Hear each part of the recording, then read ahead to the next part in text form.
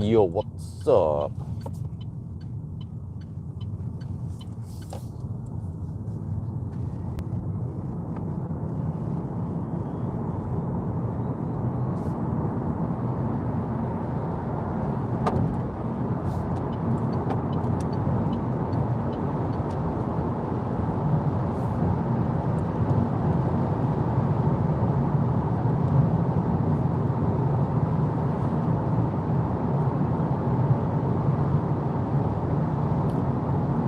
Yeah, so we're now in the little brother, e-C3, the poor man's car, the real poor man's car.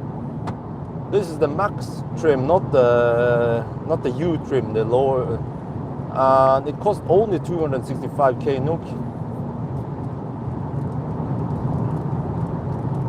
So you can see the nice interior, the Cybex, Norris T2 in the back there. We have to bring it with us because on the way back we have to pick up Isabel. Okay, you see. Here we need to ninja these slow boats. Gonna get in there.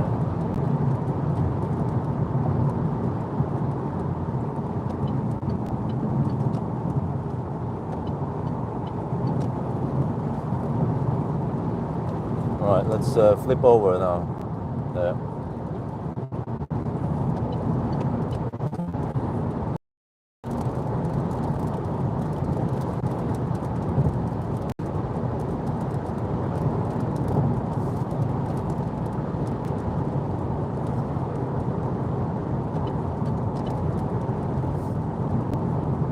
So this is not the summer. Actually, I wasn't sure what to do today. I was considering Sunday drive, but maybe had some Sunday drives lately, and they didn't seem to get that many views. And that's why I came up with the idea to go to Yalo today. But actually tomorrow I have to return the car already. So this afternoon I have to do a banana box test and then maybe some acceleration noise test tonight. It's going to be a busy night because I have to wake up really early tomorrow. Wow, we're already down to 93%. We just left Yes home not long ago. Pretty sure we have to top up before we get over to Charger All.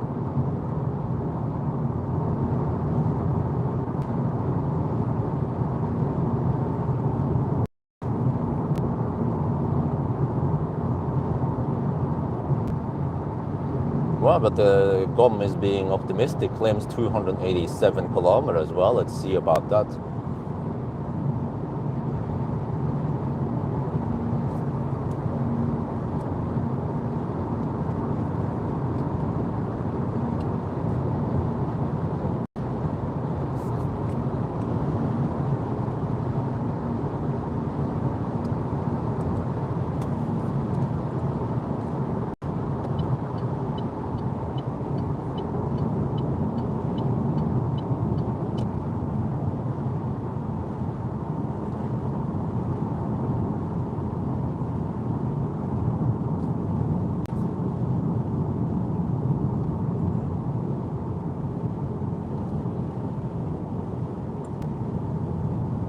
And the constraint is that I have to be back before 5. Preferably not that close to 5, over like 4:30 maybe. How is drive? Well, it's comfy, kind of boat, but not as boat as the Aircross. It feels a bit tighter than the Aircross, but I mean nowhere as tight as an ID3 or e-Golf in comparison, for reference.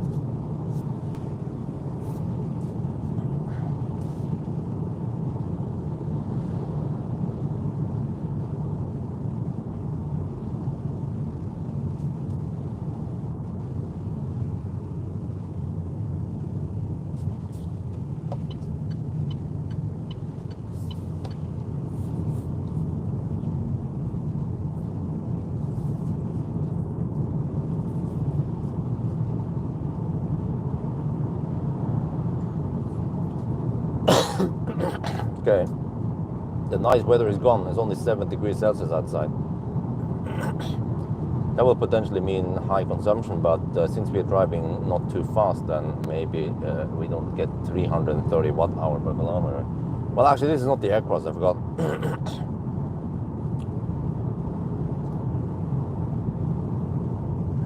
So there's always some traffic around here. But normally, well, I have a reference run. It's supposed to take almost 3 hours, on 2 hours and 50 minutes to get to Yalo. But we need to charge on the way there and back again. So I'm guessing if I can finish within 7 hours, that would be great. I'll be back by 4:30.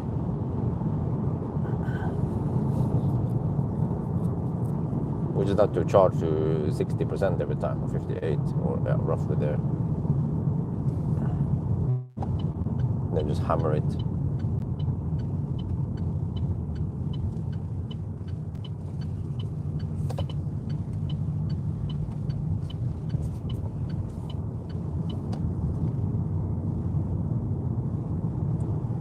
Maybe we can hammer this in other trucker. Not enough space, maybe. Okay, let's try. Yeah, I think it should be fine. Okay, I need to preload the momentum.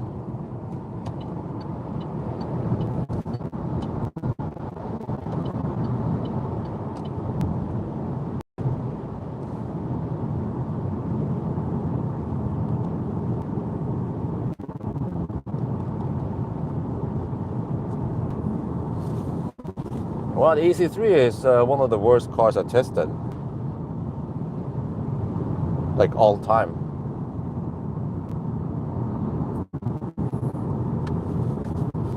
Just the way it works. For example, like there are many little things. Like when I start the car, you have to twist the key, and then you cannot keep the climate on. After I don't know, 5-10 minutes, it will stop the HVAC. But also, if I just have the car on and I want to go out of the car, step out of the car, it will just say, put on the park brake. Why don't you just do it yourself? Put on the park brake automatically, because that's actually a safety feature that Tesla and many other cars have. Actually, pretty much all the cars I test nowadays, as soon as you put the car in park, it will also put in the park brake. Except for there was another car, I don't remember, yeah. But yeah, and the navigation is super basic. The 2 language settings in each side, and that you can't see the consumption, and that the car is quite weak sauce, and that it's small, but that's okay. A result of a poor man's car. But I mean, still, you can make a poor man's car. If I had the opportunity, I could test, for example, MG4 with a small battery with way better software and user experience in general. Just the way you use the car, you know, when you like enter the car, unlock, start the car, stop it. You know, there's like, why do we even need? I complain about that we have a start-stop button, yeah, in the Kia, but here, I mean, you have to twist the key, take out the flick out and twist the key and all that. So it's like even worse than EV3 or all the other cars combined. ID3, no doubt about it. It's just heaven in comparison. I mean, even the other Stellantis cars are better. You know, this is like, and I mean, Stellantis is already quite bad when it comes to software, but this is even more bare bone and stripped down than the regular Stellantis. Okay, maybe I'll start hammering after Maura. I could hammer here, but I don't know. I feel like many people will turn left and right, and not that many will go straight.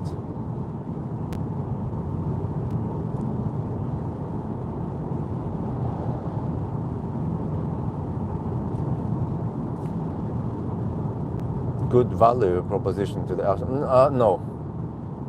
Like I said, get an MG4. I haven't tried the other Chinese cars, the Nami box. Firefly, okay, cost a little bit more, yeah, but I think you get a lot more for the money. But okay, I need to test that. I mean, even a stripped down Insta would be better. Or, yeah. Holy crap, why do people need to drive that I kind of need to rush over? I don't want to slow poke. Well, I said I didn't want to hammer, but oh,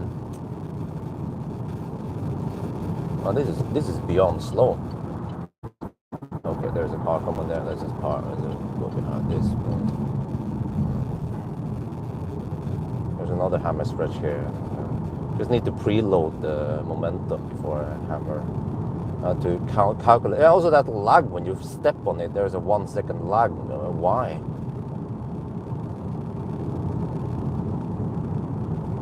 Not there's something coming there. A bicycle. Okay.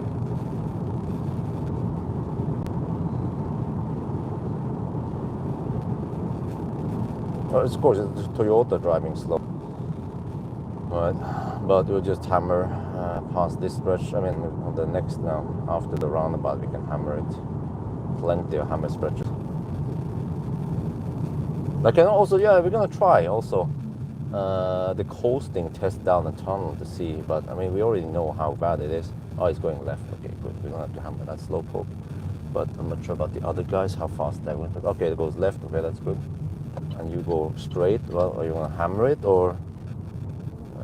Some guys in vans, they go schnell, but some guys, they don't go that schnell. So just have to give him 30 seconds, see how fast he goes.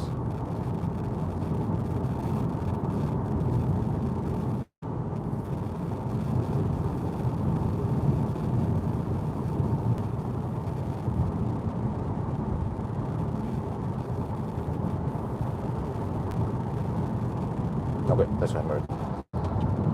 Oh, there's a car coming in. Shit, I forgot. Okay, wait. You can hammer at the bridge now.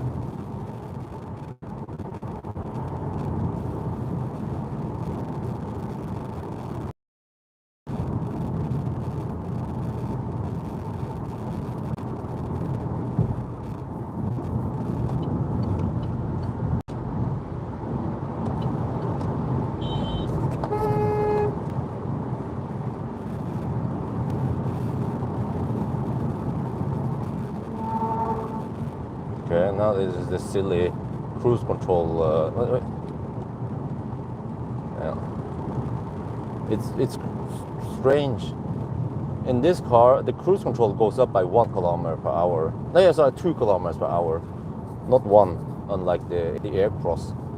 But when you press and hold it, you know, most other cars, you then step up to the next 5 or 10, and then you go up 5 or 10, right? Here, when you increase the speed, it increases by 5 from the current, which is actually an advantage because the way you go, okay, for example, I want to cruise at 90 on the speedo, right, which is 87 GPS speed, but if I'm stuck at 91, I step down to 89, or what the heck, man, seriously?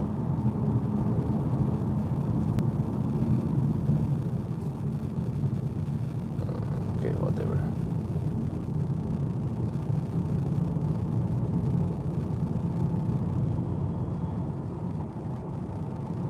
Okay, then I have to preload the speed and then go for it.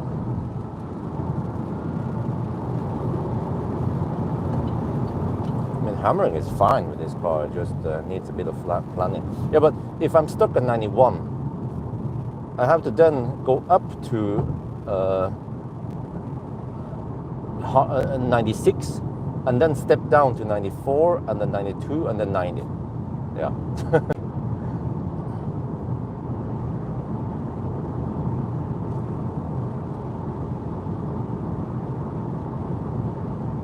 Yeah, I also agree.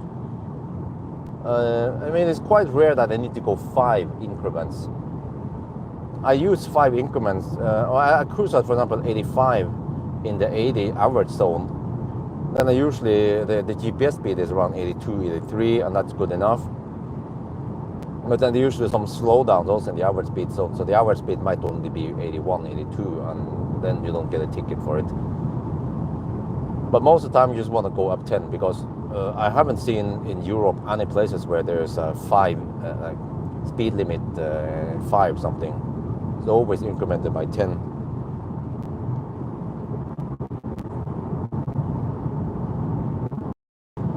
And then the one increment is actually, I only use it for offsetting for speedometer error. So I cruise at 93 typically on the 90 test, and 123 on the 120 test. But I think most people don't do that. They just set it to the 10th, and then yeah.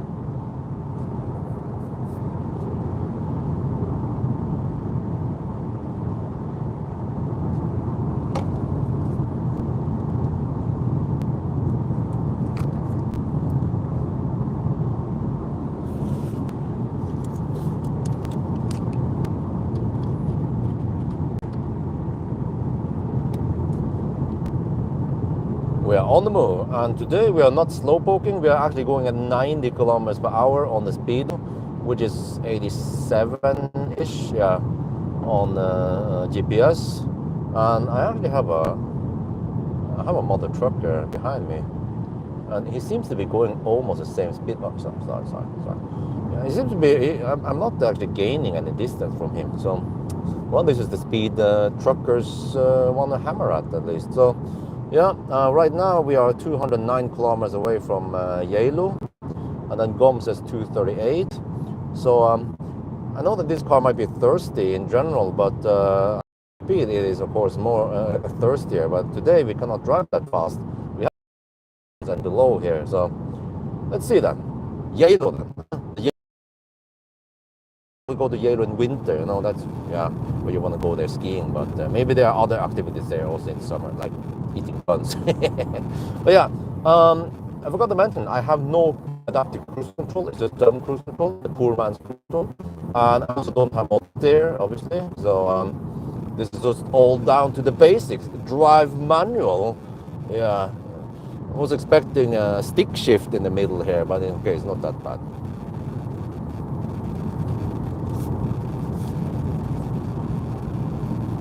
And also, unlike the Aircross, had some ambient light here and here. Here, you don't have it. I looked everywhere in the settings if you need to turn it on or something. No, you don't have that kind of fancy features here. So it seems like it's a cheap down version of the Aircross even.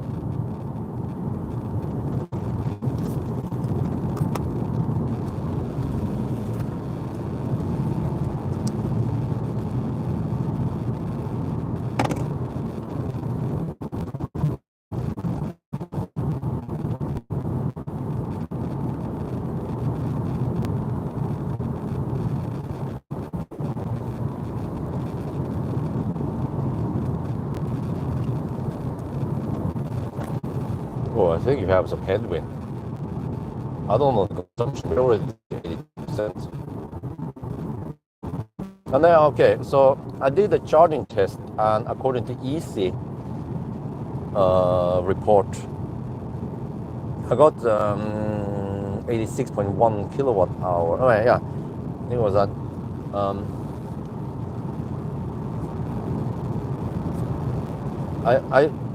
Oh wait.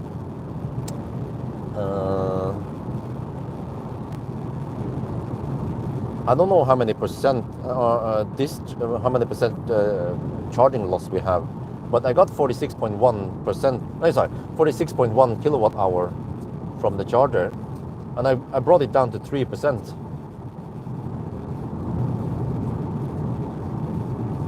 So if I count 10% charging loss, maybe I have to expect that this is inefficient.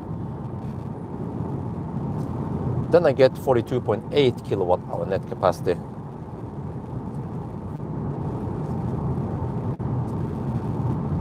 And then the DC charging test pointed towards around 42.5. So I think we are close to the true value there.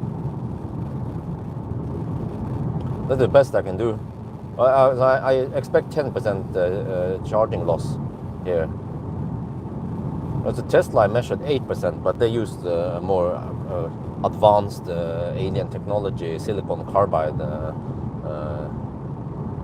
transistors, whatever you call it, right? Oh, in the onboard charger and on the stuff and the components. But the strange thing is that I thought something was wrong. I charged at only one phase, 16 amp. Well, it turns out this car supposedly has 7.4 kilowatt onboard charger, but it's only single phase. So you see in the ID3, I saw that it pulled 2 phases for my 16 amp 3 phase. So I actually got 7 kilowatt from the ID3. But here, only 3.7 kilowatt. Then you need to have a 32 amp single phase to charge faster. So I mean, it's even worse than the poor man's car, right? I mean, this is the real poor man's car. They just dumbed down everything, cheaped out on everything.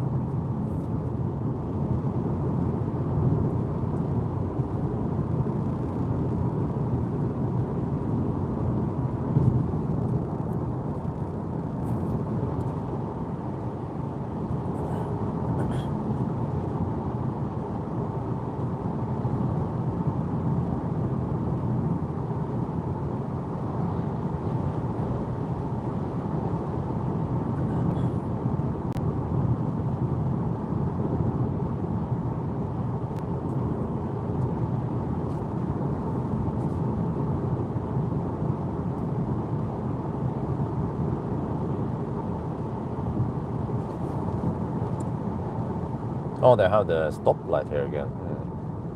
It was removed last time I came here. Just temporarily down, maybe. Wait, then more people I need to hammer. I can hammer them in the tunnel.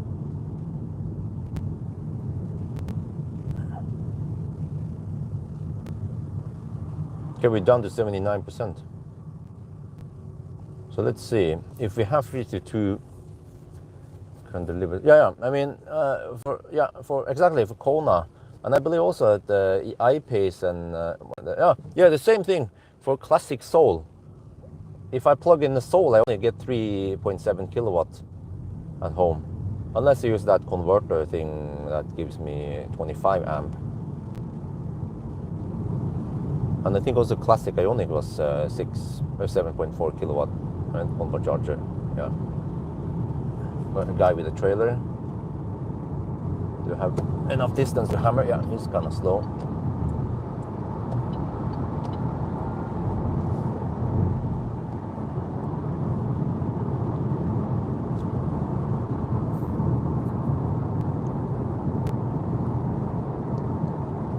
So I mean, that's actually an advantage of 22 kilowatt charging station is that, well, if you have 11 kilowatt, which is quite common, then you get 11 kilowatt, no problem.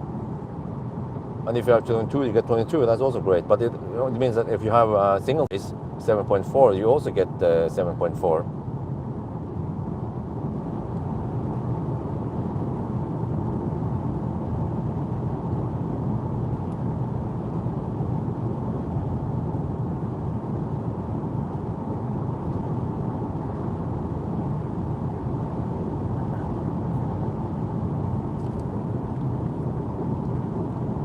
I could also charge that supercharger, cool, yeah.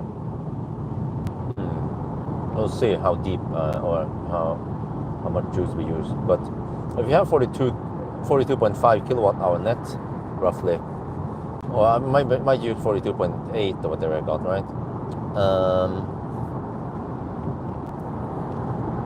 We have to pay attention here. Yeah, 42.8. Then, well, I need to hammer this guy. Let me see. I have to wait for oncoming traffic. Do we have any? Wait for the curve. Did I see anything there or not? Well, this is the thing, right? I need to get over to the left lane to see. Right now, I don't see very well. This guy is slow poking. I need to just poke over and check. Yeah, okay, there you go. Down there's a car coming. Okay, but we're fine, we're fine. Now it's plenty of space for the other car, no problem.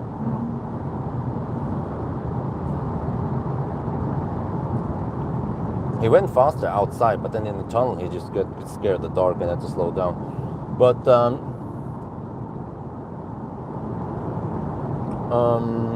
Yeah, in the 90 test, I consume around 100 and okay. Yesterday in the 90 test, the consumption was 169 watt-hour per kilometer. So now here today with lower speed limits, maybe 160 consumption, and that means that I think it should be a ratio of 3 to 1. So 1% gives me 3 kilometers of range. Well, that means that we should have 300 kilometers of range then. But we have the uphill. But this car is light, 1,540 kilograms weight driver. One of the lightest cars, but also actually right on par with Inster. I don't know yet.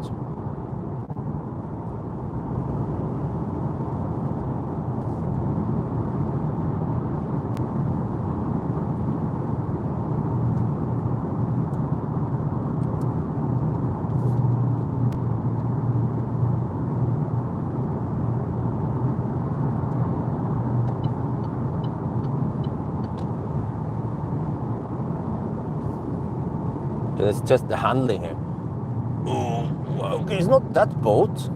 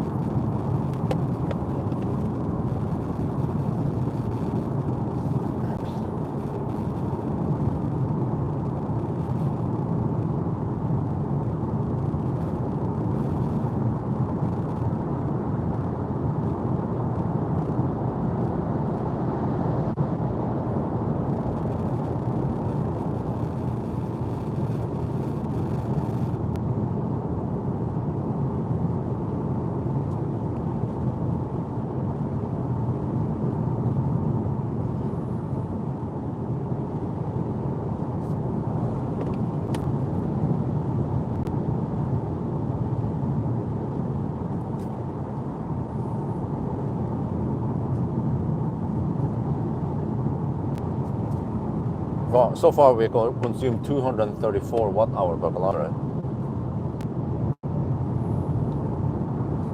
Because we had some more way stretch.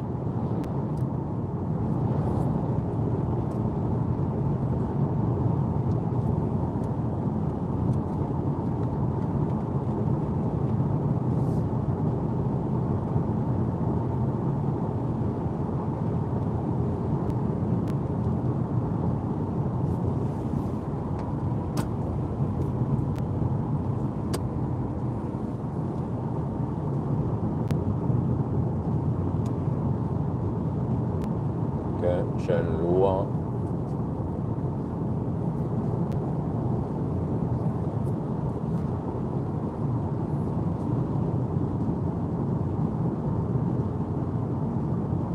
Yeah, I'm interesting to test those buns, the special buns. Geilo. You have to go all the way to Yalo, or you can go down to Oslo, but that's not too interesting. And I don't know if they are there anymore, those Oslo buns.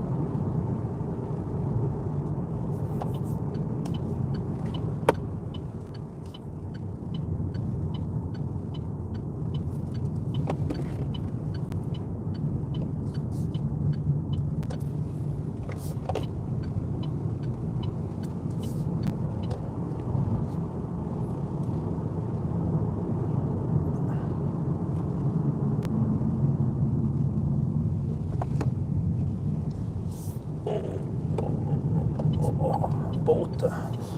Kind of boat-ish. Okay. Baustelle.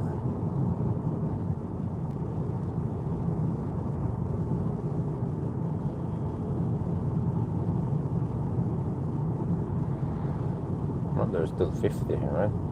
I mean, there's still an overtaking stretch. Oh, okay, I see.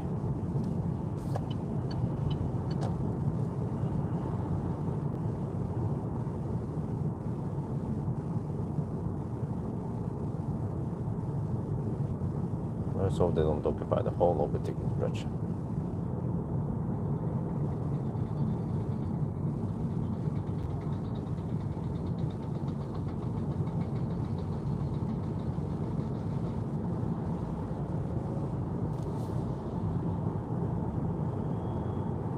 Okay, good.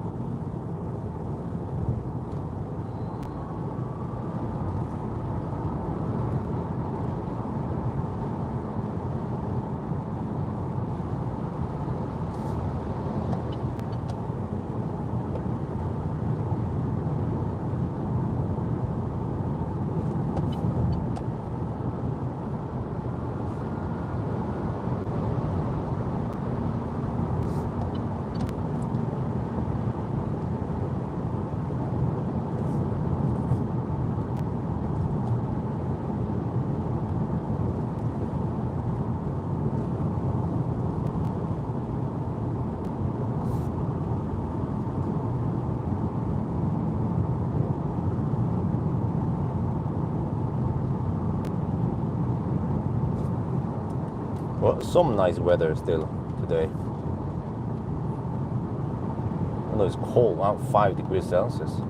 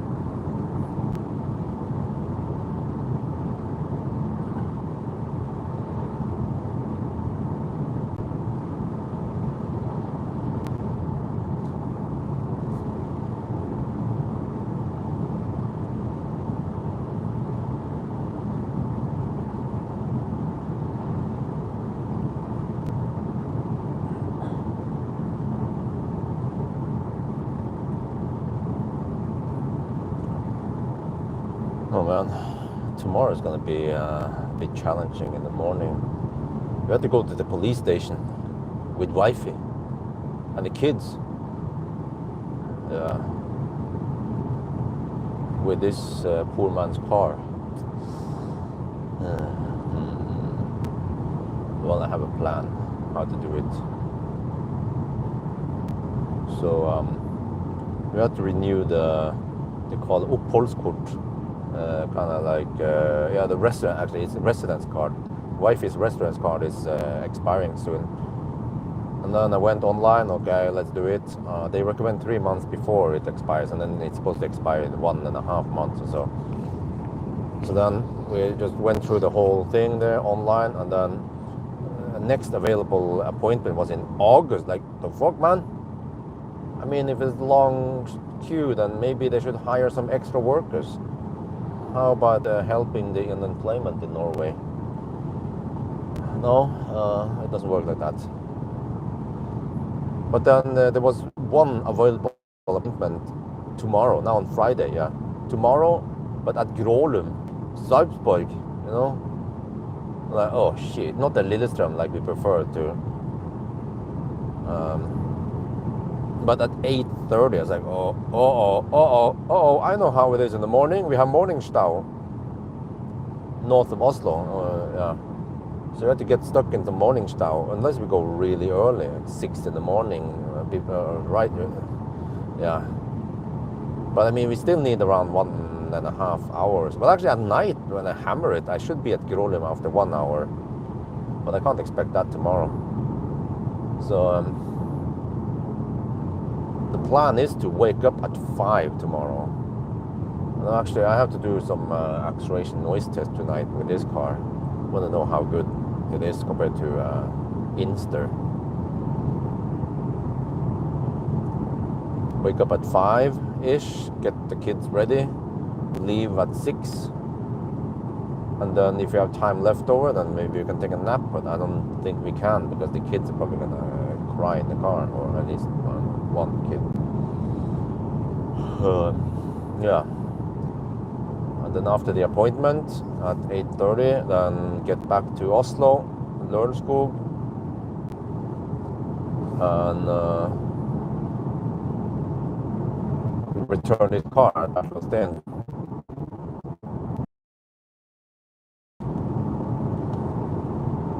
Wait, man, that truck is hammering it. I need to overtake it when I have this opportunity. And then load all the stuff over, the 2 car seats and the kid and wife over to, oh dude, that guy is hammering it. Man, you're making it hard for me to overtake you now, mother trucker.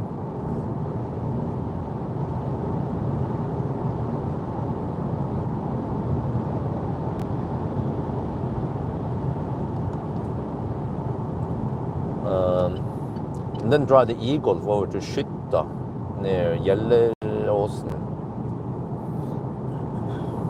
And then pick up an MG5. MGS5. And then go home.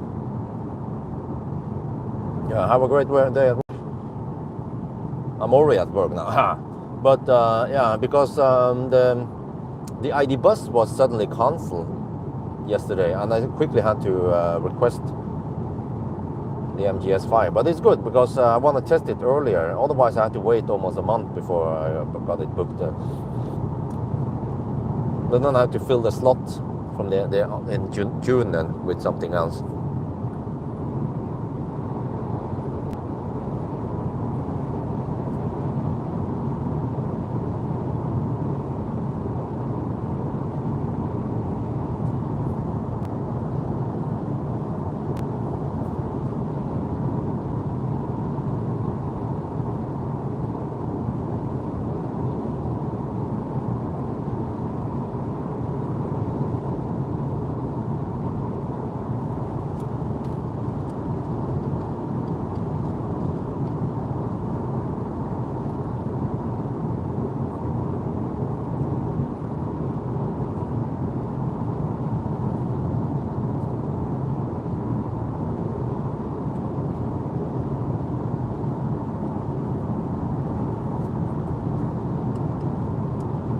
So I also wonder how the MGS5 is, because it's supposed to be quite affordable for that segment. Don't remember the prices. One was around 350k NOK. 64 kilowatt battery. It's supposed to be the same battery as the MG4. So what was it? Rear wheel drive, yeah. Plenty of power in the rear wheels. Kind of boat, but it's a crossover SUV. So, but definitely to do a 1,000 kilometer challenge with it, and range test and so on. But I have it 1 week. But I also have some appointments next week that will take up half day or stuff. But that's usually why I book the whole car for a week. If I can hammer down all the most important tests, I only need around 3 days. Actually 2 days if I go really hardcore. But that leaves me for some family time and some other things I can do in between.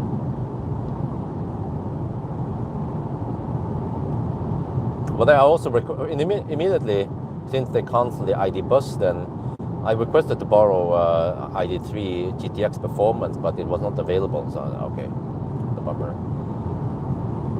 Or also ID3 5962 kilowatt hour was also not available, unfortunately.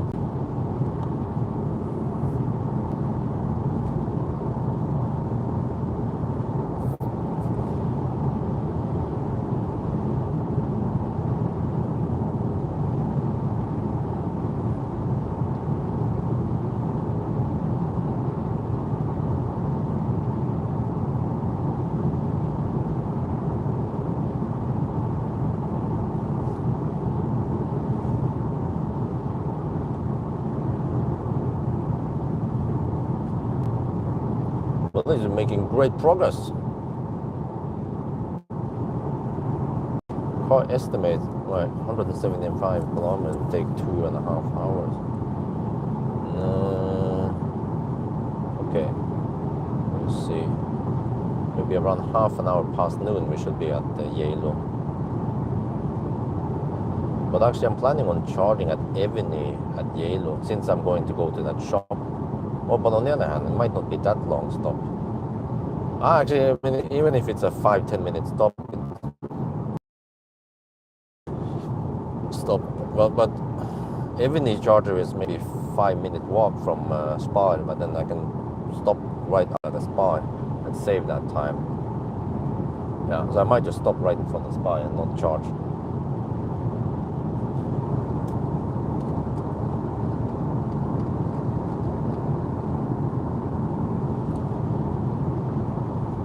Well, since you guys are so quiet, I can play some music instead.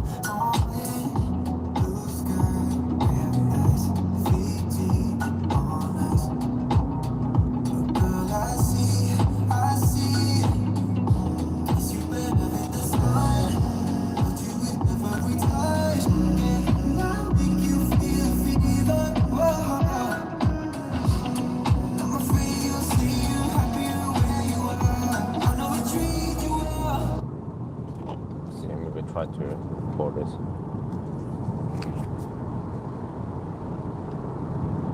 Oh, we might want to hammer some people here. This car is only 113 horsepower. It's not that quick. Oh, okay, shit. Oh, that was bad timing. Actually, yeah, it seems like it's not. No, it's should. No, there's too much traffic now, unfortunately. Okay.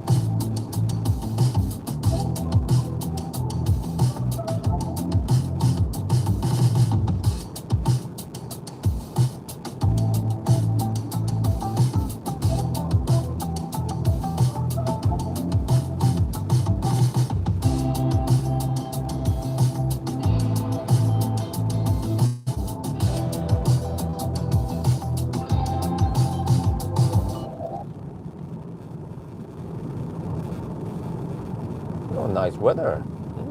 Didn't expect that.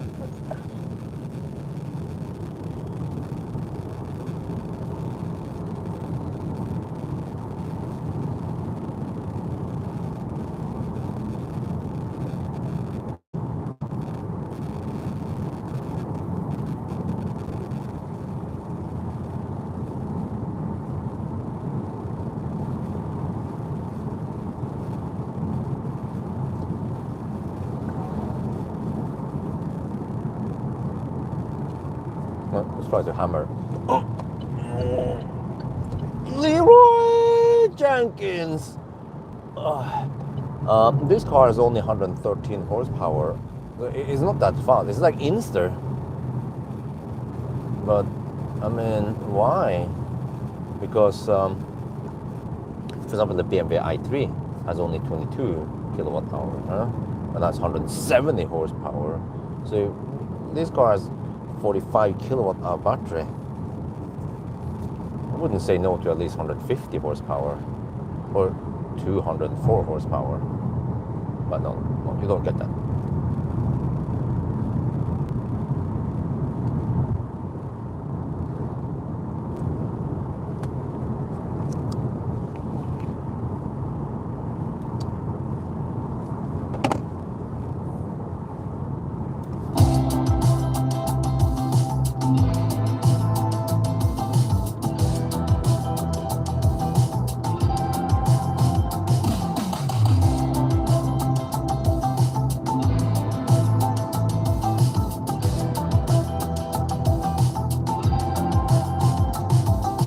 So we're at 64%. We spent 36% going 75 kilometers. So that means that so far we have roughly 2-to-1 ratio between percent versus distance driven.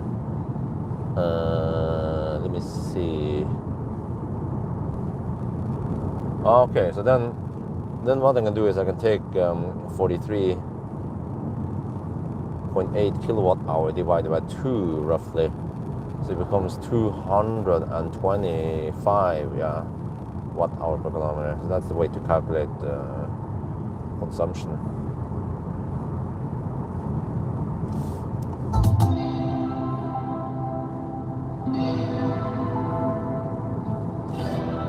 We can count the other way around. Let me see. It was 230 kilometers to Yalo,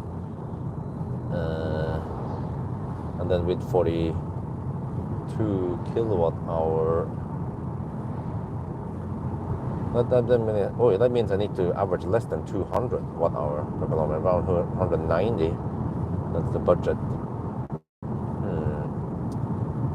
Okay, we'll see if I can make it there.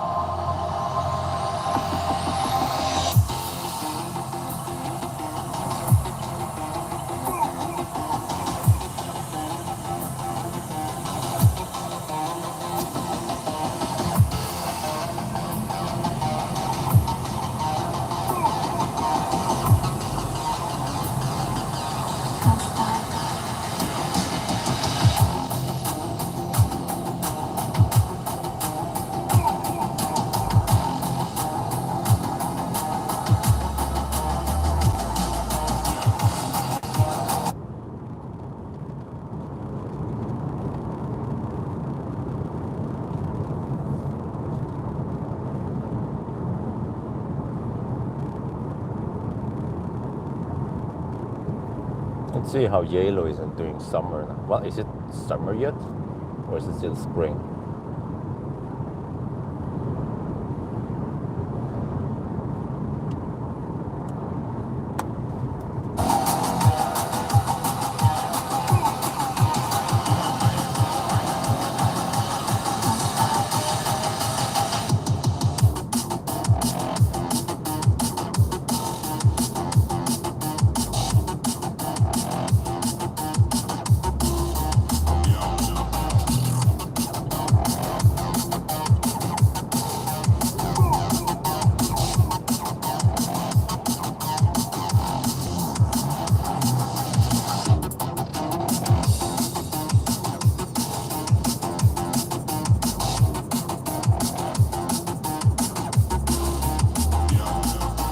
Oh, I didn't see you guys chatted. Hello from the 3C base version. Yeah, without the center screen. I'm like, huh? There's not even a center screen? Dude, it means that displays cost money, and Tesla made the right choice to cut out the the instrument cluster. MG4 comparison video is good. Totally agree with Chris. MG, okay, all right. And good morning from the UK, Bjorn, everyone in chat. All right, any idea of consumption? Yeah, okay, consumption. Well, okay, so Alessandra, have you figured out the net capacity of your car or consumption? Right? I did a charging test yesterday from 3% to 100% this morning, and I found out, Alexander, that this car, it has only one phase charging. It can only pull for one phase. So I was only getting 3.7 kilowatts on one phase. I was like, huh? You see, even the ID3 managed to pull two phases and got 7.4 kilowatts. But okay, the Volkswagen poor man's car is a lot better than this Citroen poor man's car. But then from 97 to 100%, I got 46.1 kilowatt hour from the charger, and then I count 10% 10% charging loss. So I estimated that we have 42.8 kilowatt hour net capacity.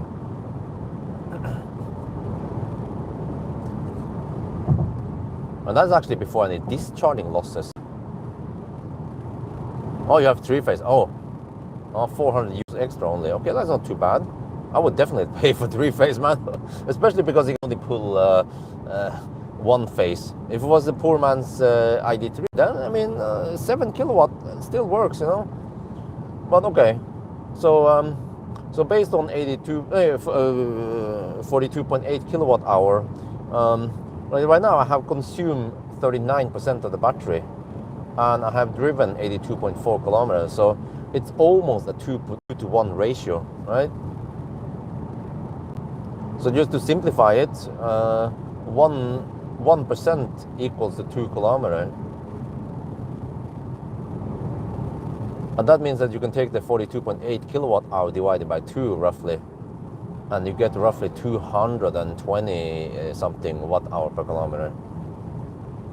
So it's a bit high initially because we hammered it on the motorway, and there was also some yeah, okay, wait, 90 zone.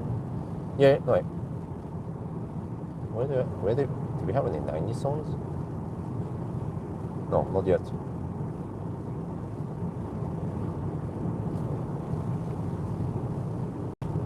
And also, yeah, so that was based on the AC charging, pointed towards yeah, 42.8 kilowatt hour. And also when I did the Ionity charging, that was only from 10 to 90%, not that accurate. On DC, I also estimated around 42.5 kilowatt hour. So the two result points towards roughly the same number.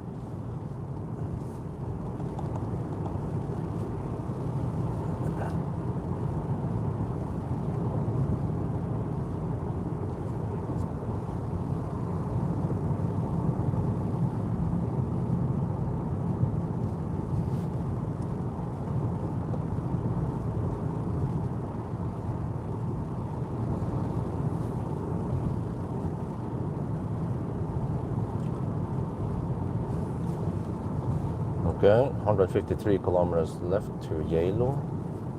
We need to hammer some more. Well, you know, there's a stretch I could hammer here in this curve. I just have to make sure that. Okay, so yeah, there's a tree blocking part of the site, but as soon as I clear the site, then I could go for it. At low speed, it's slightly easier to hammer actually versus high speed. There's an MG4, probably the long range.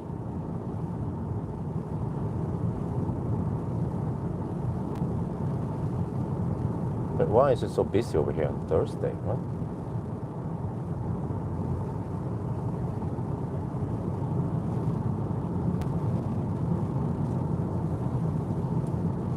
No heating or AC needed here. Oh, okay. Consumption, you get 150. Okay, yeah, but well, but a similar result. You see, if you did the 90, well, is it 90 GPS or 90 speed or speed? But if you did the same consumption test with a 93, you would probably get around 140 watt hour per kilometer, maybe even 130 something. Yeah. So also my test indicates that this is not an efficient car despite being so small. I think actually Insta was doing way better. Yeah. And also as a comparison, when they did the range test, the ID3, the poor man's ID3, 55 kilowatt hour, had the same range when going at 120 kilometers per hour as this car going at 90 kilometers per hour. Well, why are we driving under the speed limit here? Shit.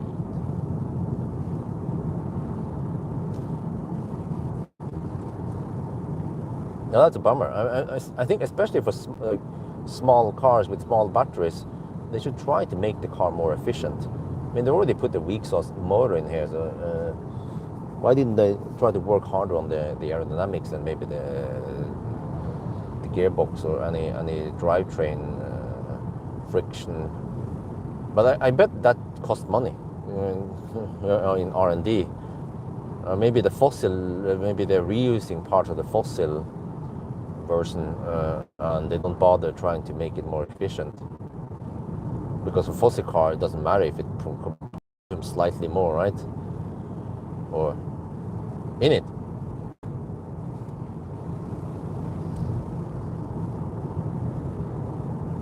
Oh, there's a Swedish car in front there. Okay.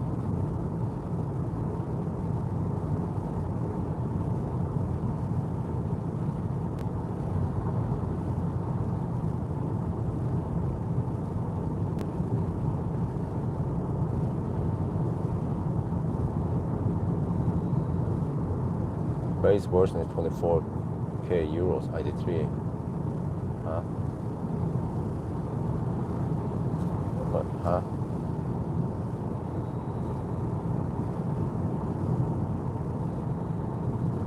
Oh, okay. I think what you meant was base version or e-C3 base version is 24k. Punctation ID3 much more expensive. So the you were referring to the ID3 is 32k, right? And the e-C3 is 24k. Yeah. Punctuation. I mean, in that sentence, some commas or punctuation would make things a lot easier to understand. But when you say, how are you, Bjorn, and you don't use comma, then most people understand it.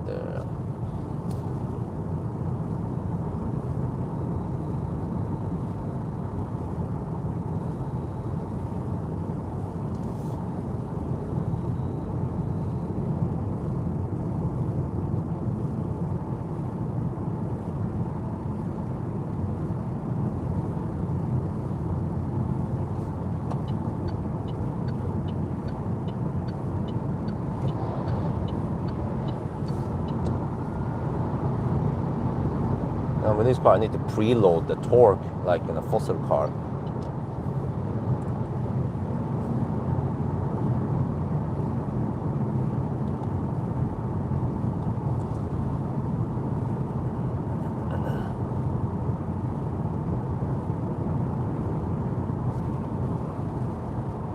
Oh, you're driving. Whoa!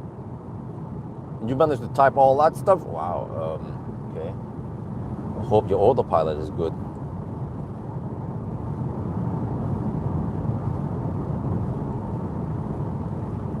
Okay, we're down to 58%, 90 kilometers done. Yeah, well, this car, I measured this car underreported by 1.6%. I did the range test yesterday. Yesterday I went to return the Aircross, and then I picked up this car, and I went straight to do a range test. Busy days nowadays because of these car swaps, multiple car swaps in 1 week, and then also combined with that police station visit tomorrow morning. Yeah. But then I have the MGS5 for the weekend. Zero miles. Well, I consider that, but I don't know. No, I don't have time for it, unfortunately. Because come back. Well, I mean, could do it tonight, but I mean, how much sleep do I want, right? I want to do an acceleration noise test tonight. Doesn't take too much time. The other test kind of, you know, it randomly goes up by 1 kilometers per hour. Now it's messed up. Now it's okay there. The speedometer, I mean, the tempomat. And it is strange that there are differences between the Aircross and this car. Fun fact, the Aircross is capped at 146 kilometers per hour on the speedo, but this poor man's car is capped at 135 kilometers per hour on the speedo. And then the Aircross, you can increase by 1 kilometer per hour on the cruise control, but here it goes up by 2. And the Aircross has some ambient light in the dash. This doesn't have it. But other than that, though, the car is quite similar or equally bad.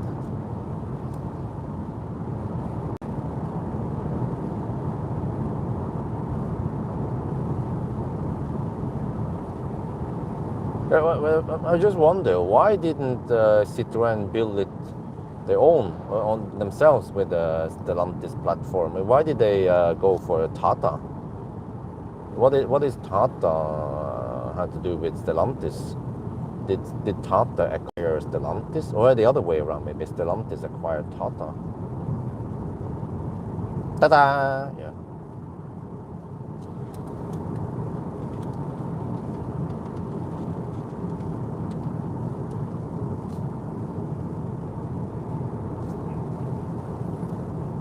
The MG S5 looks interesting. Yeah. What was the price again? You guys, can you guys look up?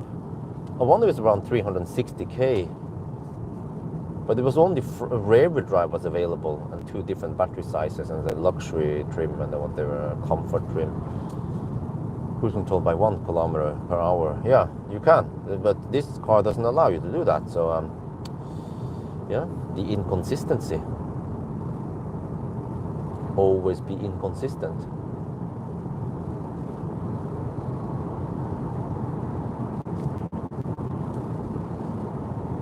I mean, it's strange, right? Because all the other press cars I test, if it's a Mercedes or even a Chinese car or whatever, I mean, they work exactly the same. Whenever I borrow an ID3, it works consistently every time I test a different car, right?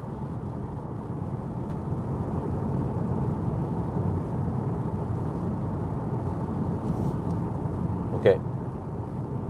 Sokna. I checked that beforehand. The Ionity charger here is still not open yet. Always be buggy. But I realized after testing so many cars that software is really important. You can have a good car that drives well, fast, or you know, all the stuff, but as long as the software is bad, then it pulls down the experience of the car, total experience, by a lot. It's like an image. It can be perfectly exposed. Well, a better example, video. Yeah, video can have 4K video with perfect exposure, perfect light settings, everything. But as long as the sound is bad, then it ruins the whole video clip, you know? If, for example, the sound is clipped or something like that, then that ruins everything. And the same here, kind of software here is roughly software in cars. You know, like, oh man, I experienced so many cars with bad software, and it drives me nuts. Some of them, like Citroen, was pretty bad. But I mean, this car here, the Citroen e-C3, takes the cake. Tarkaka, it's even worse than Citroen.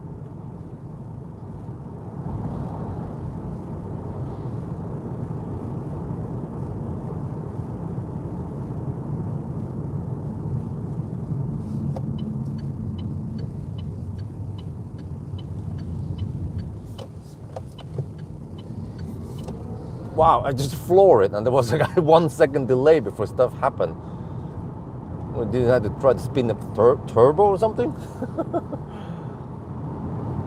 Indian version has less airbags. Wow. Tata sells this car in India since, in all the body. Oh. Yeah, but what is the connection between Tata and Stellantis? Is this made in India? Where was this manufactured? I need some answers.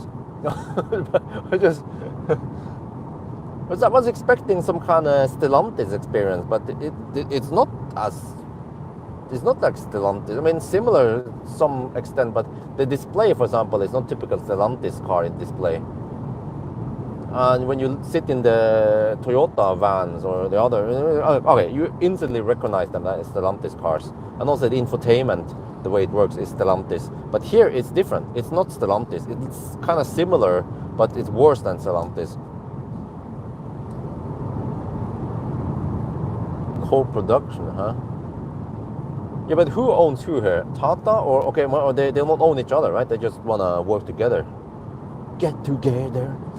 Get together, get together in the name of the Lord.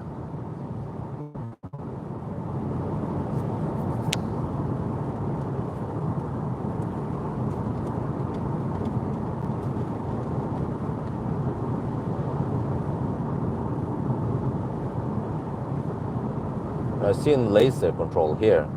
Laser right on top of the hill. I saw it once. That's why I want to be careful about hammering too hard up the hill there. They won the global vehicle. Well, what do you mean? They won the global failure?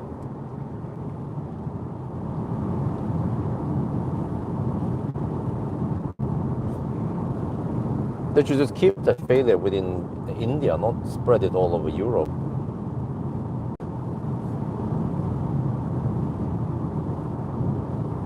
Micro, yeah, huh. But it's Nissan, so at least it shouldn't be that bad.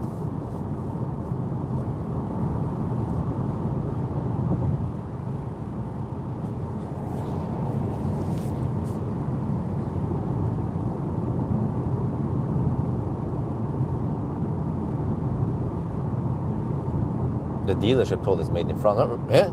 In it? Are you sure? It's made in France.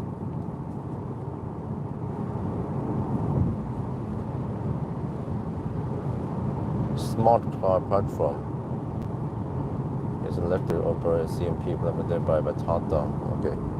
Oh, okay. But well, we are at 53% now. We're gonna hit the 90 zone soon.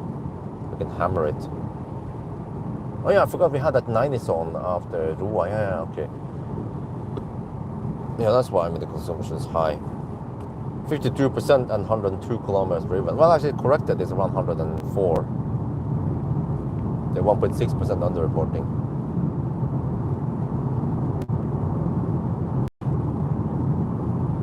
But what is GOM saying now?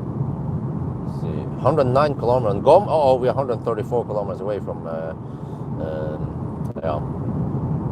Yalo. So we have to stop somewhere. I'm guessing maybe all. I can just plug it in now. Let's see. Might as well eye on GOM for now. It's so GOM or the or the power meter thingy. Like, why not show a little bit more in that screen? It shows a bunch of other stuff and there's some free space. All, okay, here's all. Koppler, Circle K. Okay, it's roughly the Koppler. Okay, whatever. That's the supercharger. Start. 108 kilometers away. What? She. We're 108 kilometers away from. Oh no, it's the same thing. It shows me. Okay. I think we should be able to make it to all. But if I can't make it to all, okay, at Goal, I will be able to estimate whether I can make it to all or not. Because actually, past Goal, there is nothing, no bailout point until all. See my test. I don't have time for it. I have to return this car tomorrow. I barely have time for a banana box test this afternoon. Ideally, I want to do it. Yeah, I have to do it afternoon. I have to bring Isabel with me outside and stuff and shoot the video. Unless she wants to go inside because it's cold and windy. But yeah. And then also acceleration noise test tonight. Then no 1,000 kilometer challenge because we already did with the Aircross. No creep bug. What is that? 51% now. Now we're hammering it.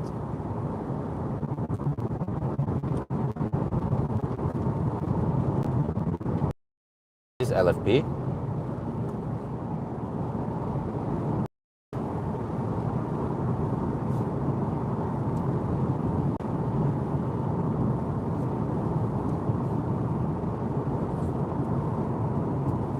The struggle today is just to get over to Yalo and then go back in and come back in time or to the kindergarten.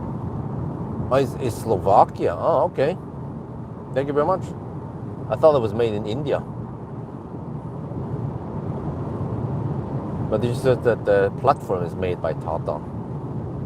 And they send the recipe over to Slovakia. Okay, so at least it's European product.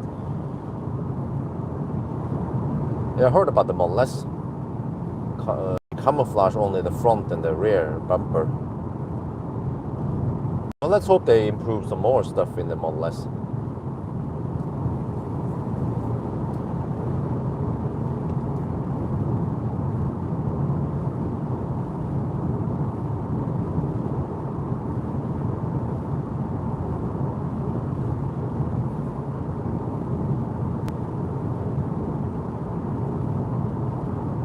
Oh, I see.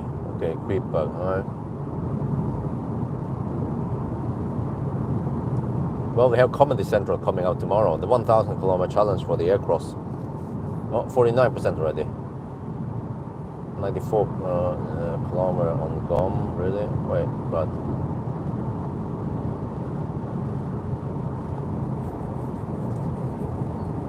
No, wait. If you average 160 watt-hour per kilometer, that should be 3-to-1 ratio.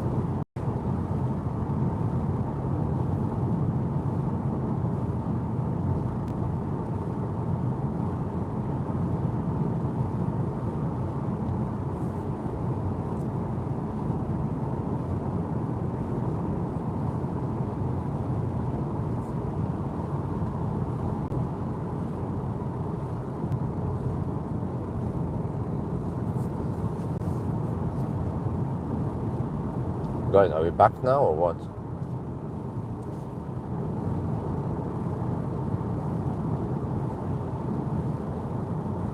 Wait, were we offline for 20 minutes?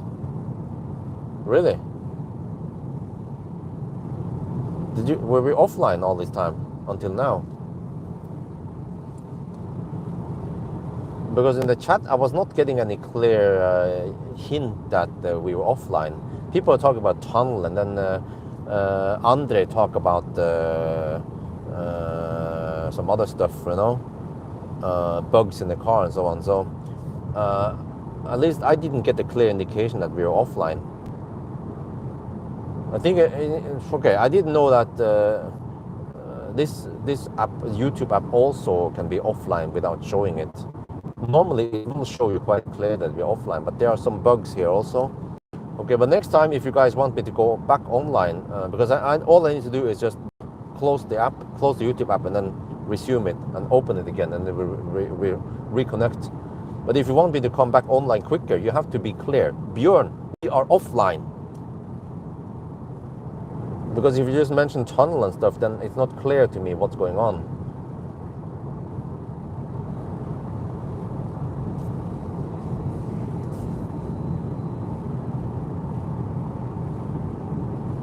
Now I'm trying to hammer these other truckers.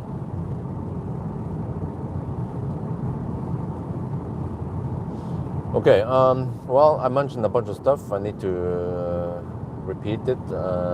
Yeah, the HVAC is weird because, see, 22.5 degrees. When I increase, there's 0.5 degrees increments up to a certain point where I have to try to focus on hammering here.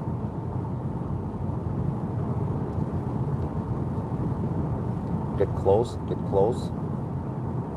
Go. I could take the other mother trucker also in the same go. Oh,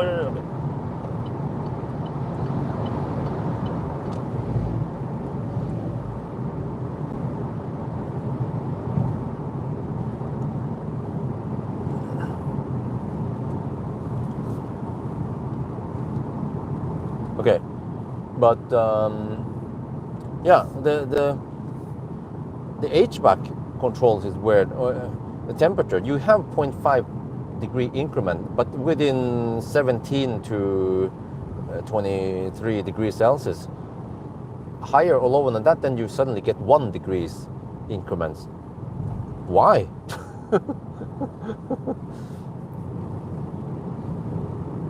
Because it's an inconsistency, because you get the physical feedback when you click, right?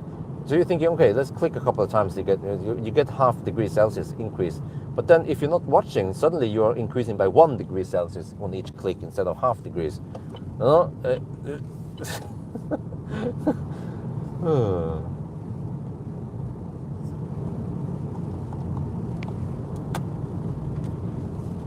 Okay, speed bumps. Well, somehow I feel like the suspension here is better than Inster, because we have the Citroen pneumatic suspension, whatever it's called, dynamic French shit or whatever they use here. Oh, so it has the same short wheelbase, 2.5 meters.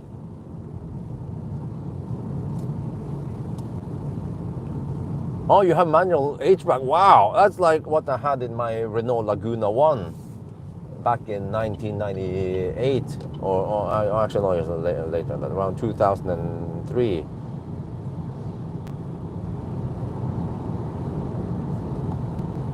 We are back to basics. No luxury, no convenience. It's like being in prison. Okay, 39% left. We are aiming for all.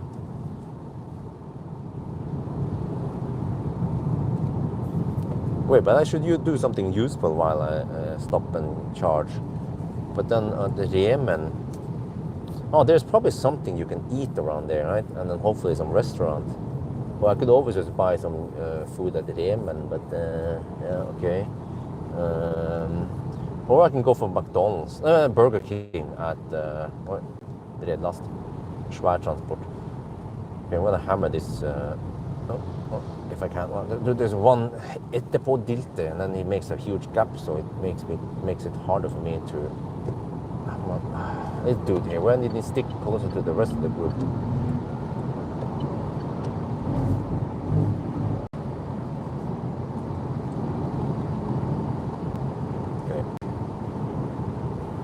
So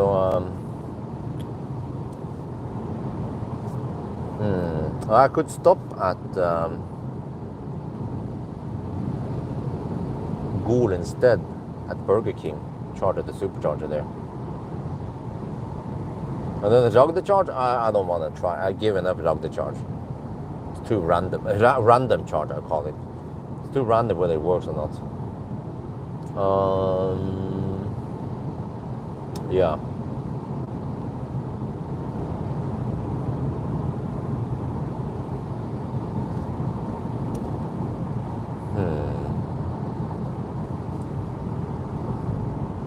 But guys, you know the importer of that CCS Chatham adapter, they send me this new adapter. It's vehicle to load for Tesla. Yeah, it's made in China. Unfortunately, it doesn't come with software updates. That's a bummer. It cannot be updated at all. I was like, oh shit, okay. But supposedly many Tesla owners are interested in that. And then okay, but they cannot guarantee anything when it comes to warranty and stuff like that. But I mean, there are many Teslas outside the warranty now. But it works. CCS cars. So no old Teslas. Supposedly, no, you can't use the CCS adapter on it. So Model 3, Model Y, and the new Model SX. But the way it works is that when you plug it in, the contact is close. And then you're able to harvest energy from the car. It will actually appear as you're charging in the charging screen. Yeah, so Tesla haven't updated the software for it to show discharging instead. But also that box thing, whatever, that brick that comes with it, will then do the DC AC conversion. Yeah, so it also it doesn't support using in the rain,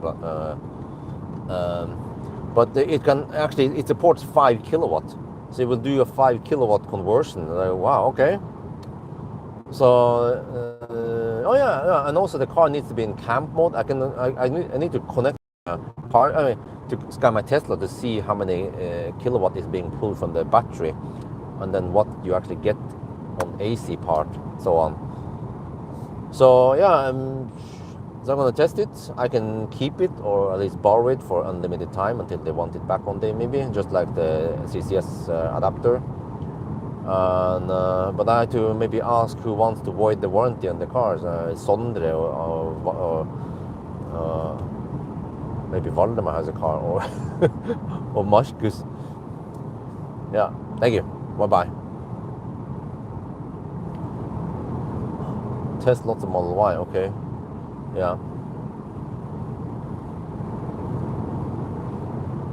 Okay, I'm down with 36%. We are 69 kilometers away from all. Well, I could go deep.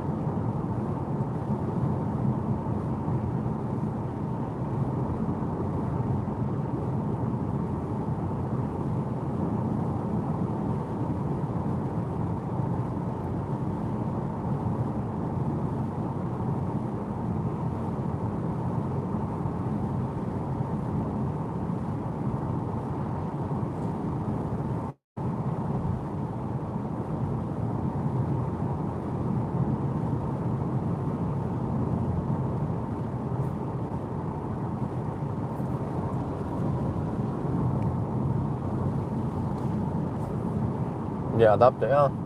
You see. Vehicle to pool again.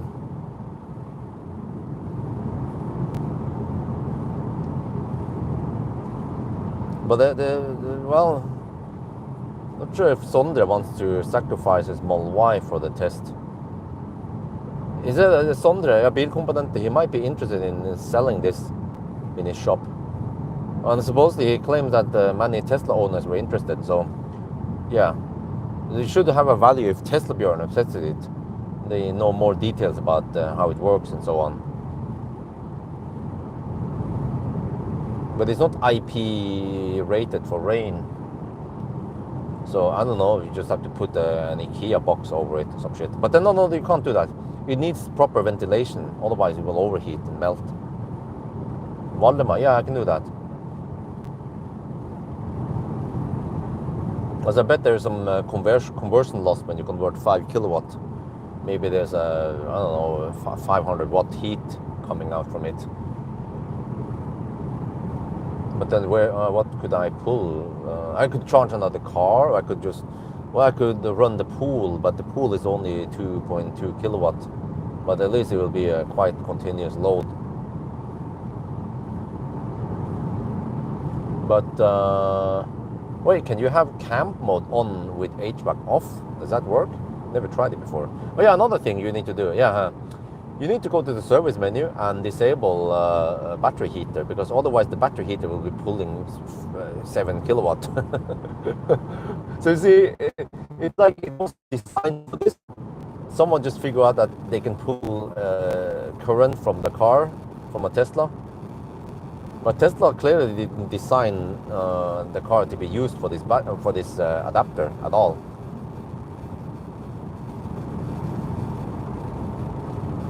So it might backfire, and then people who are originally interested in the adapter, they will not buy it after I test it and show all the limitations and what you need to do with it.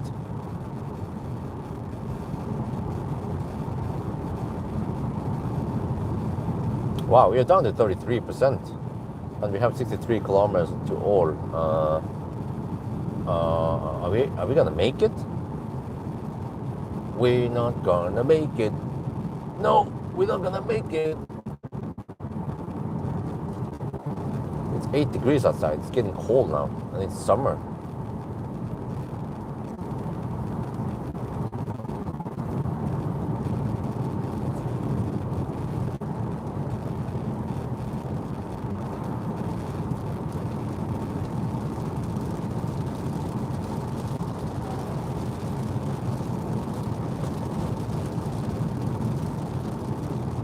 Oh, there's no rain sensor, just interval. Wow.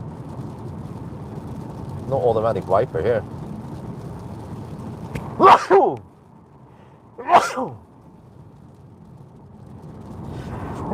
No pollen filtering.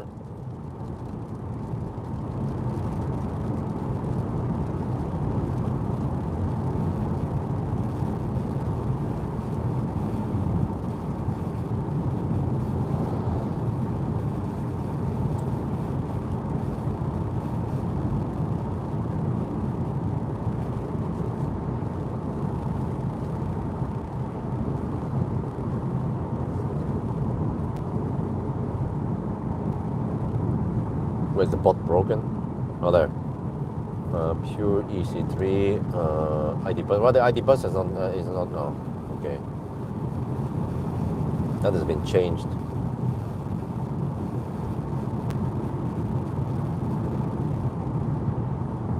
Wait, where is the MGS5?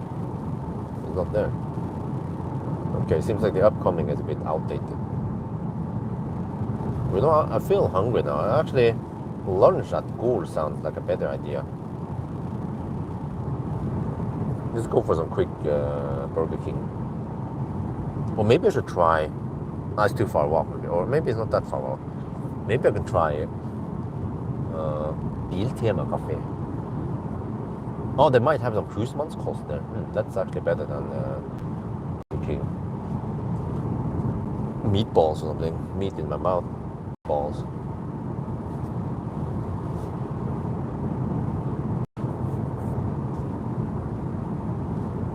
Oh, it's interval. I need to remember to shut it off also.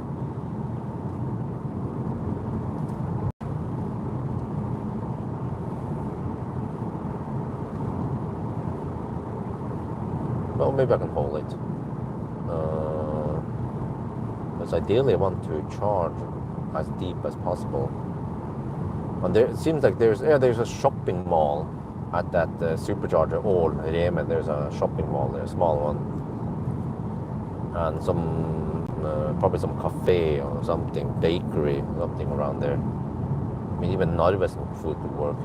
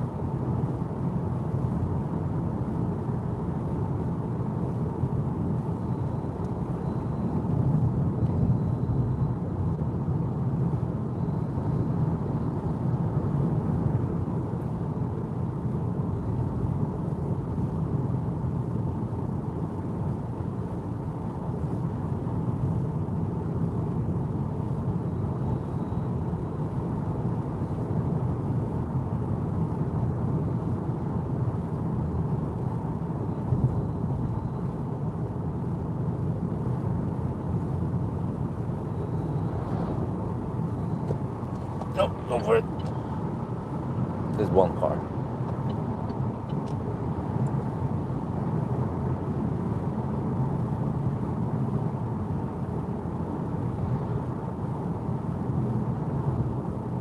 Probably hammer these guys at the average speed zone.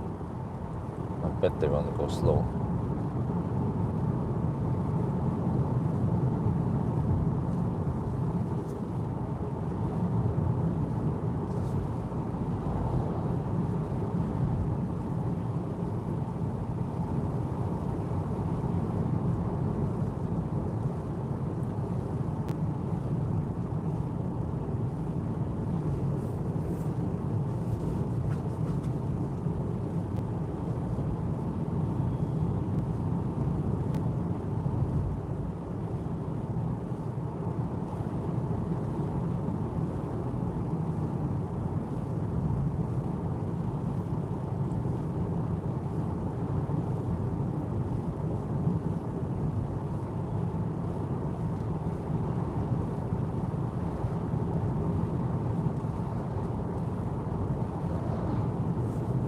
And there's a minibus, a foreign registered minibus. Well, must have traveled far. Is it Deutsch?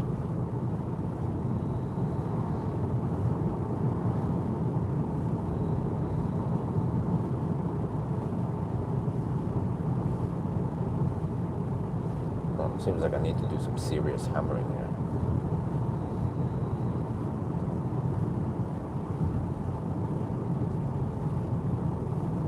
Going at 65 kilometers per hour.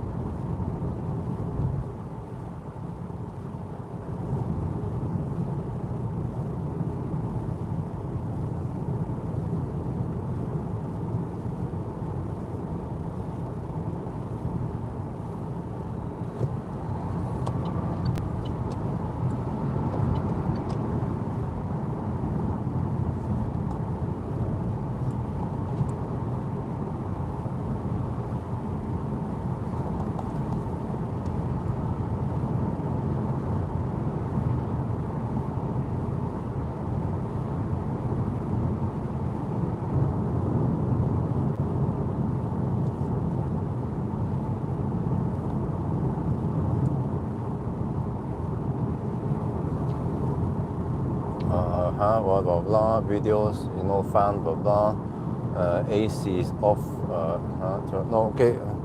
Well, if you look clearly closer at those videos, you will see that only fans means that HVAC is on, but I'm only running the fans and no AC is on. I mean, hence the name. It's only running the fans, but not AC compressor.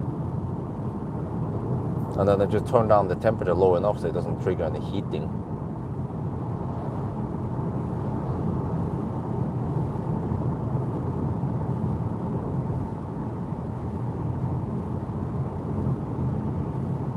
No, this bus is actually Italy.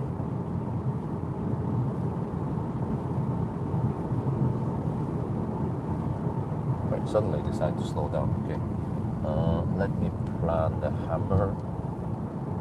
No, LT. Sorry, I forgot it's LT, not IT.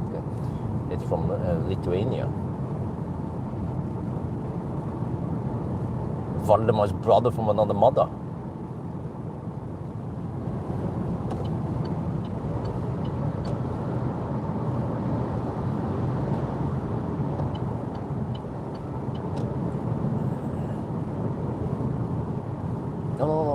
No, the cruise control bug again. I cannot activate cruise control.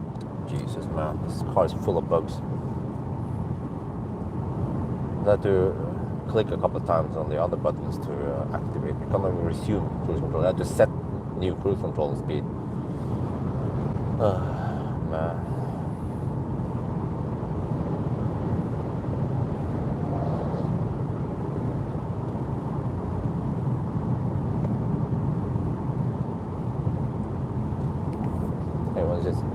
Vegan high stance. Okay, at night. Okay. Åpnes meg hele timen. Okay. Well, I'm not planning on coming here at night anyway. So with the MGS5, I guess I'll well, Friday. Well, Isabel needs to be home then, or can I go to the kindergarten on Friday? So maybe I'll do some range test next week, and maybe I can hammer some. Do some 1,000 kilometer challenge weekend with the MGS5. I mean, it should have the same flat charging curve as the MG4, 140 kilowatt flat until 55% or whatever it was.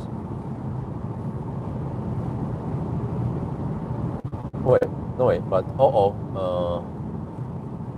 if I can finish the challenge within 10.5 hours, then that's okay. But if it's slower than that, then I need to split it. Okay, so I should know by the time I reach Speculate what kind of charging curve I have and the consumption, and I can there estimate things and decide. What I could do is I can try to, if I can try the 1,000 kilometer challenge on Friday night, and if I need to split it, then I will wait until Saturday night for the part 2.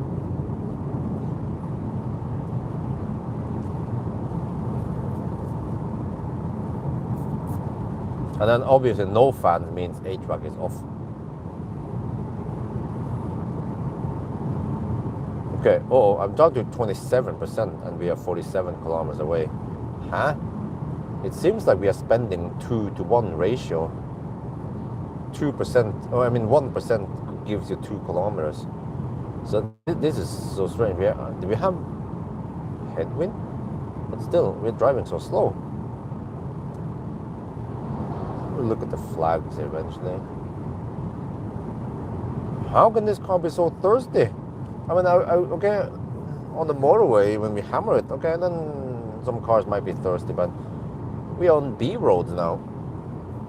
We can't hammer too hard. We have average speed zone and shit over here.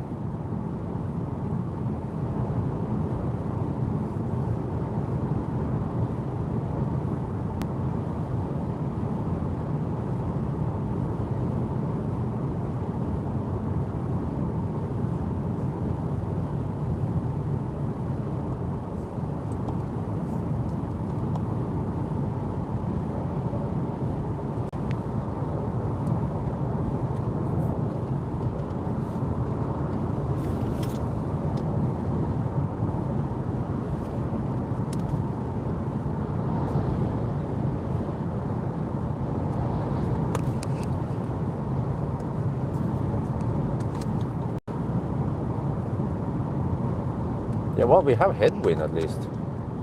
But still, does that mean that consumption is over 200 kilometers per hour because of the headwind?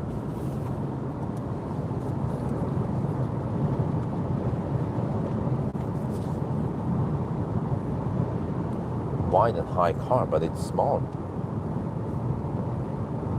Well, is it that wide? I don't think so. Based on the center console width gives me an indication of how wide the car is. The center console is narrower than most other cars. It's roughly a fist-ish width, where some other cars, they typically have 2 fists of width.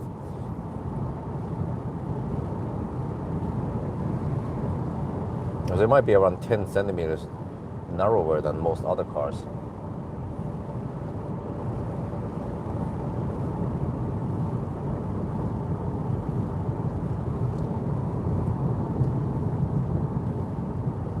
They're 25%. Let me check how far we have driven now. 166.5.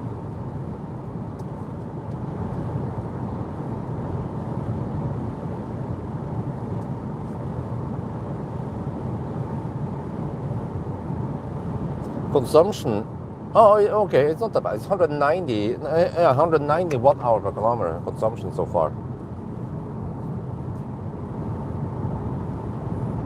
Okay, so we had the high speed stretch and some 90 zones earlier. Yeah, but then mostly 80 zones here.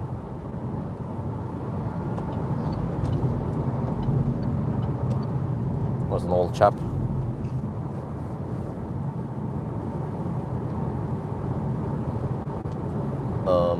Well, 25% and 42 kilometers to all. Okay. Where do we stop? Man, scared the heck out of me. Okay, where do we stop? Do we go shallow and stop at Geilo? Or do we go deep and stop at all?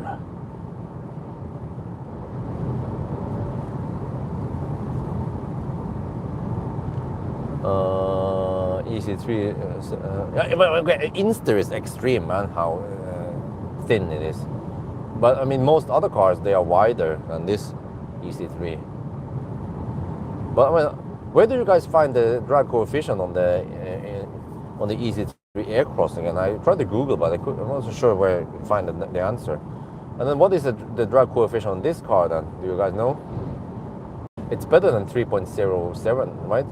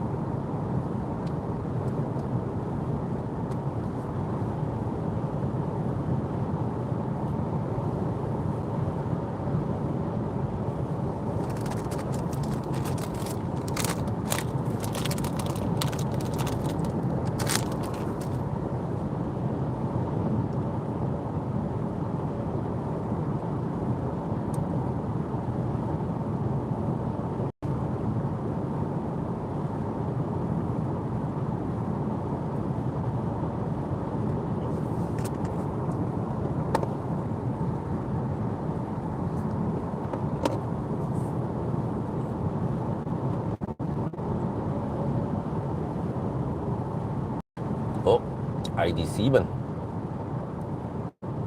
Tourer.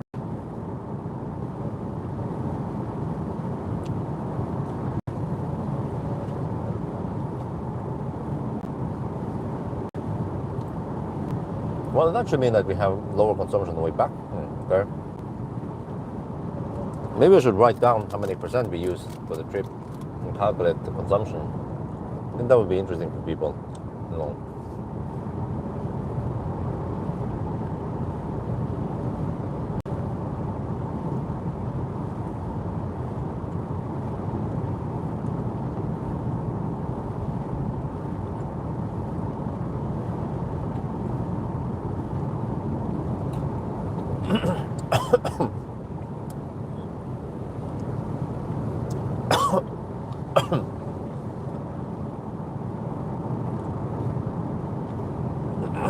Okay, but do we?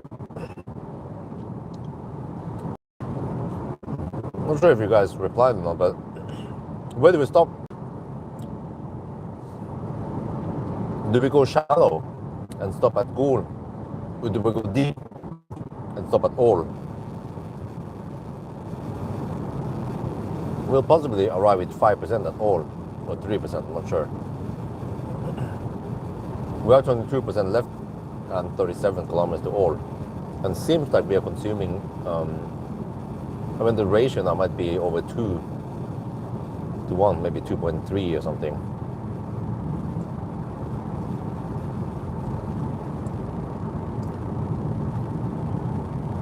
So which means that in order to get to all, I might need to spend around 15%, have 22 now. Okay, so 7, well, yeah, possibly around 5%. I forgot the uphill also.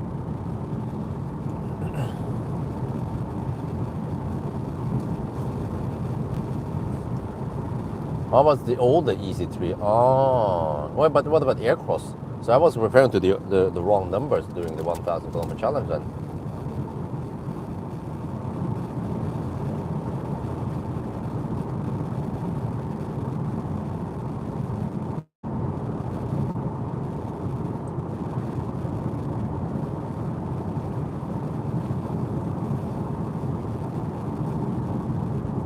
Let's see what the GOM say. GOM says 39 kilometers of range left. And we have to go 35 kilometers to all. Oh. So I'll reconsider everything once we get to goal.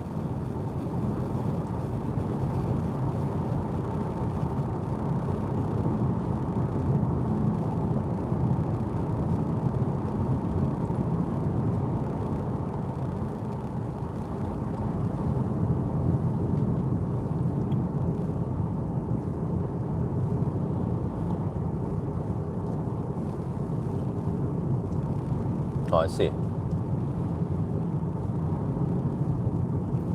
Then maybe it should be in that ballpark roughly.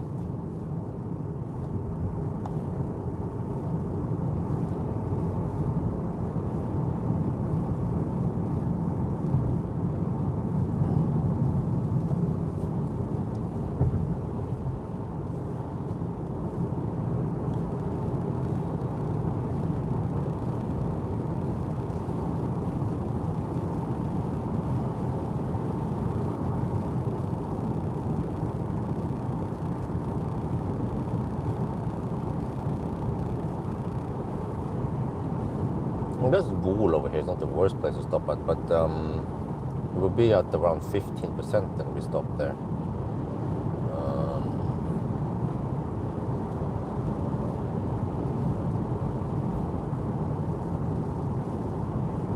But then say with Pawel, we have to cruise at 77 only, the 70 zone here. So there are some slow stretches here, which is good for consumption.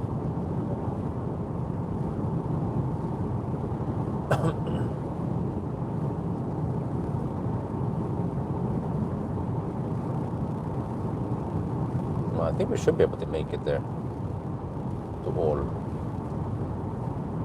And then if I have to bail out at some AC spot, I mean, that's game over. And there's only 3.7 kilowatt. Then I might as well hypermile with HVAC off instead. And I'll arrive way faster.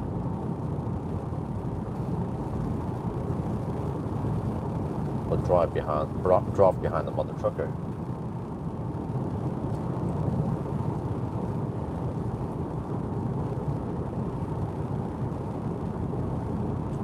I did know it's the passenger version, but no, it was cancelled or moved to actually to the beginning of July.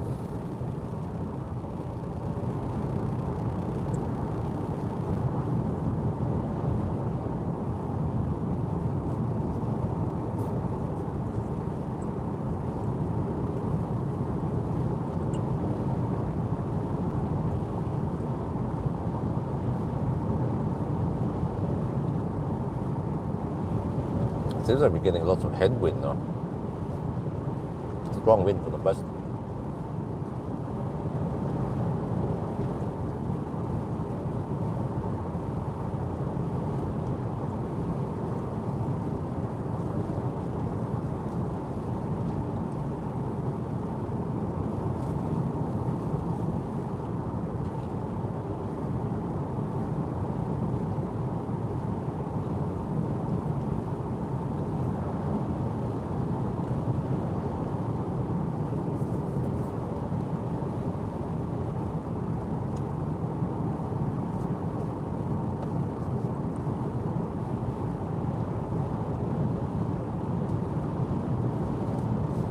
Okay, 19%. And 30 kilometers to go. Yeah, I think we should be able to make it. We're gonna go deep though.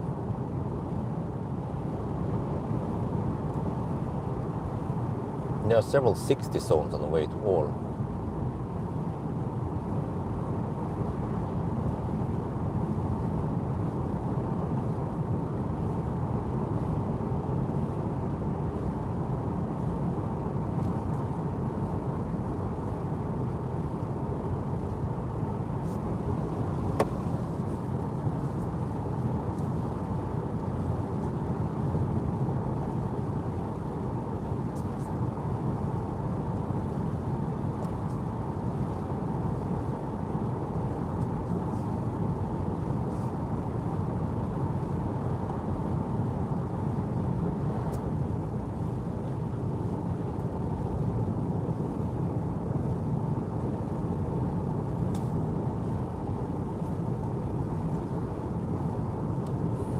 Yep, okay, 189 watt-hour per kilometer now, I estimate.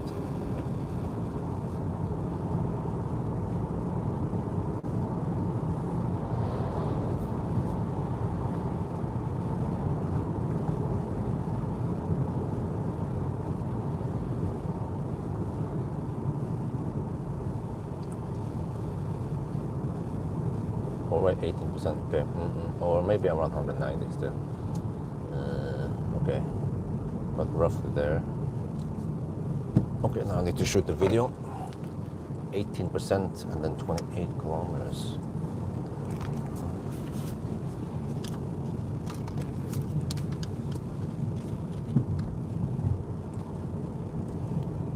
We are now at Geilo, and yeah, so far, at least the car reports driving 182 kilometers.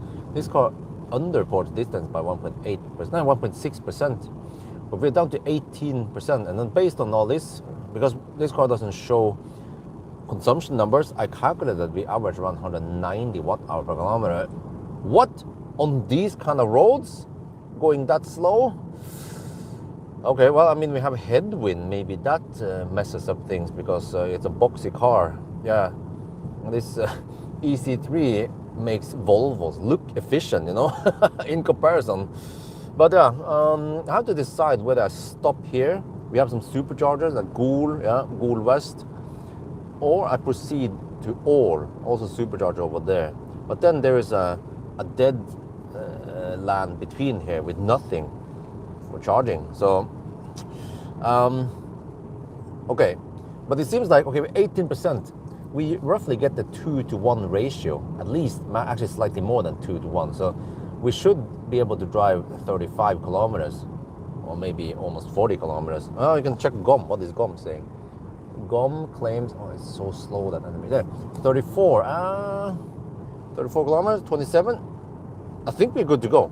I mean, we can go there, maybe around 5%. Yeah. So with this car, you want to always go deep. Okay, here, see, there's the first option over here, supercharger, the classic, and then if you go further down the road, then you get to the Geilo West supercharger. But I will just keep going deep.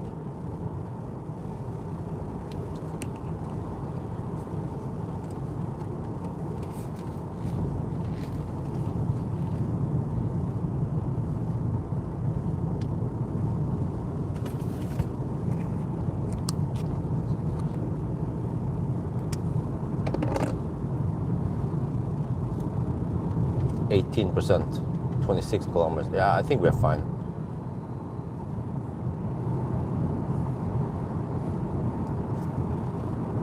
Still want to hammer it.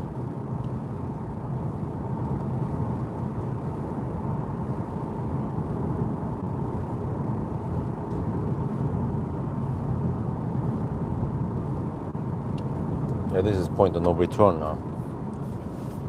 Geilo West, 17%. Comes is 34 kilometers.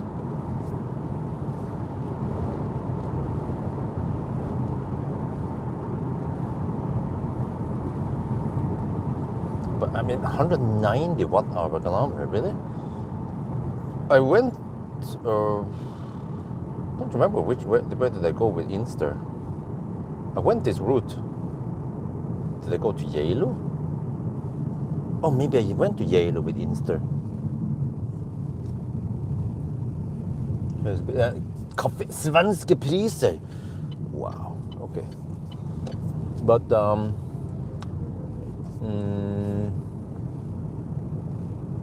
yeah, I wonder if I went to Yalo with Inster.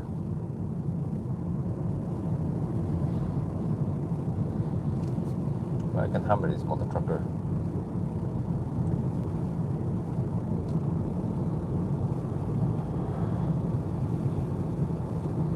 Right around here-ish. Wait, I hope I don't have any power limits. I'll be screwed. Here, go. Oh shit!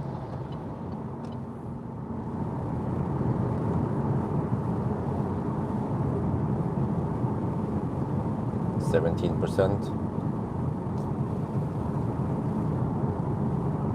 24 kilometers. Yeah, okay. Yeah, it should be fine. Even GOM claims 32 kilometers now, and we are 23 kilometers away. All right.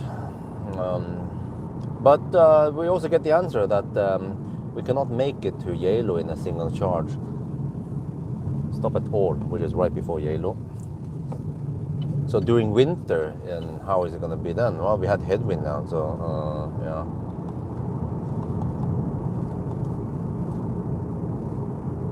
Probably same during winter. You can't make it there. You probably have to charge at Gol or Gol or All before you reach Yalo.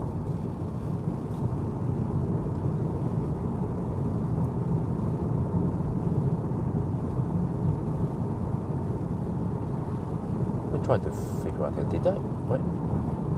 I'm trying to remember where I went with Inster. I remember I went here, this stretch.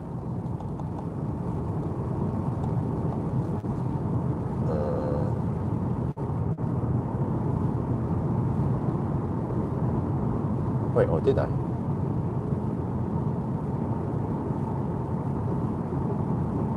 Okay, no, I can't remember. Been testing too many cars.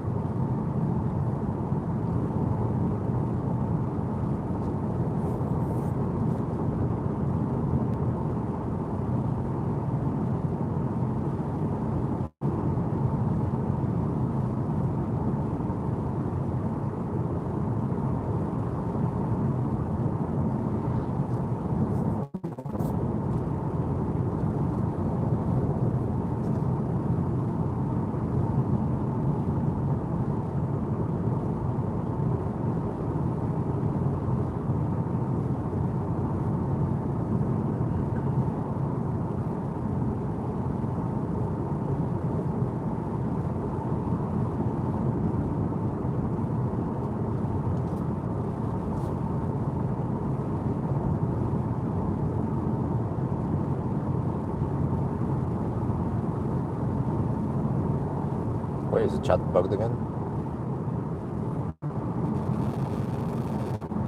What to say, the YouTube app is surprisingly buggy also. Not as bad as bug lab.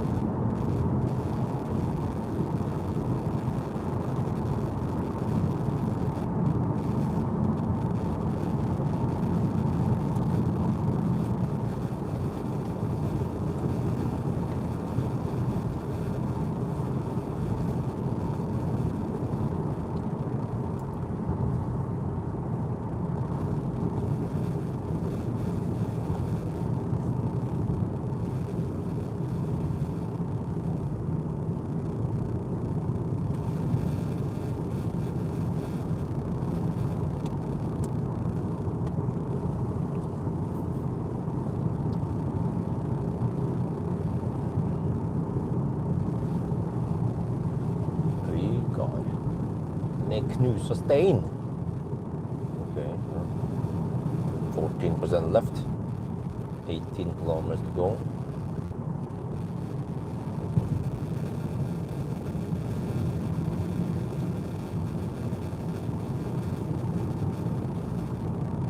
Well, I haven't felt any significant power limit yet. I can dare to hammer a little bit more here after this, and hammer.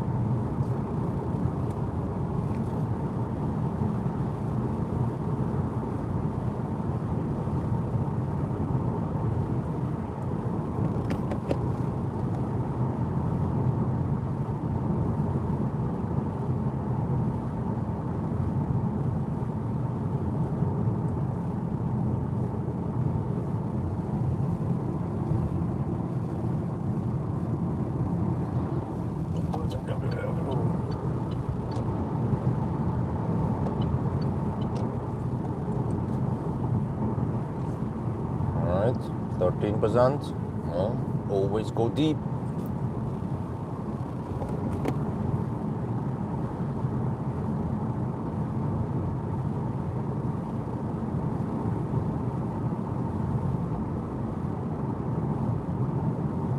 No, chat doesn't seem to be bugged. 15 kilometers left.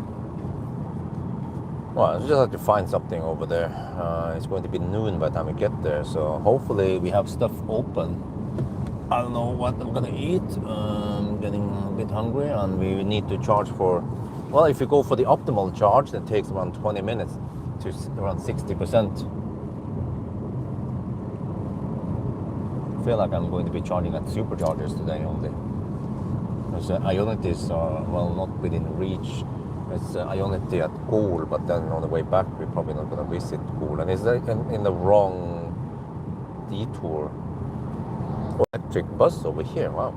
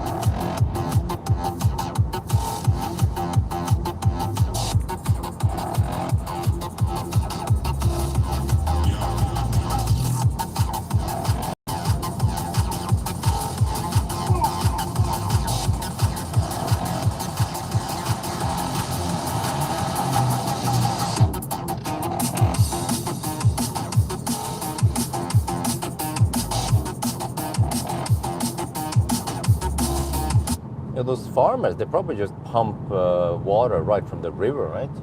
To spread on the fields. So So they don't pay for the water, they just, well, harvest from nature. So it would be expensive to spend lots of, like, that much water, that if that they pay for it. And it doesn't have to be clean for the plants to get them.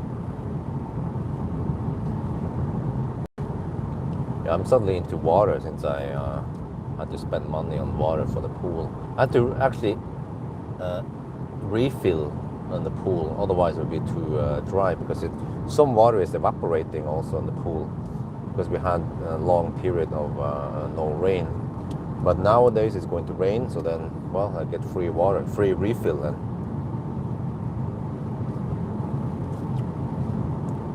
Yeah, let's see now. Get close to all in 10 kilometers. We have 10%. Okay, that's deep enough. Could even go deeper, but I'm not sure if I feel like going that deep. Oh, it's probably time to bail out. So I'm pretty sure we cannot make it to Yalo from here. It's too far away. Wait, I think it's that. Something is going really slow. Like, what is that? Oh, it's a motor. It's a moped bil. Holy shit balls. 45 kilometers per hour, right? This is legal or something. Holy shit balls. I mean,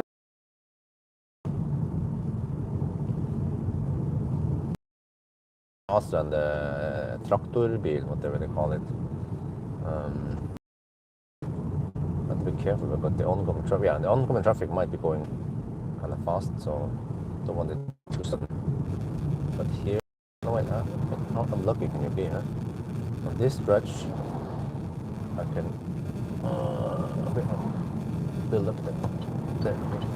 Okay. Need to do this. Okay.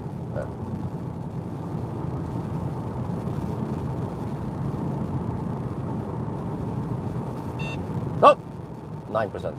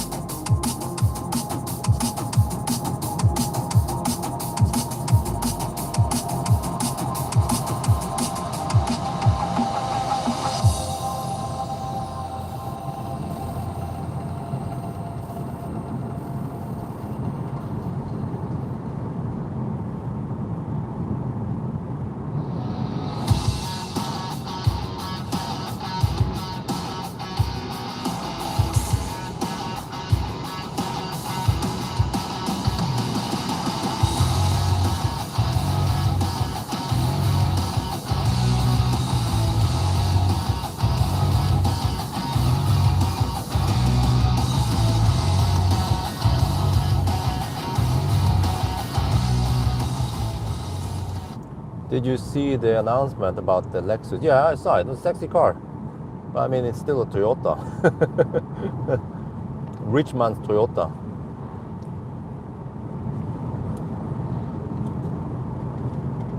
I wonder if it has the punishment points.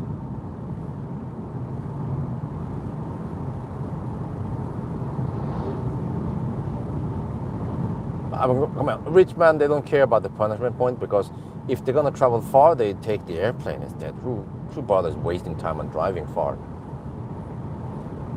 Just want to go to work in style. Yeah. It looks nice. I agree. It looks nice. I'm a sucker for sexy sedan. 8%.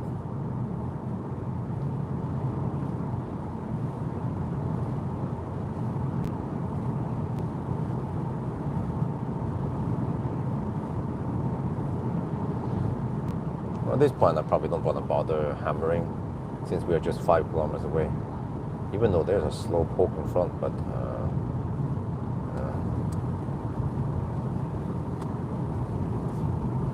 the new BZ4X Touring. Yeah, okay. Well, let's see how it goes.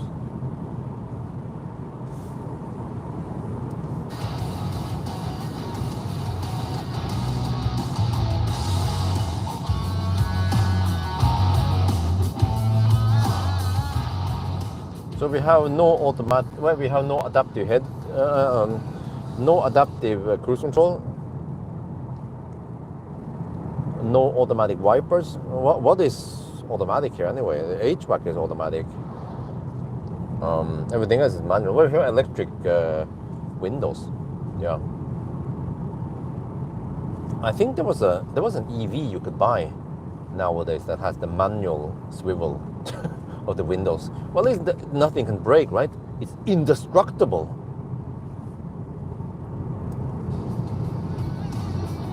But I remember that Inster. I shot the thumbnail of Inster at Nesby.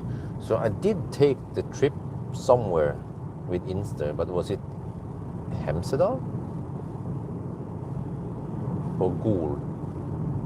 Or Geilo. Did I go to Yalo with Inster?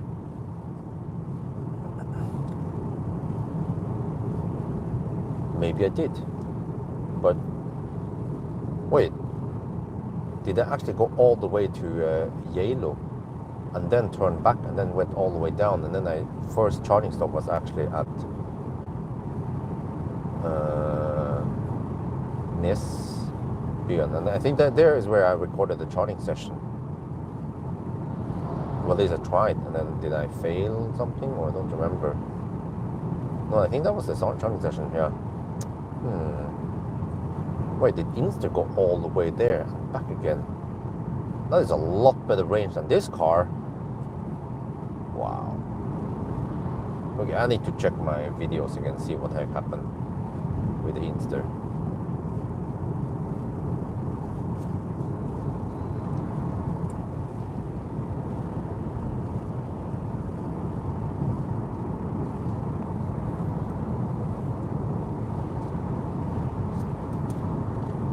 Looking beautiful at all, at least. Might be some rain at Yalo today.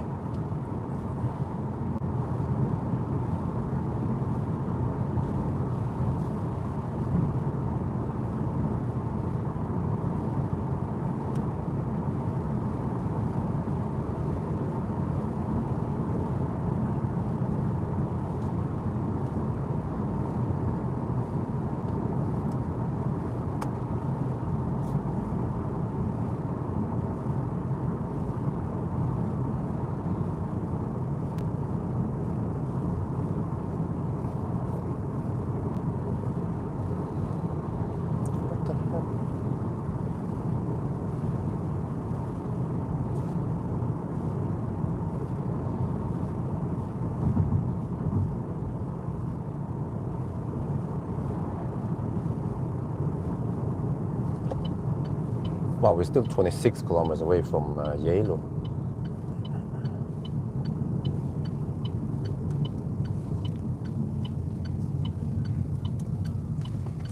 Welcome to all. This is the place to be, huh? Have to go to all center.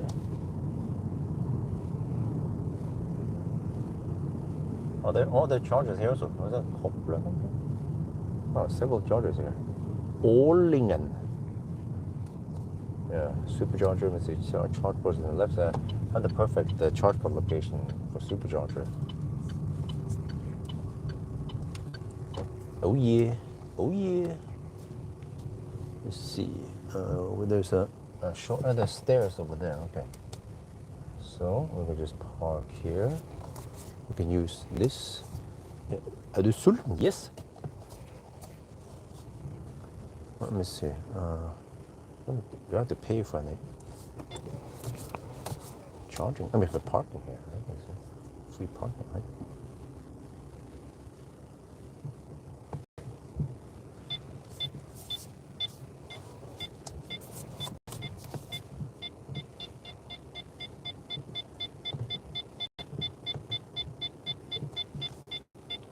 I think I haven't lined the car properly. Okay. 6%.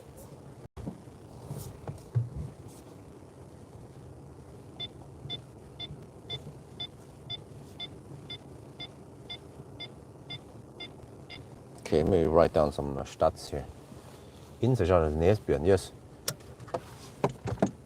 Oh wow, huh? Really? That's amazing. What? Okay, let me write that on stats.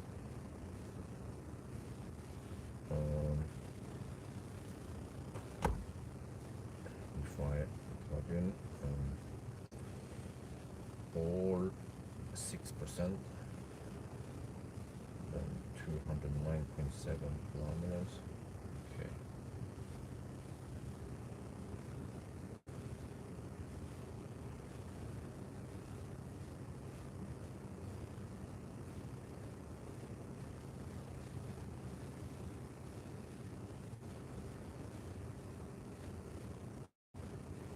$189 watt-hour per kilometer. We had headwind. Okay. I need to show all this stuff before I turn off the car, because then once we plug in, then we cannot turn on the car anymore.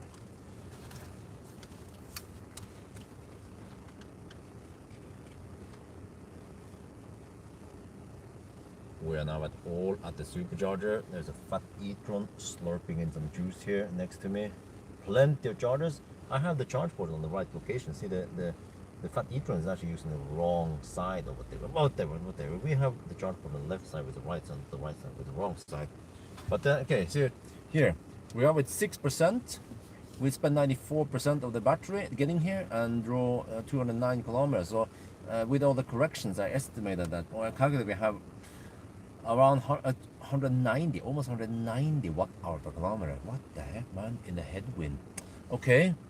You know, fun fact, Inster made it all the way to Yalo with 23% left. Yeah.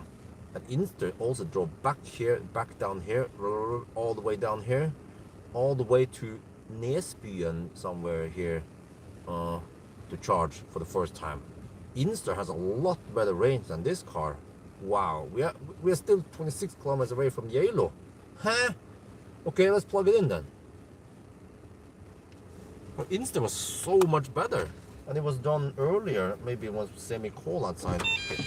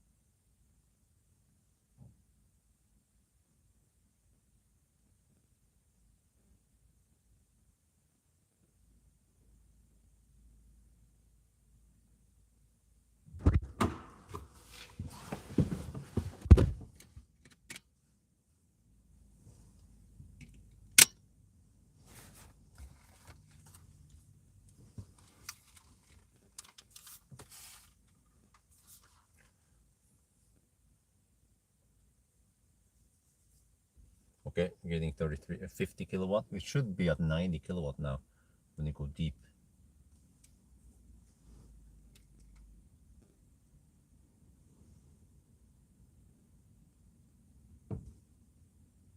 Ramping up, 63 kilowatt.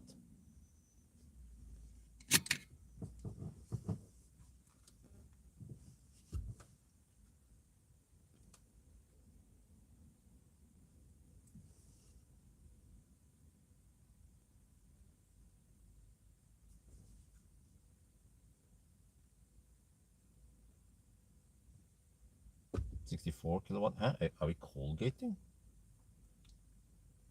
Oh yeah, we're charging now.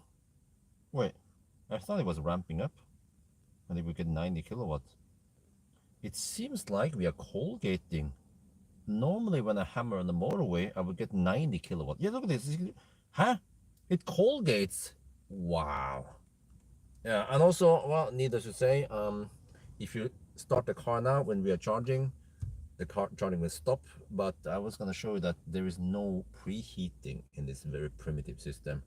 So let me check again. Yeah, we are actually cold getting only 63 kilowatt. Well. I think it's time for lunch.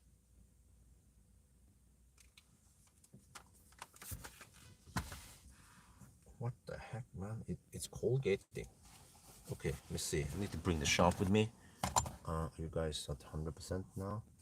99 is close enough. Don't bring this. Let's see. Okay, I'll bring the camera with me. Mic and the shaft. Put the mic on me. I need it now anyway. But then it will heat up during the session. But we might not hit the high speeds. You know, the 100 kilowatts. It's Colgate.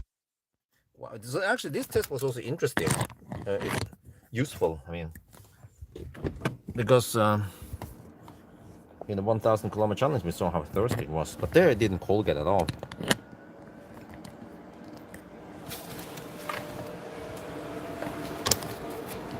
And also, yeah, I'm sharing stall with a fat e-tron, but I mean, I only need 80 kilowatts, right?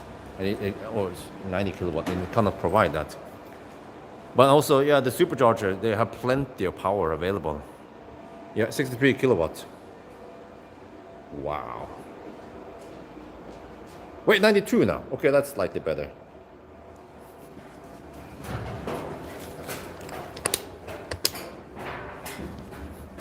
Bear House Burger is not open. I guess I'll go to the shopping mall and put you guys on the ground for now.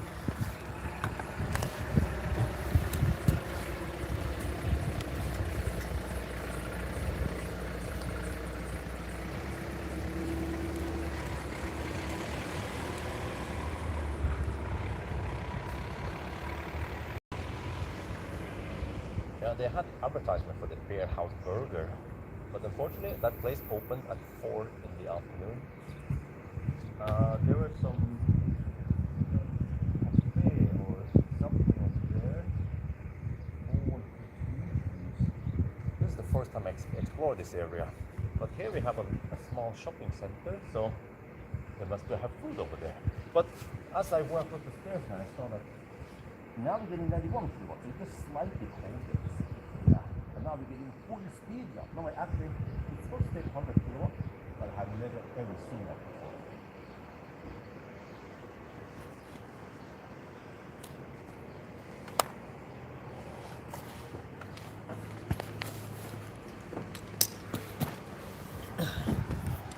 I should get something savory because I'm going to get the buns at Yalo eventually. Also, I have to check the time now.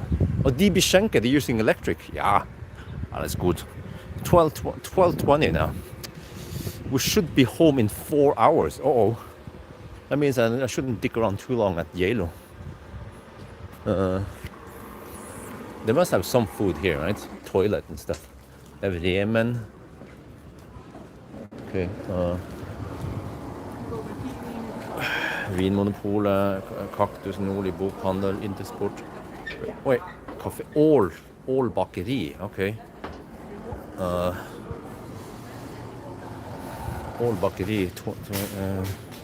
Okay, let me just find toilet somewhere.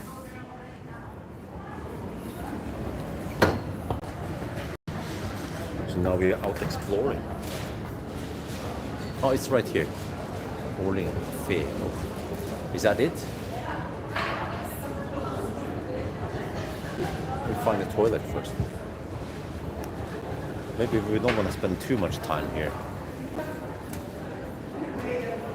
Seems that those guys go. Oh, here's the cafe. I'm not sure what kind of food they have there. What is that? Huh? Where the heck is the toilet? I'm trying to look for signs here. Oh, the toilet over here. Wait, huh? Past the. Okay, cool.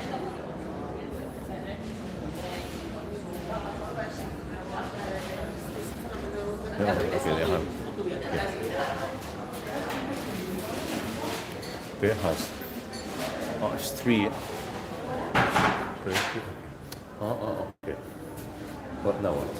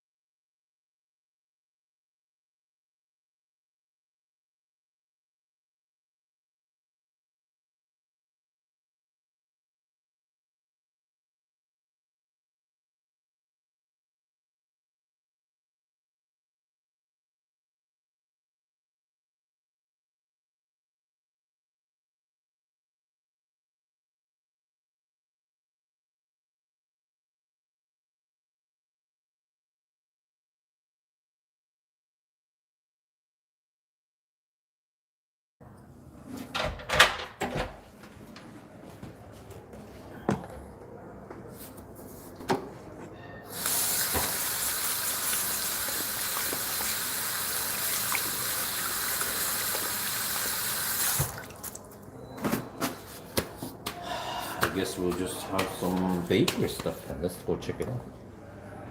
So the beer house here is closed. They open at 3 in the afternoon. So we just have bakery, but I don't want to buy any sweet stuff. Or they have some kind of sandwich I could go for. Oh, look at this, look at this. Okay. So, wait. So there's some croissant sandwich.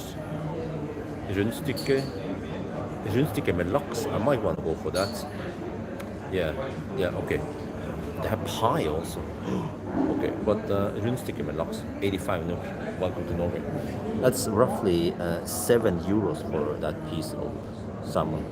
Or if you want to go for ham and cheese, which is a lot cheaper. Ham and cheese, I know the ingredient ham and cheese is a lot cheaper than salmon.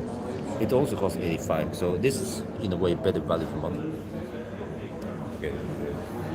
Hei, kan du få rundstykke med laks?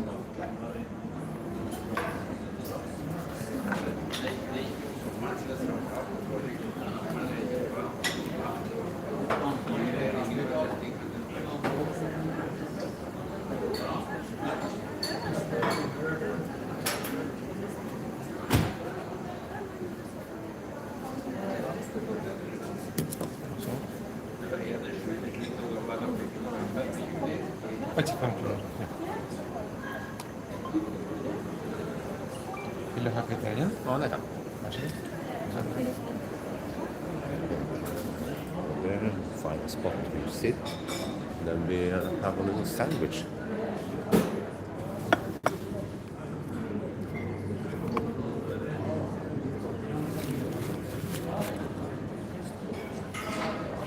There should be a spot over there. More light also. It's kind of dark here, but if you sit further out here,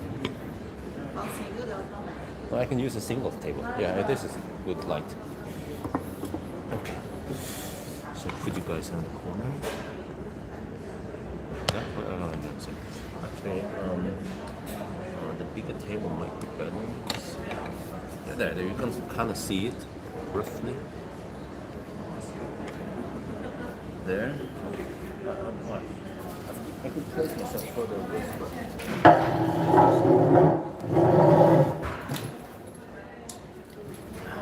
Okay, if I move that. I need to document this. Let me check it. What do they have? Bread, coffee. Yeah.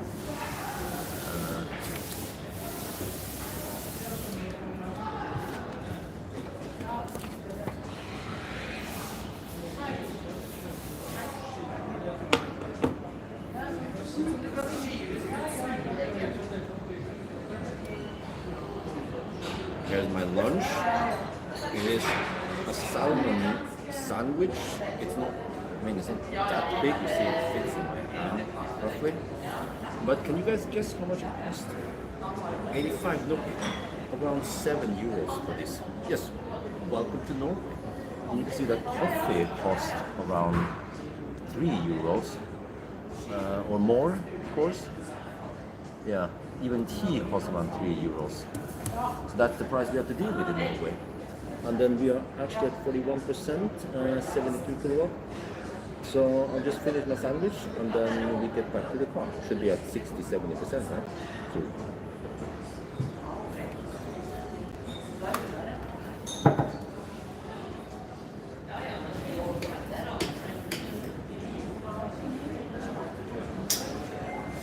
okay, now we can have a little conversation. You have around 10 minutes chat time before we go back to the car.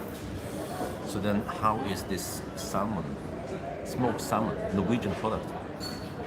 At least looks good, smells good. Well, it's better than Burger King, right? That was the other alternative. Healthy, yes, absolutely.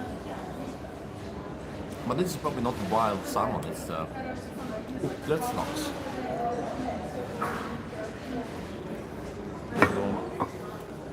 Yeah, and then it's mirrored, right? So you see anything there?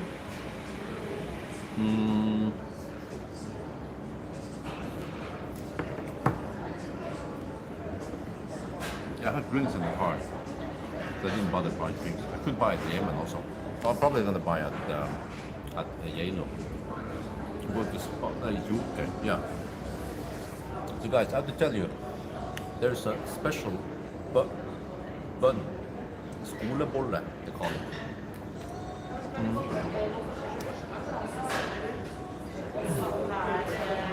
It's called, oh, how is it again?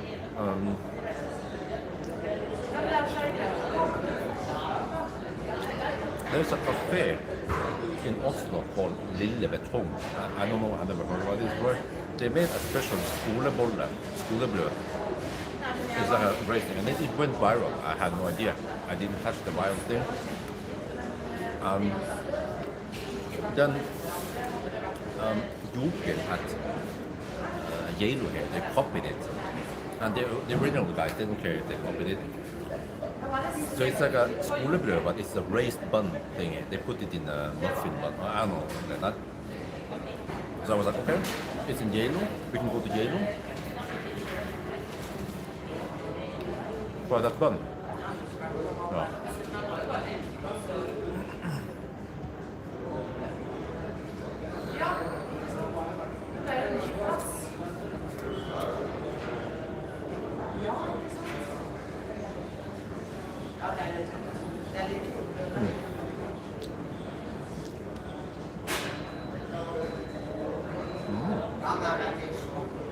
Well, I mean, it's good. You can't get it's about to eat this. This is healthy.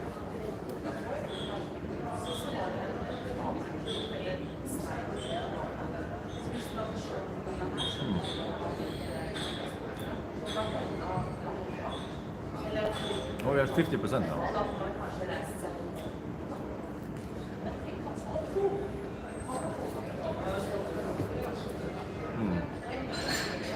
Time. Fun curry. Okay. I'll make the curry. I've been at Geilo around 1. And then stop there, not too healthy, not too long. Then head back. I need 3 hours plus charging. I'm going to be back in Yeso around 4:30 then.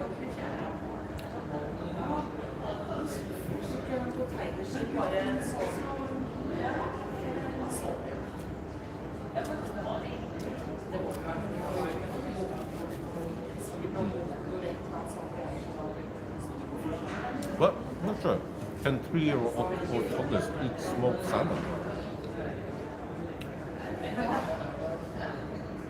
There are some things small children shouldn't eat yet, like honey and something I don't remember.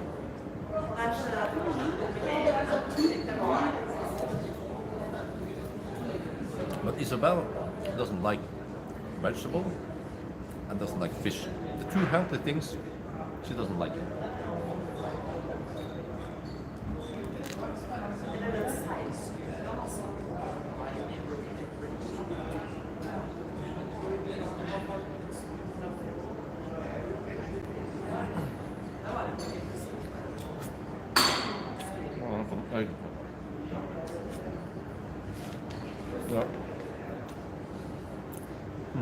No. I have to try to get some sleep tonight.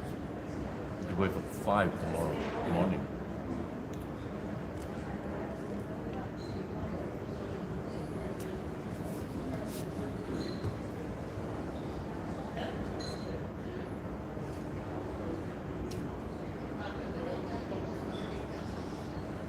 Oh wow, really? Well, I mean, yeah, maybe regular salmon that you cook, but what about grilled salmon? I mean, not grilled, what about smoked salmon?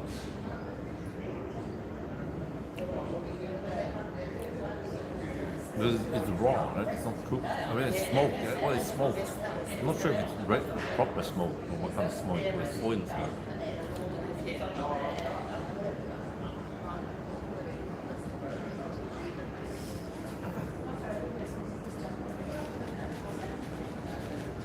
Oh, this is it. That is gonna drop soon.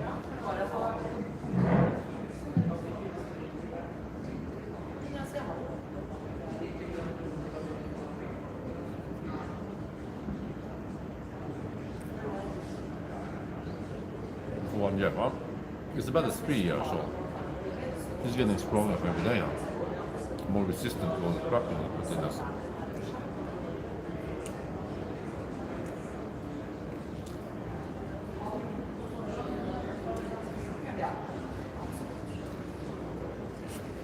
Yeah. See how far you can drive now. Go to Yalo, back again. Maybe stop at Goolsby.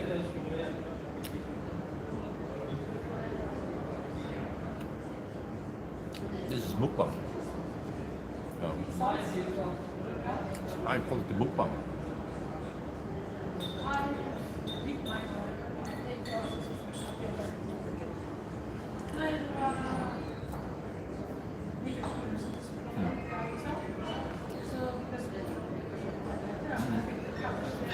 I need to wash my hands because it's fat from the.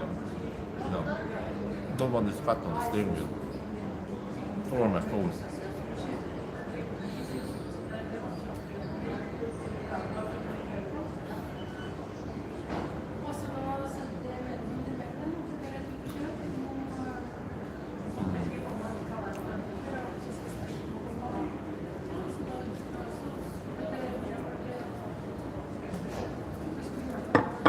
What?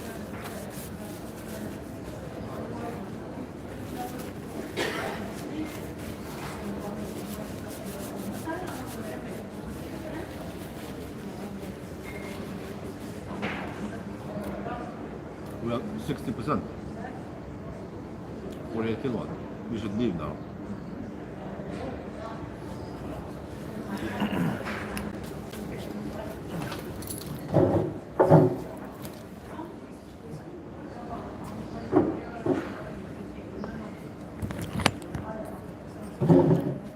Let me see, this is pretty long there. Go.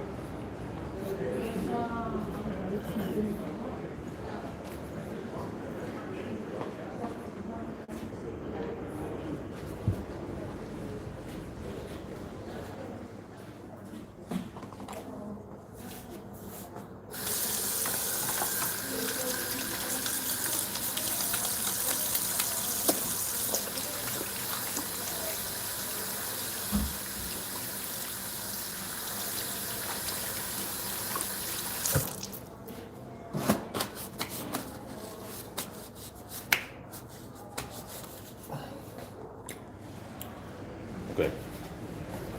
I can check here. I forgot to check how long did we stay here. 22 minutes. Wait, no, I need to update.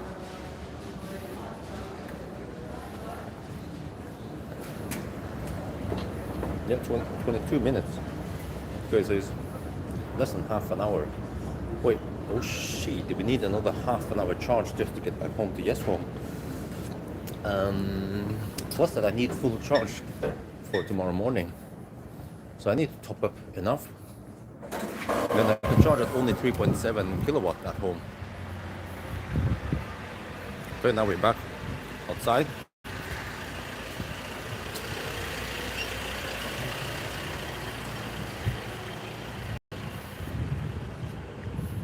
Let's get over to Geilo, to Joker. Not sure how to access that place, but I'll figure it out once we get closer.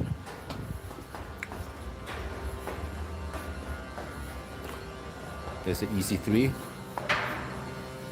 getting pumped up. Cooling is active.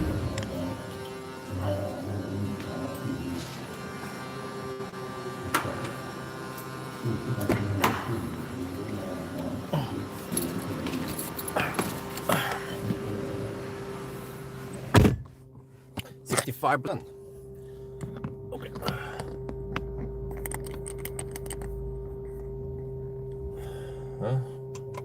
What e-car are you looking forward to? Oh, not sure. Maybe Firefly? What should I be excited about?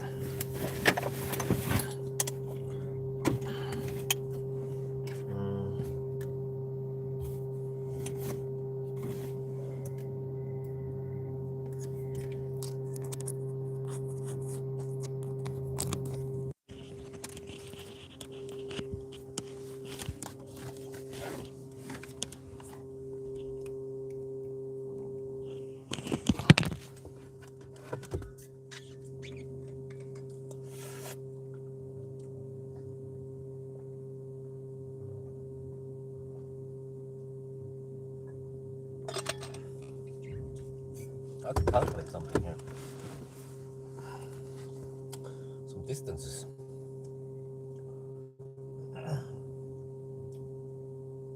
Wait, actually, no, maybe it's too. It's pointless because I don't know what the consumption will be on the way back yet. Let me see, 67. Okay.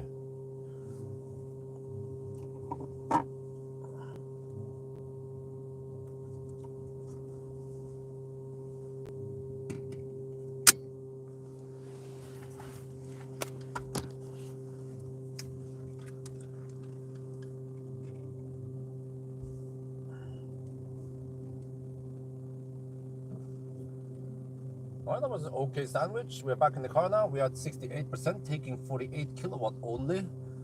And wow, we've been here 25 minutes already, so I feel like I should leave soon.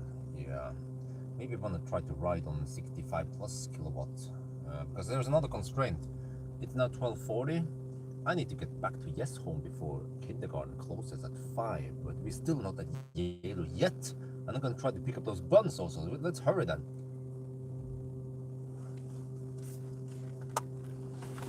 And let's go for 70%.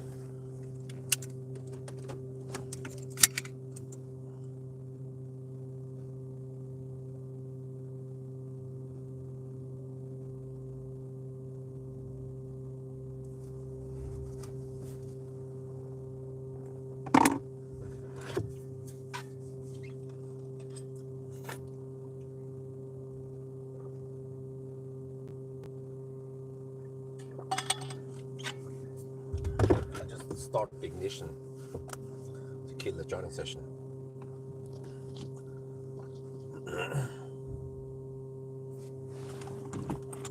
There, 70%. Okay, let me use the kill switch.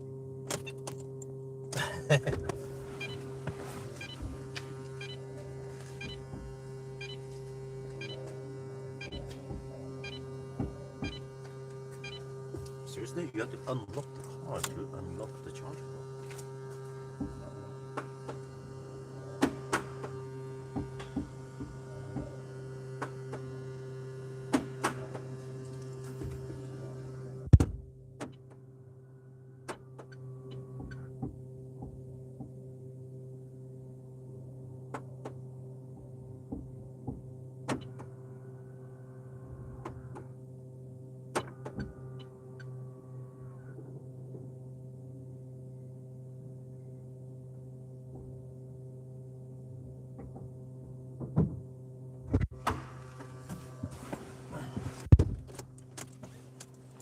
I'm gonna reset 100 trip meters. Why does it beep at me when I start? Why are we? Oh, we're back at 69% because we lost some juice. Okay.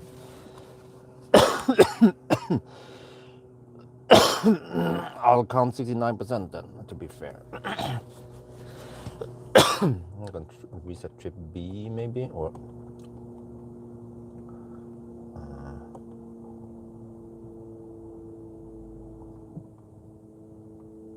Okay, let's reset this.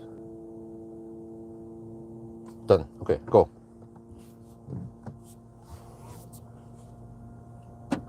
And one guy is listening to Lydbok way too loud. I think it's this dude here.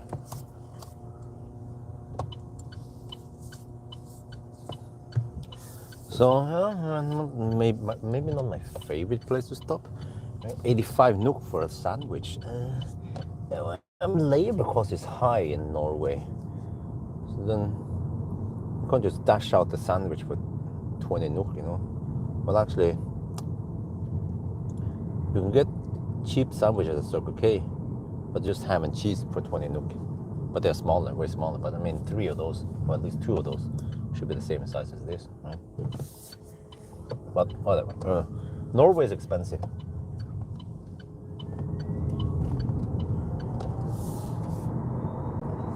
Now hammer it.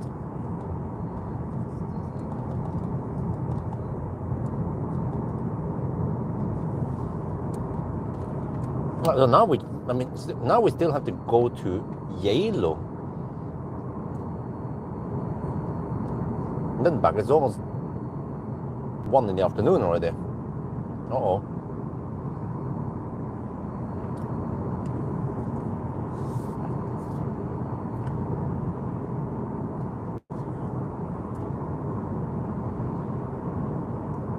25 kilometers to Yalo. Huh? 27 minutes to Yalo? What the heck? What? No, it doesn't take 27 minutes to get there. Maybe 20 minutes.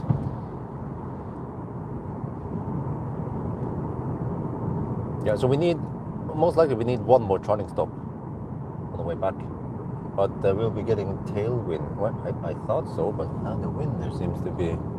Okay, I'm not sure what's going on, but yeah. But if I'm home at 5, and then 5 again, then I have 12 hours of charging time on 3.7 kilowatts. I can barely fill up the battery then.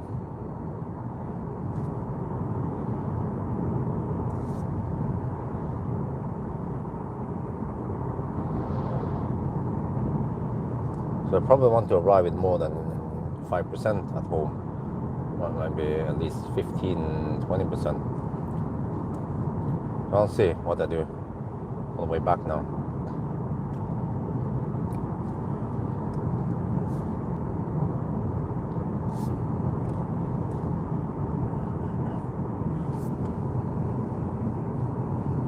But man, I was surprised to find out that the Instant did it way better. Could go to Yalo, no problem. I couldn't even slide down the way back. Didn't even have to stop, but Nesbyen. Wow.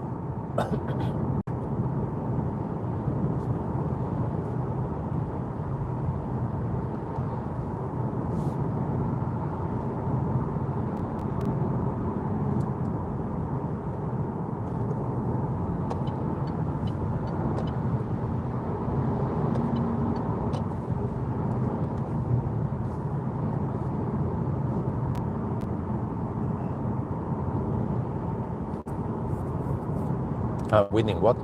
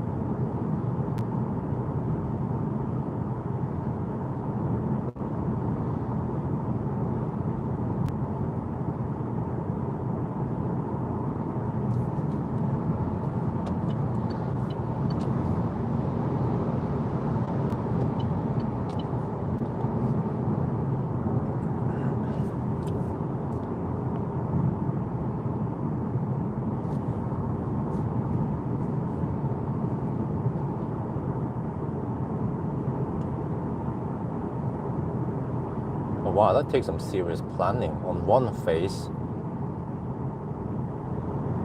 Yeah, it takes around 12 hours to fully charge it.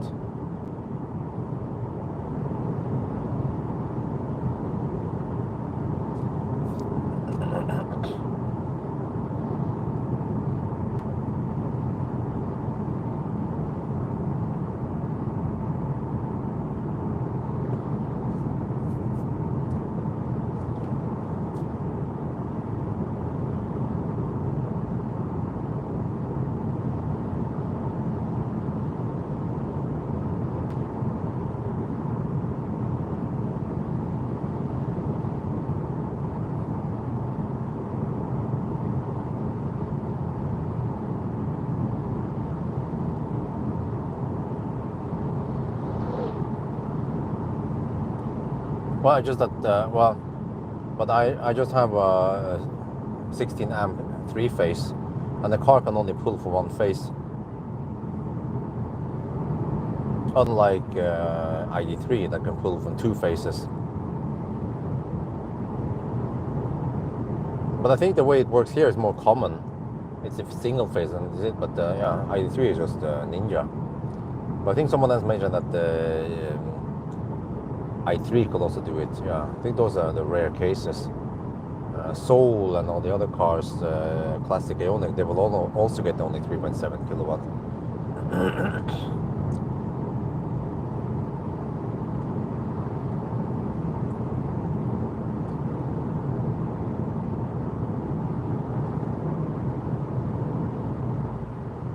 It smells shit over here.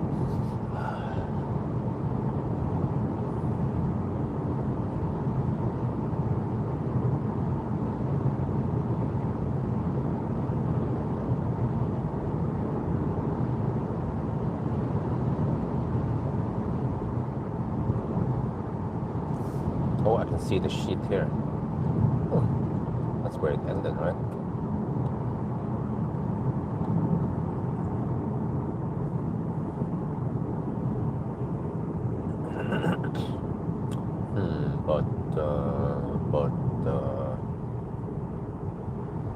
Do I charge on the next stop? I mean, do I charge on Yalo? Normally I will stop at Circle K, but this time I'll go all the way to Joker, slightly further down the road. So I could plug in at Eviny. Yeah. But then I have to walk around 5 minutes from the charging station over to Joker. So I'm planning on stopping right in front of Joker, do my thing, taste on the bun, and then start heading back.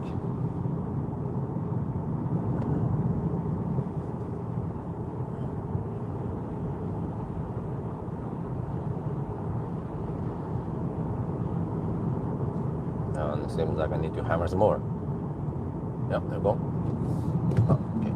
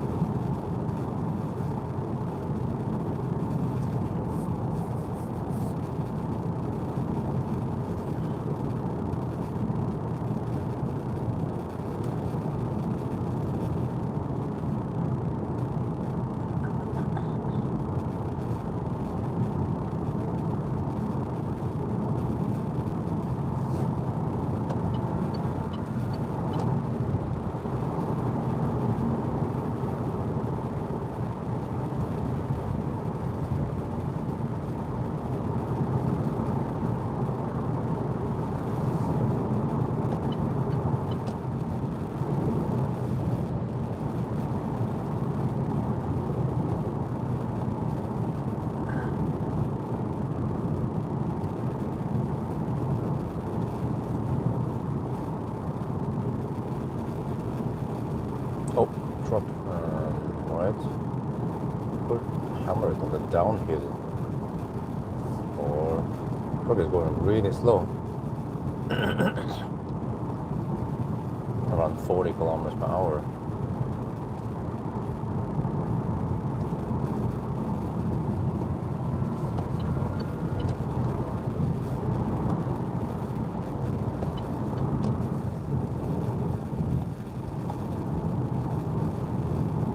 Good timing there.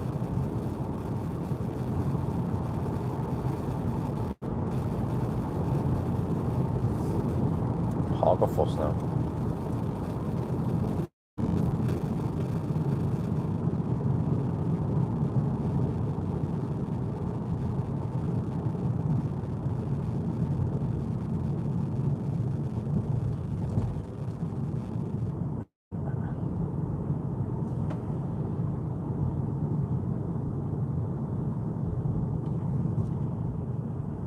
church has been renovated not long ago. Maybe have a Ragde charge. I couldn't make it to the Ragde charge. I spent 8% getting here. Well, actually 7.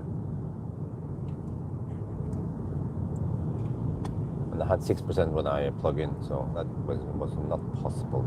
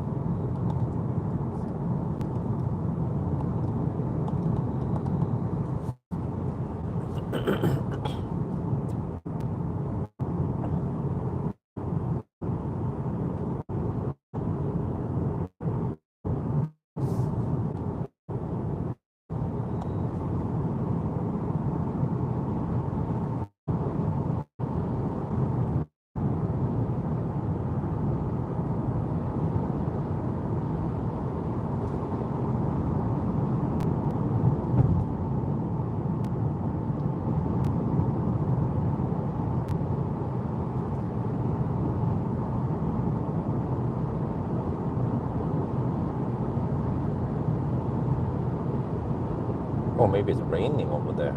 Okay, that's also another reason to not walk too far. Must be parking right outside the Joker, right?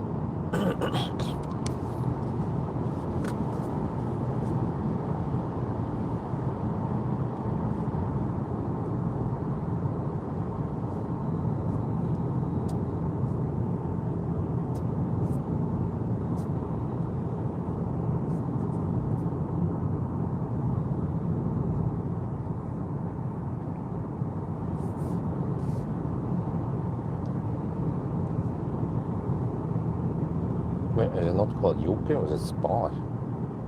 Huh? Oh, it's Spa. Oh, okay, Spa Yalo, but I think that's okay. Joker Spa. Is that the same shit?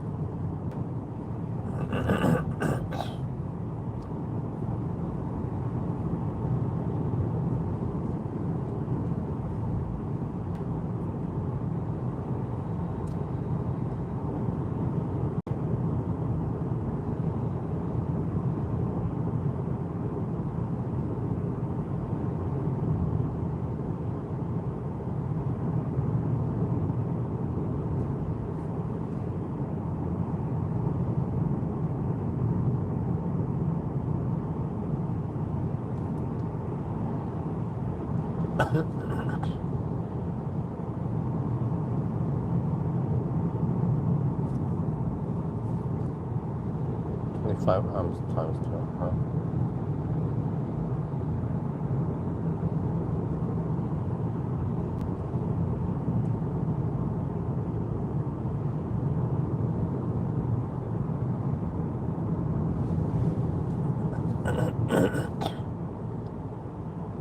Oh yeah, I forgot I have that 25 amp box thing, but I need to buy fuses. I think the fuse blew on it. I haven't rewired it yet. Not sure if I have time for it today. But I calculated that 12 hours should be enough to get 100% anyway, overnight. Kind of need full juice since I'm going, well, from Home all the way to Grålum tomorrow.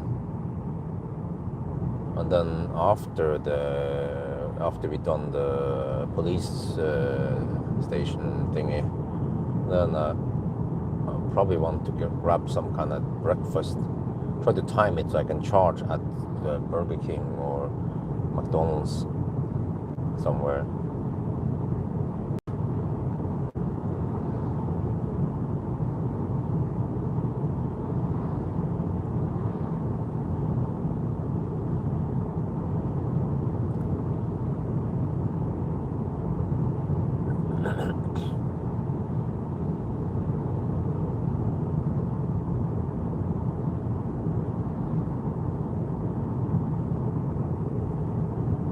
Where is it?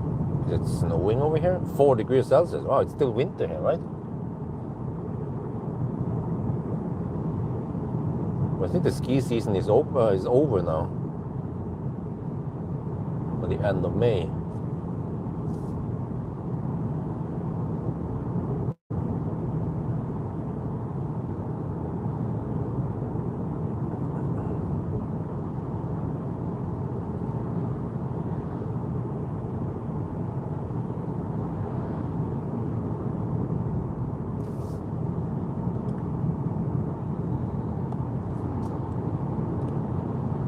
Well, I could just quickly check out the fuse and bring Isabel with me. Go to, I don't know, Claes Olsson or Yalo, they should have it. Yeah. Well, actually, is it worth it? Because then I'm spending time driving instead of charging. Yeah, that's true. But I'll fix the fuse later. I'll just charge on native 3.7 kilowatt. But I would get around 5.5 kilowatt, yeah, if I get that box, get 25 amp.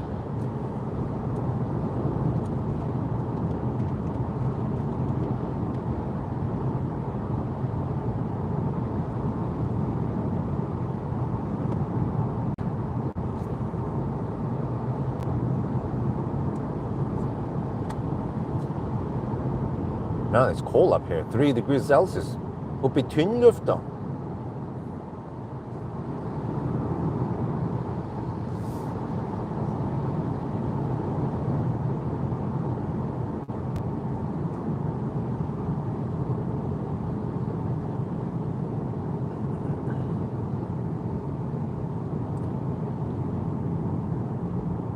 Is it 9? I started at 9:30 roughly.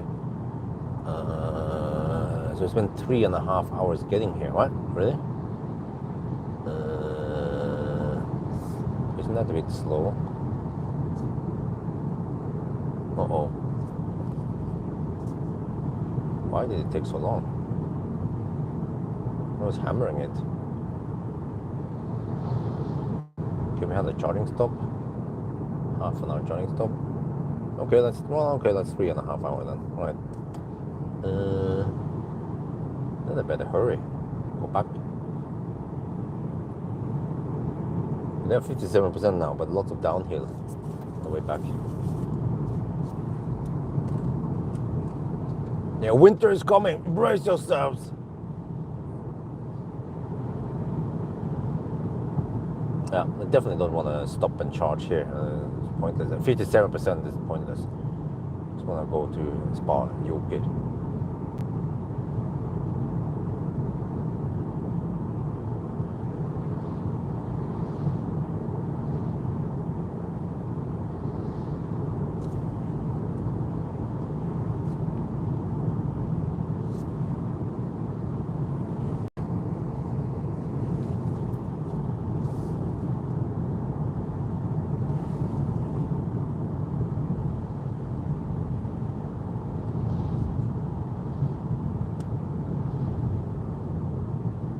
Whoa. How slow do you want to go, man? Shit, 40 kilometers per 30 kilometers per hour, really?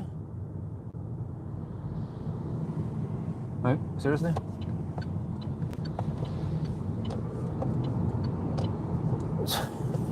I mean, come on. It's not full snowstorm up here, you know?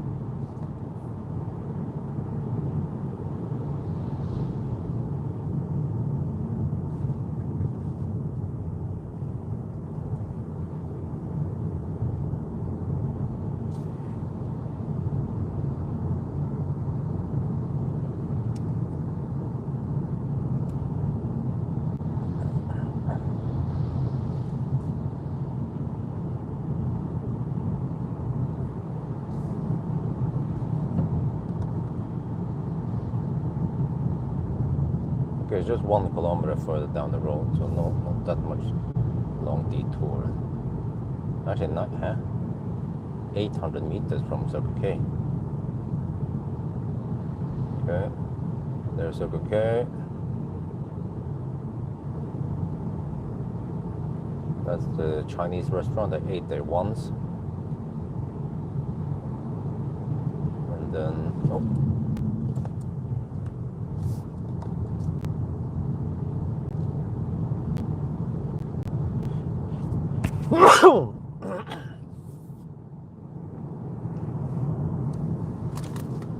What the heck are they making here? Okay, let me see.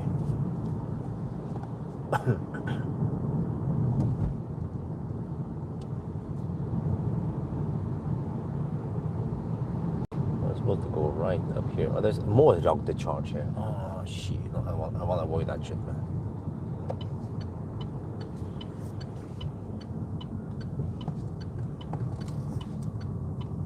Then over here, supposedly, Yalo kundeparkering. What, can we park right in front of the store, or do we need to park in the parking garage?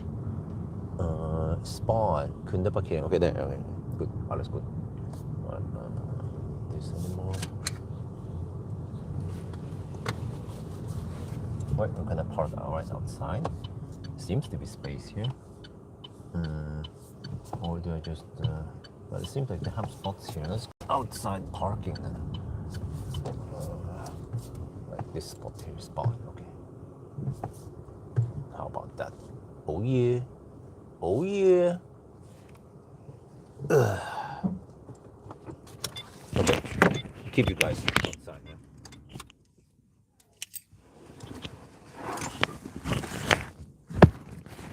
I mean, I keep you guys here in the park. I'll be back.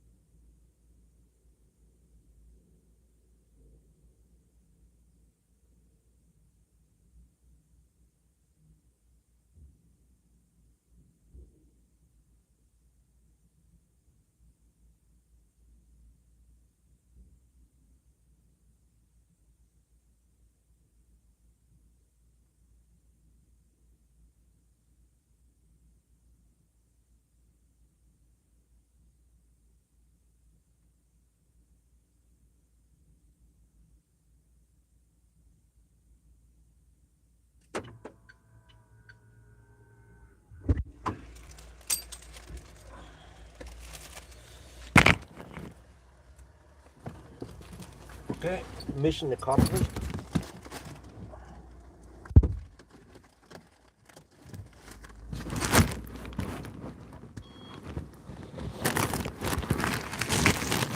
Even my 11-year-old e-Golf has ACC, but that's probably not the point. Anyway, let's test these buns now. But then I see that I need to get back home now soon because it'll be kind of late-ish. Let's try the buns. Good thing I reserved them because they only have around 5 buns left.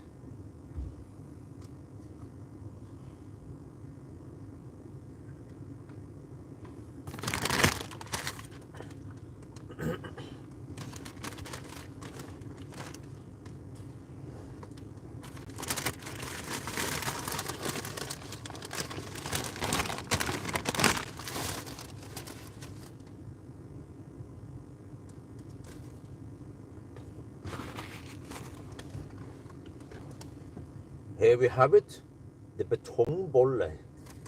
You know, betong means concrete, the concrete buns. Does it taste like a regular skolebrød? Let's try.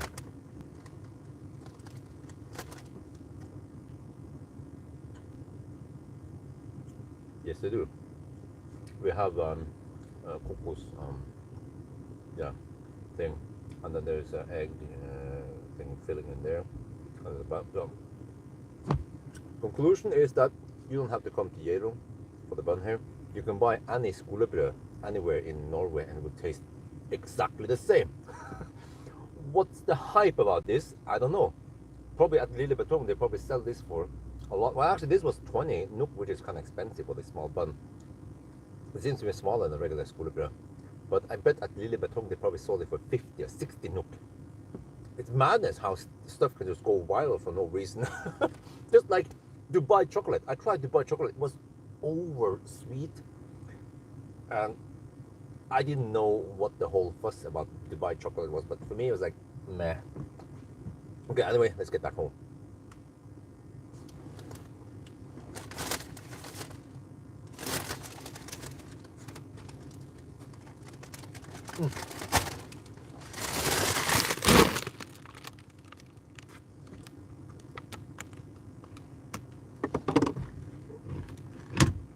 Is a snowstorm moving our direction?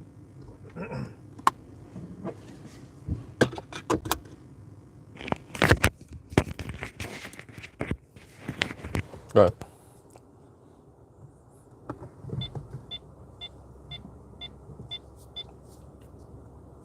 At least we tried it, you know? It was like one challenge. Try that bun. I didn't understand the point of it or the whole hype around. Wow. It's proper winter now. Look at this.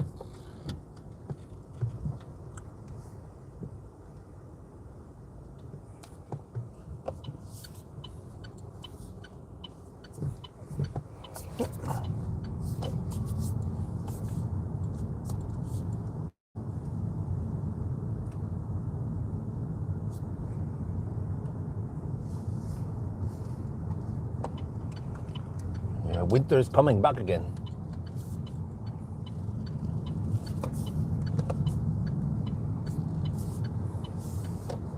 Holy macaroni.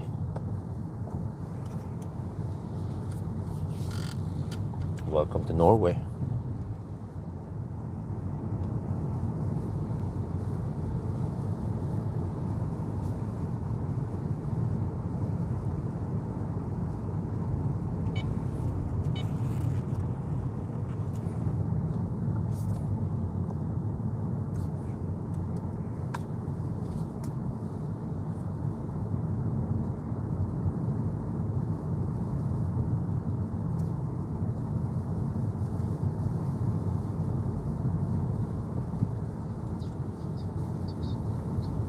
$112 kilometers to Gulsvik and I have 55%. Yeah, I think we can make it to Gulsvik. Wow, look at this. This is madness, man. It would be great to have winter tires right now.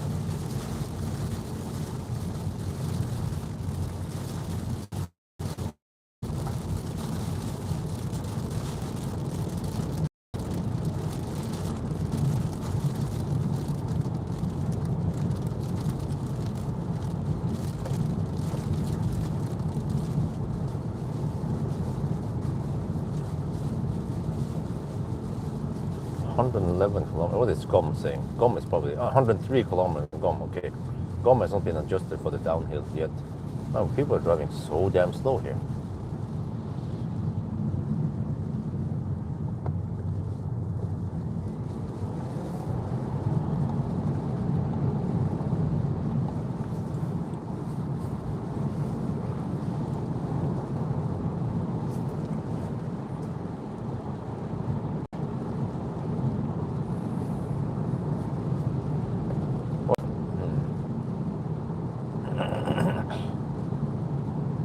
Well, I forgot, if I cannot make it to Gulsvik, I can always charge at supercharger flow also.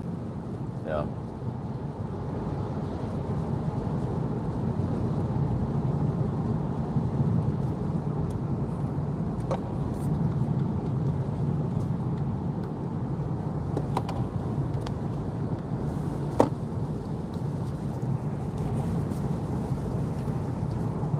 Holy macaroni, there's a freaking snowstorm up here. I didn't expect that.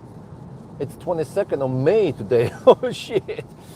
But yeah, you know, normally when I do Yalo test, I will do it in winter, probably in some kind of snowstorm. So this is perfect. We can now test if the radar gets blocked and we cannot use adaptive cruise control. Wait, we don't have adaptive cruise control. We probably don't even have a radar here.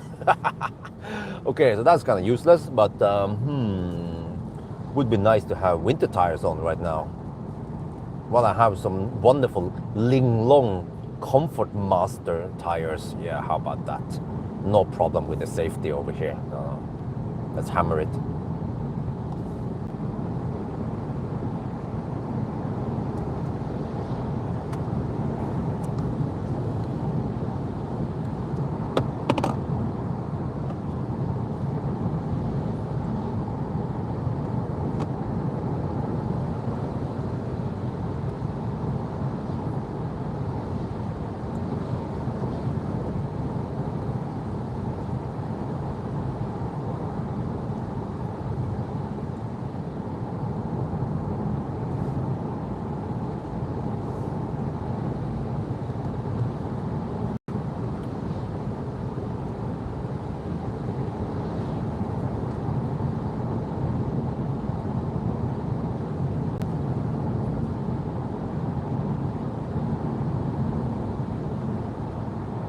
Yeah, Chinese quality tires. The Comfort Master.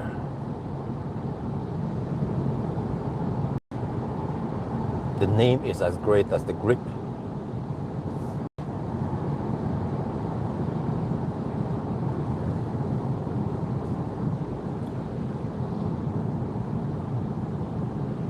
Yeah, why don't we see those awesome names in German tire brands, right? It's Continental German, like the Continental Gripmeister. How about that? Oh damn, freaking thick over here, man. Shit, thick. Telling you.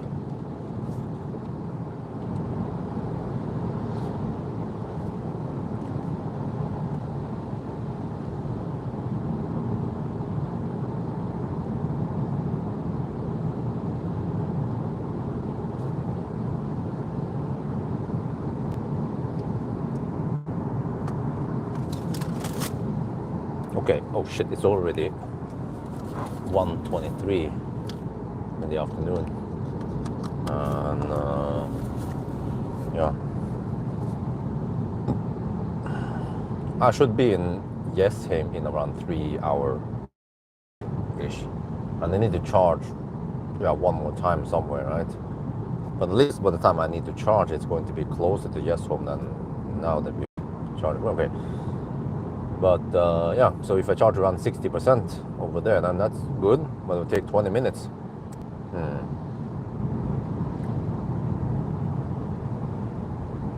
Need to hurry.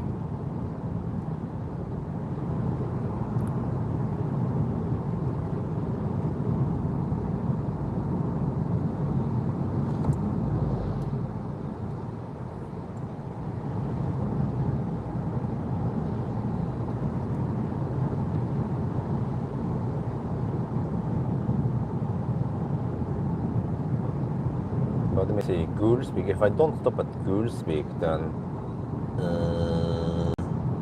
Sokna. No, I think that's too far. So Gulsvik is probably the best. No, I need to see how many percent I have. Yeah, at Gulsvik. That's right. Now we have a lot of downhill and possibly some tailwind, right?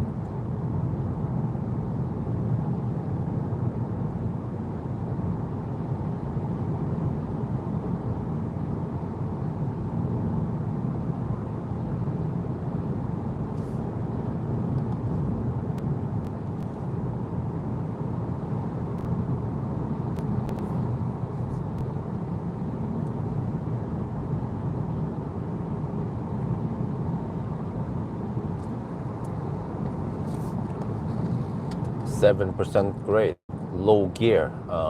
What about one gear that I have?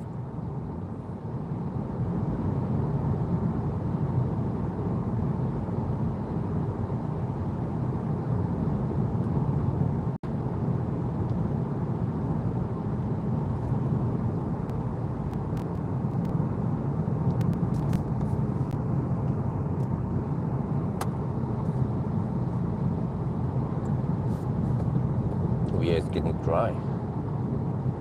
Not sure if I need to hammer that pizza van or not. But yeah, so my conclusion is that these skolebrød, they are hyped up. It's just a regular skolebrød. They use the same recipe, taste the same, and it seems that you actually get, yeah, you get definitely a smaller skolebrød for the same price. So it's not worth the time coming here. But it's like, what is the whole hype about it? Okay, maybe it tastes different on the original, yeah. Who knows? Lille Betong, but do I bother going there to test it?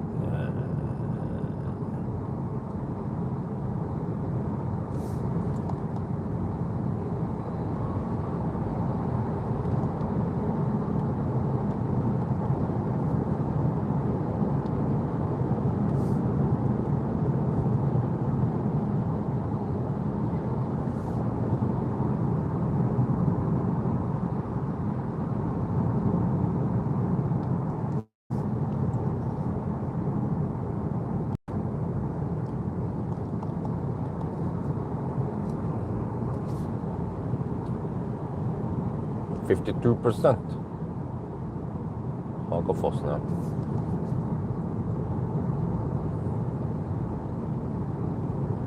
Tomorrow is Friday. Well, it's weekend again. Man, this week went past so fast. Still not over yet.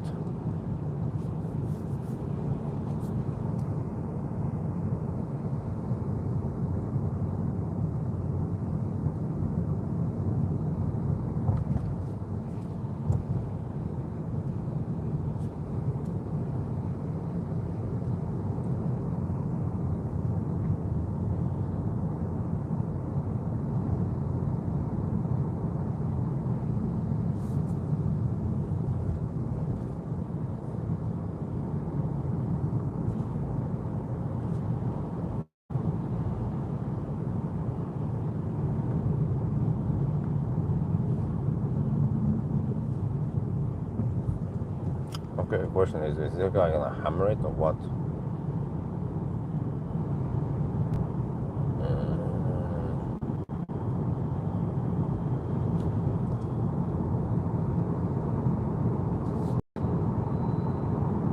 It's not. Let's go.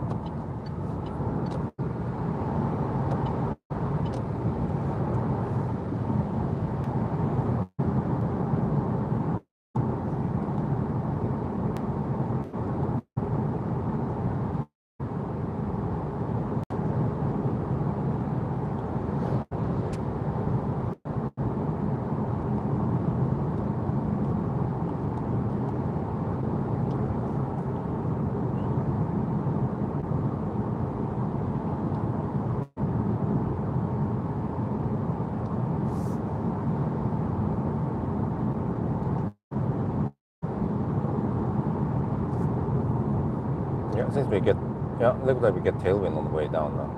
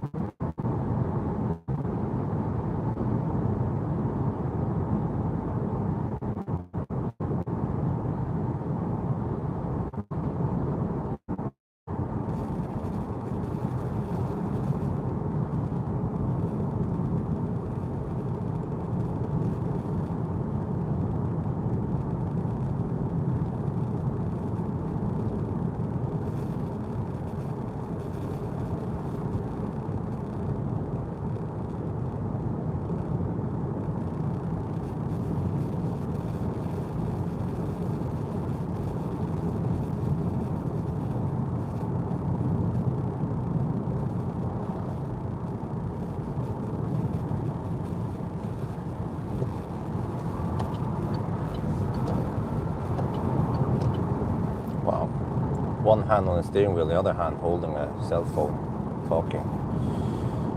Oh. That woman in front of me, or behind me now.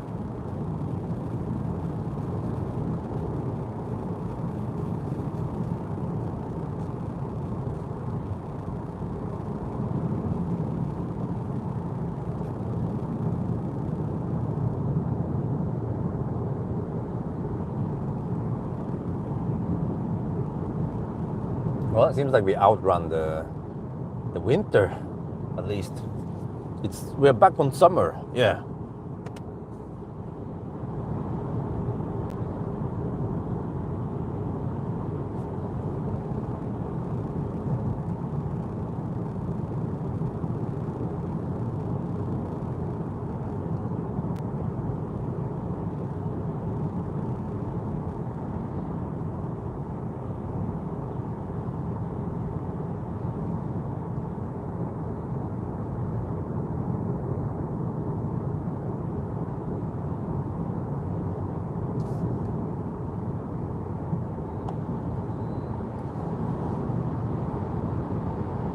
Alright, 51%. Wait, I should recirculate here.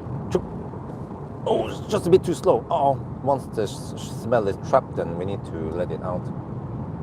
That smells like shit.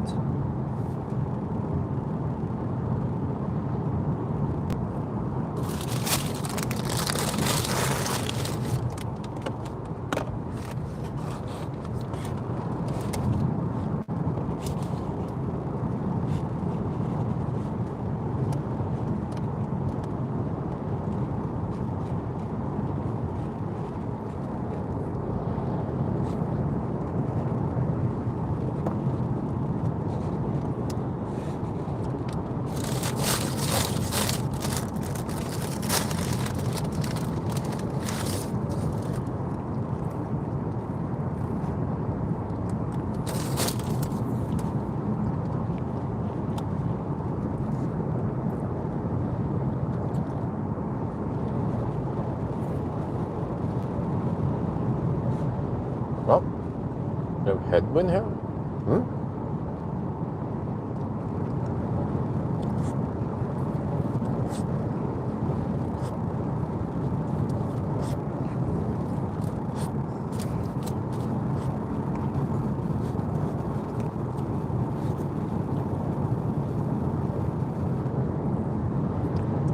Apparently we have headwind here.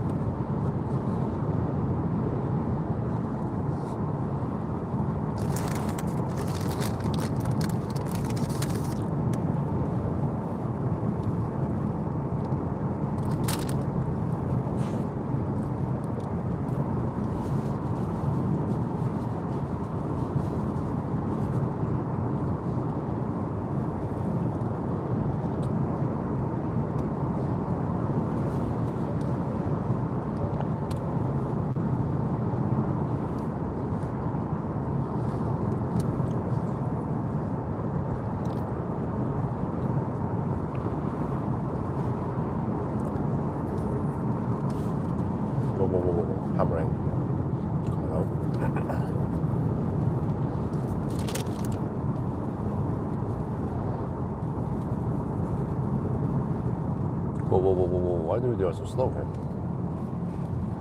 So you need to see past this now. Why am I going at 70 kilometers per hour here? On this extremely dangerous road.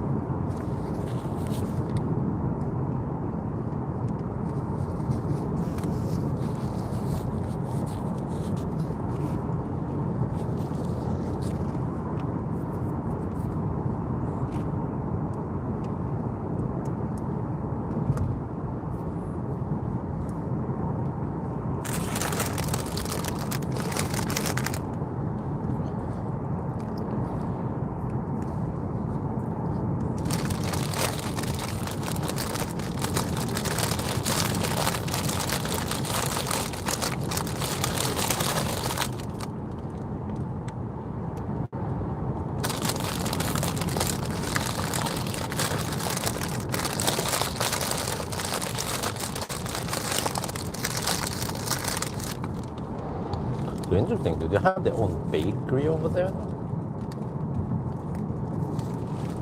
They must have, right? They can make their own bakery stuff.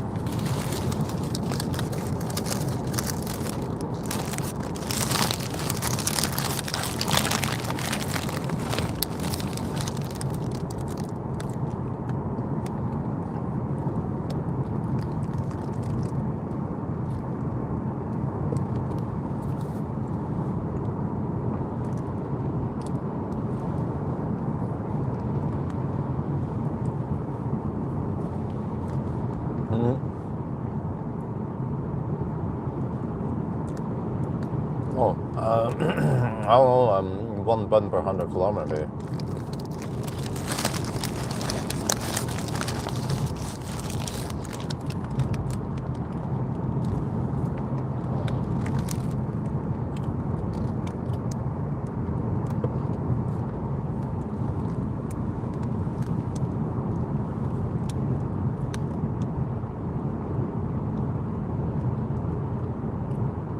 Oh yeah. 45% left and 83 kilometers to good speed.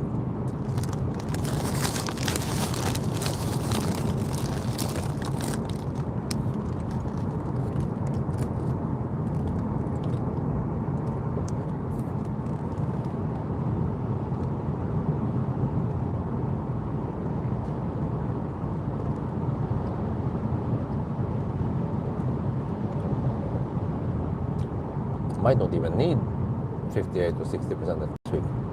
Maybe around 50 is enough.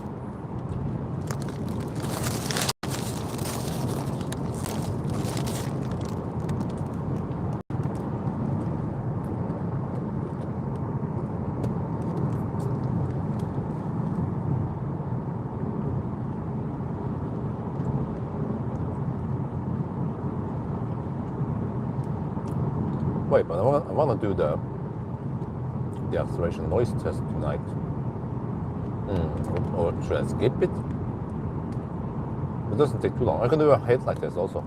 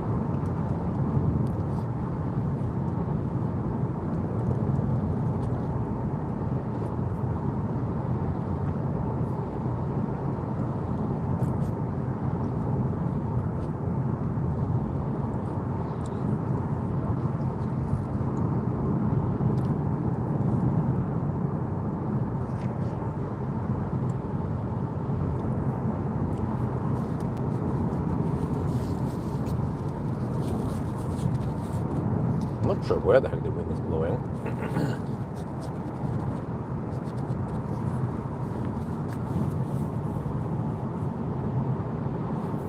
But all I know is that we need to hammer again.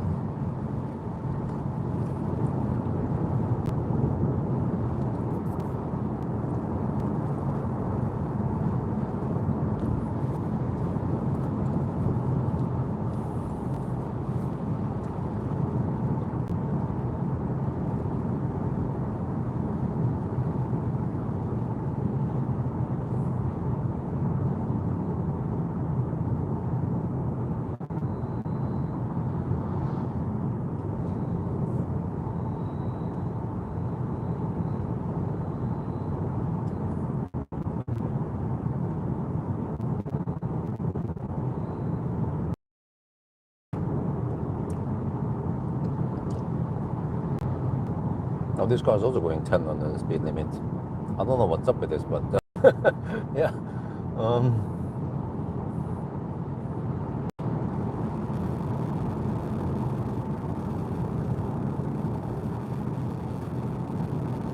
good, exited.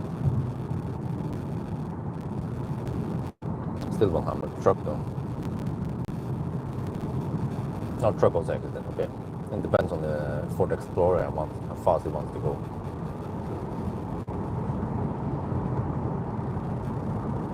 Yeah, it seems like he hammers it. Okay, good.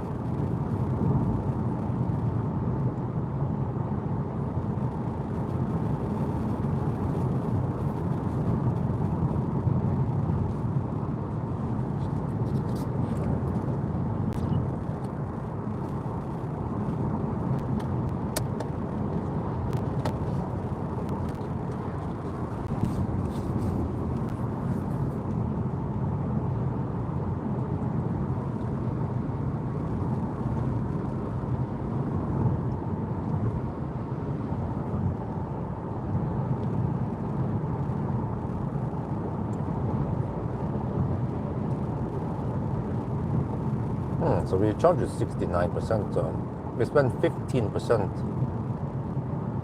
No, wait, no, we didn't. 20. Okay, 43 now. We spent 26% going 62 kilometers.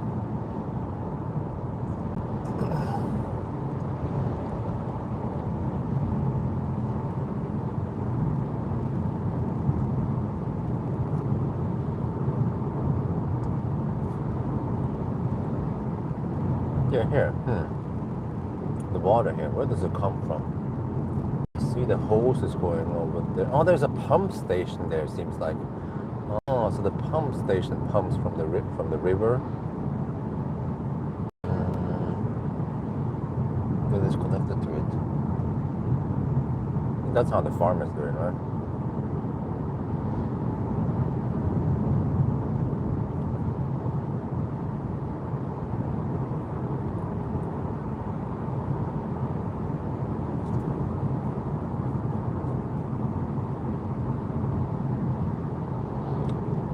Well, the Explorer is going around 95 kilometers per hour GPS speed. I'm going at 87 or 88. I think around 88.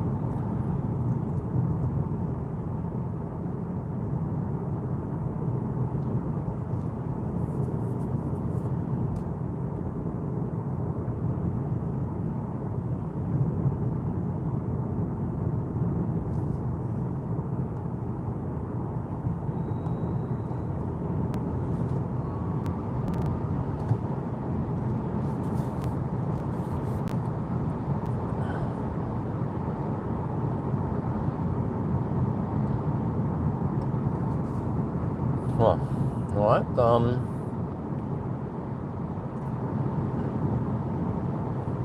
What to do? I need to plan my evening or night. Well, so this afternoon, actually after I pick up Isabel, I had to shoot the banana box test. Fortunately, the car is not that big, but yeah, banana box test, and then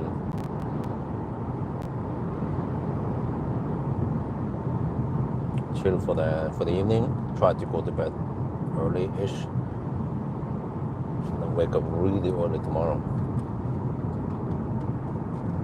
Gol kommune. Welcome to Gol.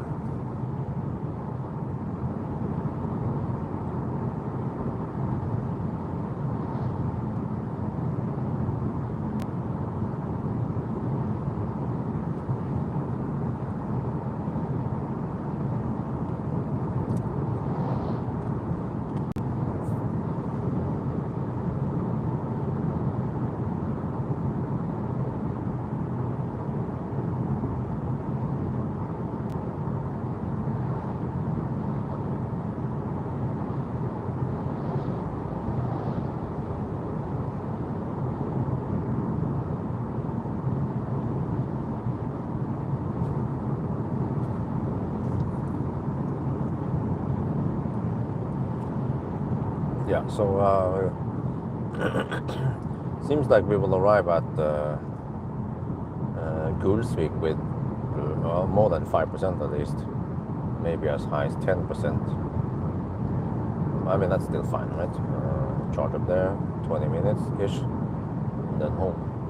Wait, and then I need to calculate how long it takes to go home. I actually want to charge high enough so I can get enough juice for the night.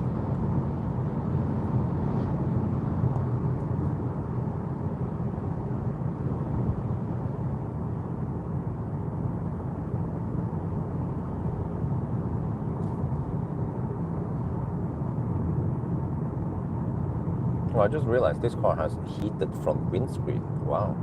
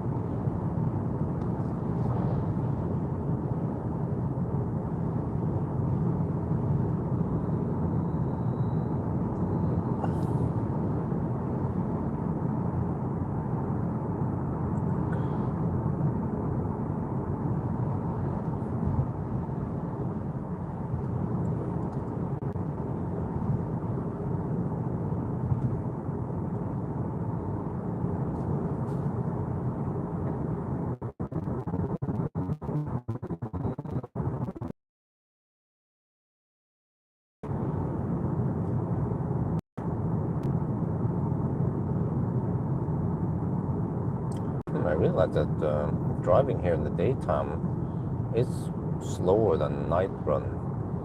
I have that reference time, 2 hours and 50 minutes. Yalo. Daytime might be 5 minutes slower.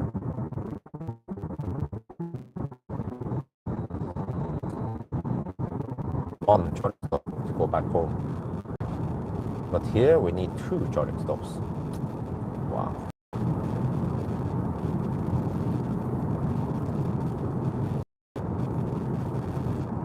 But maybe people who buy the DS3, they don't want the best, they don't care too much about range.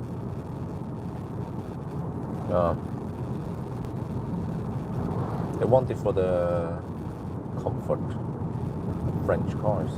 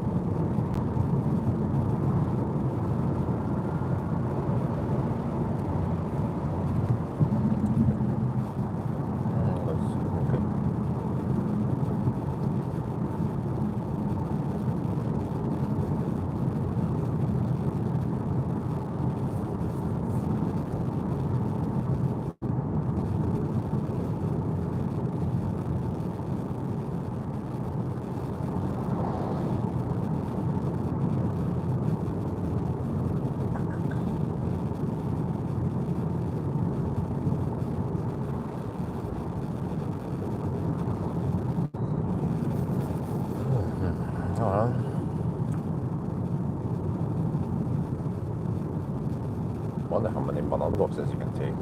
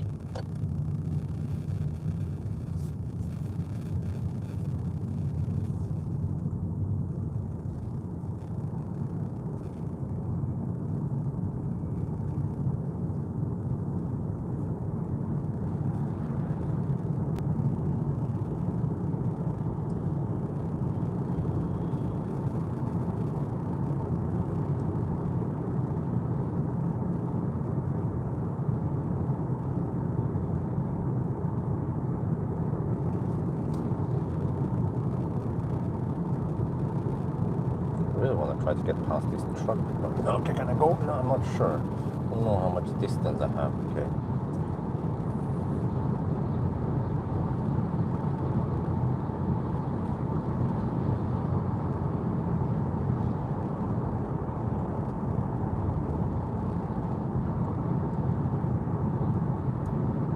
Oh, there's a bunch of cars in front of me.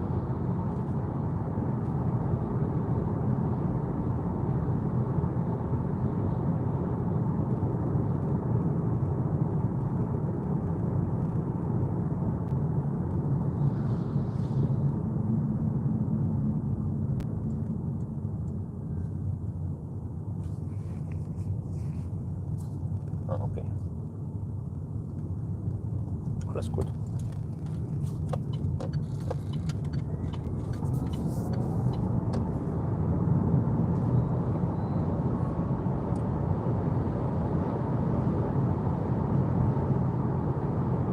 Wow, they not hammering or what?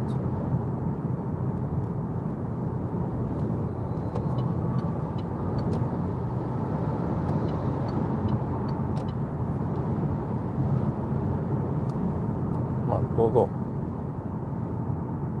Being passive.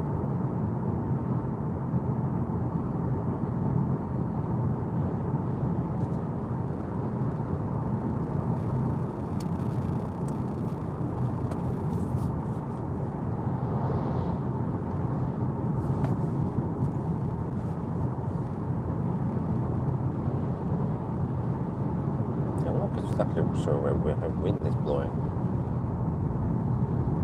Are you getting headwind now? What? I'm confused.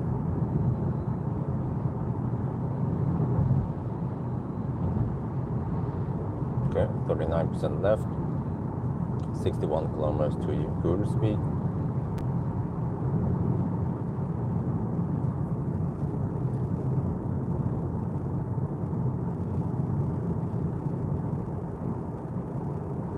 That's only V2 supercharger, but doesn't matter. As long as I get more than 90 kilowatt, then I'm happy. I mean, actually, yeah, I haven't seen 100 kilowatt before. Highest I've seen was 90 kilowatt. I've seen 91 reported from the supercharger now.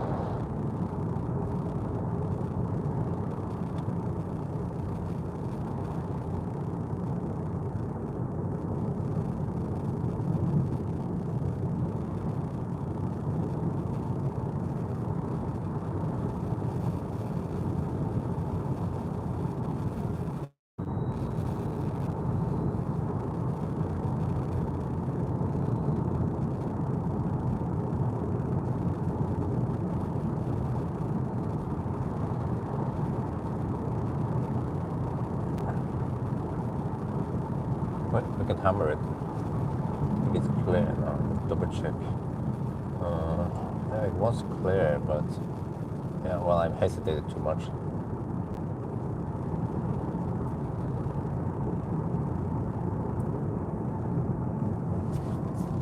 I think it's still clear, no?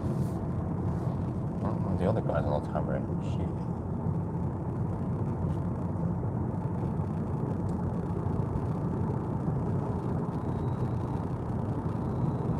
let's go.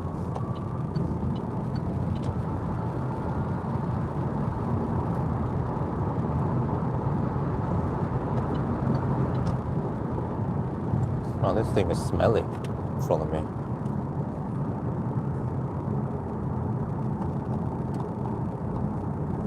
You know, that Ford guy is a bit passive. He could have hammered earlier.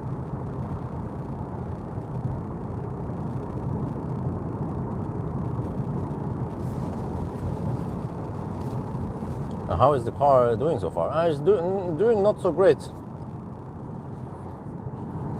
It's like every test we try, it just does it bad. Yeah. I mean, it's even summer now, 11 degrees outside, you know? I can understand if it was minus 20 degrees outside.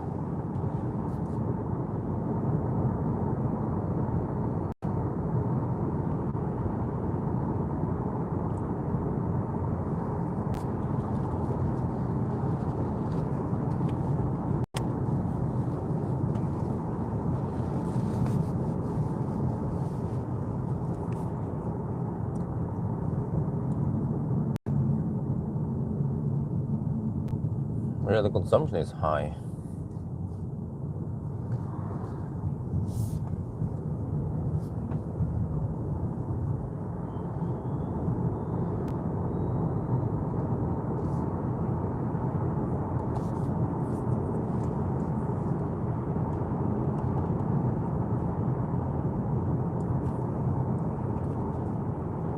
Actually, oh, maybe not now when we go downhill. We can try to calculate. Let me see. I spend.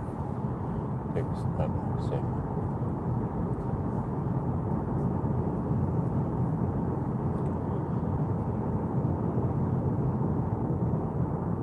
%32 now.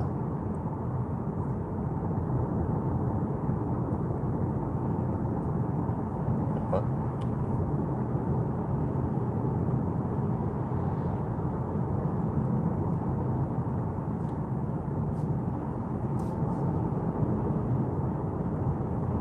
Oh, only 160 watt-hour per kilometer now since all. That includes going into the snowstorm and back again. But now it's looking better. Yeah? We have to check the total consumption eventually.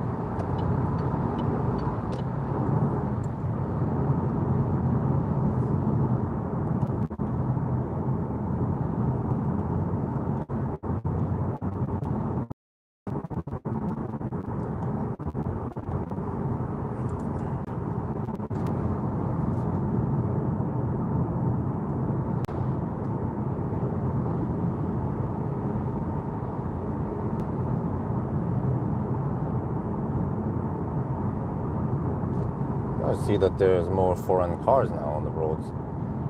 Coming to visit Norway. Huh? Enjoy the country.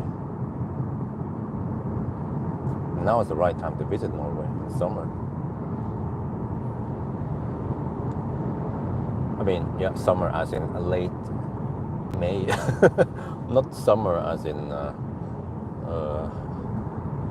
April.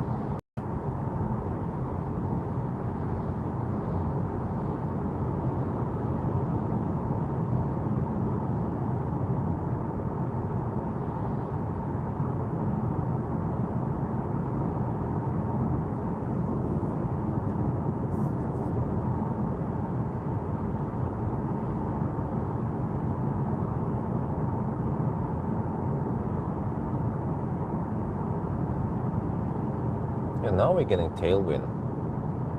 Yeah. See on the flag there, we're getting quite strong tailwind now, which is good for consumption.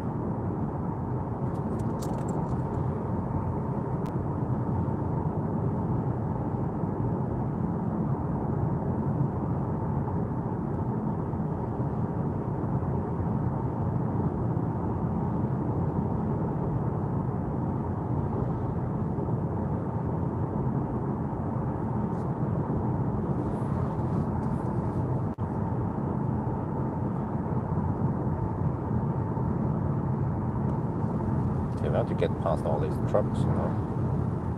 Because eventually it's going to be twisty. Then it goes slow.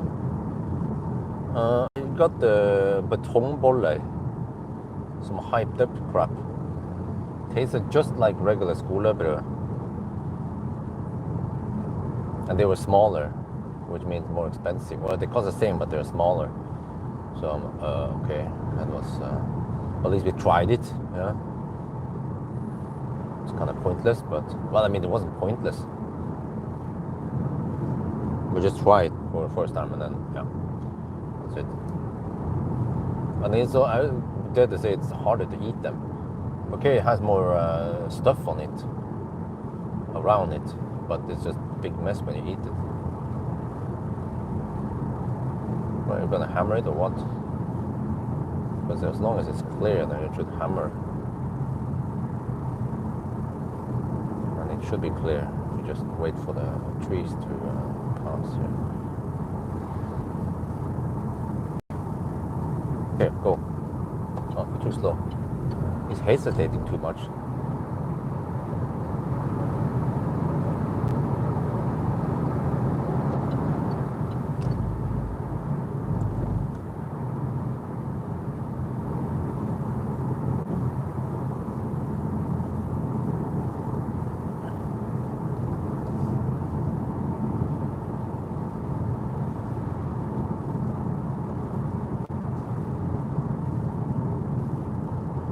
I mean, I just realized that the Insta was a lot better because Insta could get here and charge at Evany here. Yeah, I just happened to be here at exactly 10% also. That was quite good timing. So, well, could I go further? Maybe, well, Bromma. Yeah. Not sure if we can reach Bromma with almost no juice. Well, what? It wasn't that hot at the Insta run, was it? I think it was done around April. Oh wait, oh, when was it again? Yeah, it was around April from what I remember. So Insta was the first poor man's car I tested in this series. Oh, poor man's cars.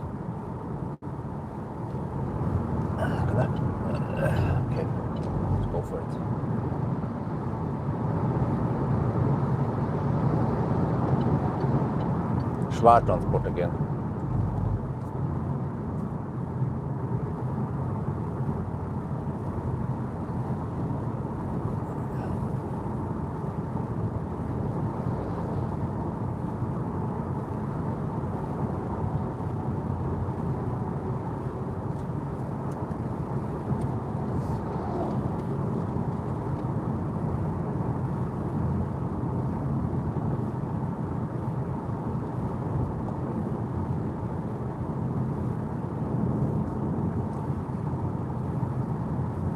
So I mean, only 113 horsepower works because the car is so light.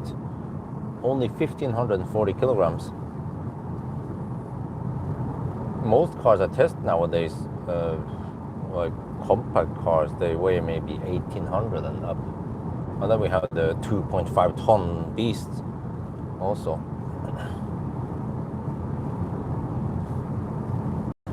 But even the i4 is quite heavy. 2,400 kilograms with driver, of course. But I mean, yeah. On the road when it's in motion, it needs a driver. That's the weight that is relevant, right?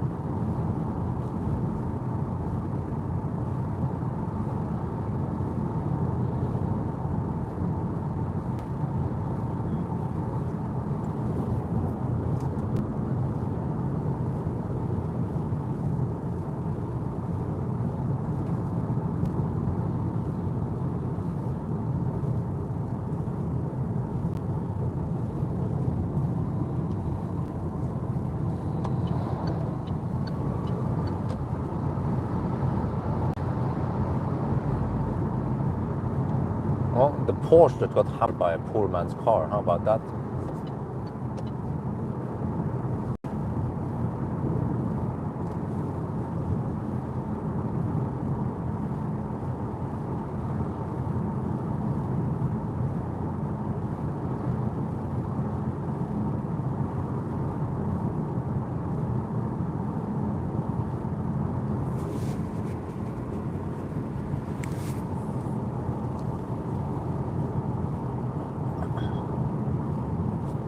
Let me see, total distance now.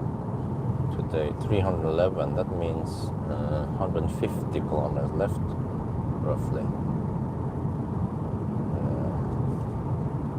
Well, that means from Gulsvik, that's only 120 kilometers from Gjesho.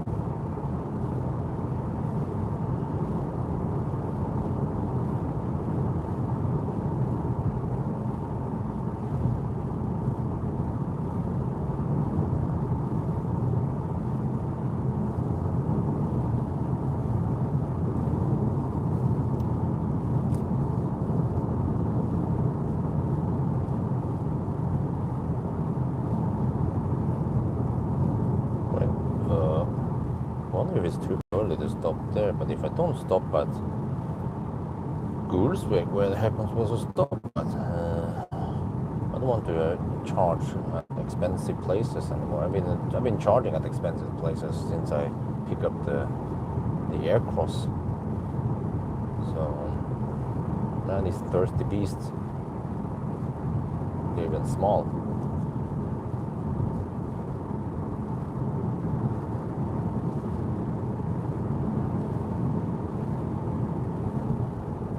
Could charge at Soft now or what do you call it again? VM. Yeah.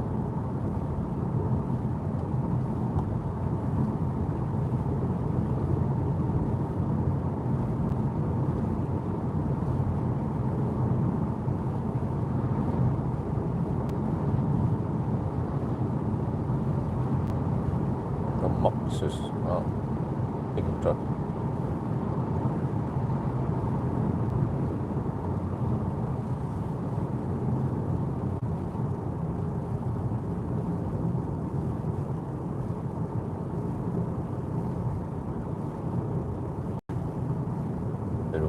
Let me see. Do they still have those chargers? Oh, the recharge, they removed the 50 kilowatts. I wonder where they shipped them. I mean, they're still functional, I hope. Did they ship them to Eastern Europe?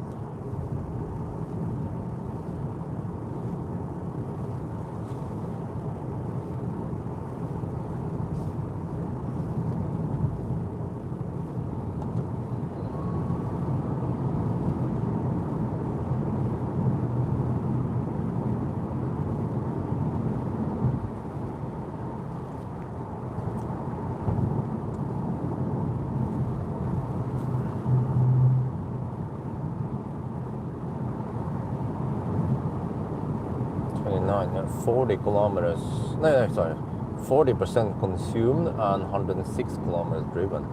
That's roughly 1 to 2.5 times ratio. But I'm not sure if we can count on it for the remaining, but what is GOM saying now? 69 kilometers on GOM. I think it should be more than that.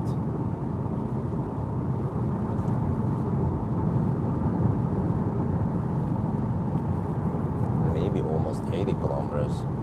That means I can go 50 kilometers past Gulsvik. Not sure where the heck I end. Maybe at Hønefoss. But I don't feel like charging there, so I guess I'll just stop at Gulsvik then.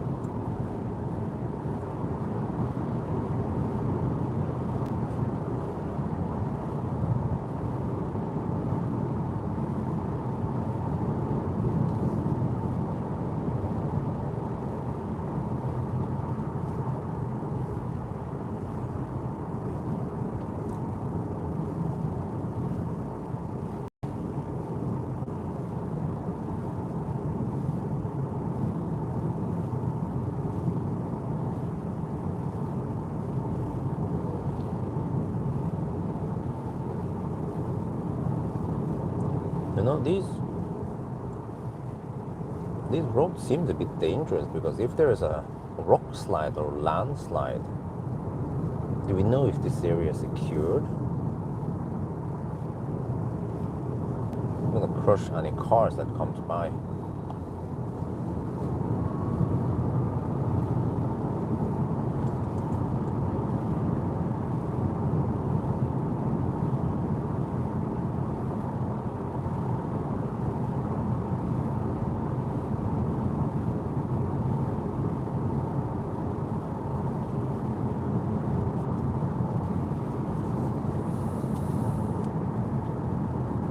So yeah, for you guys out there on the live stream, would you consider buying this car? Or maybe you want the Aircross instead? But before I tested these cars, e-C3, I had no idea how this would be. Well, I was expecting something similar to the Stellantis cars, you know, but yeah, I had no idea it was going to be.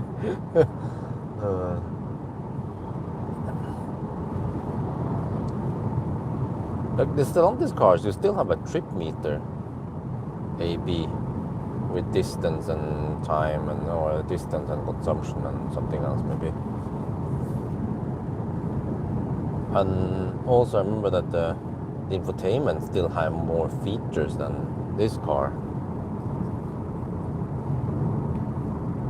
And you could have automatic wipers. Okay, well, the lack of feature is more like, okay, you get the poor man's car. You need to twist the key in the ignition.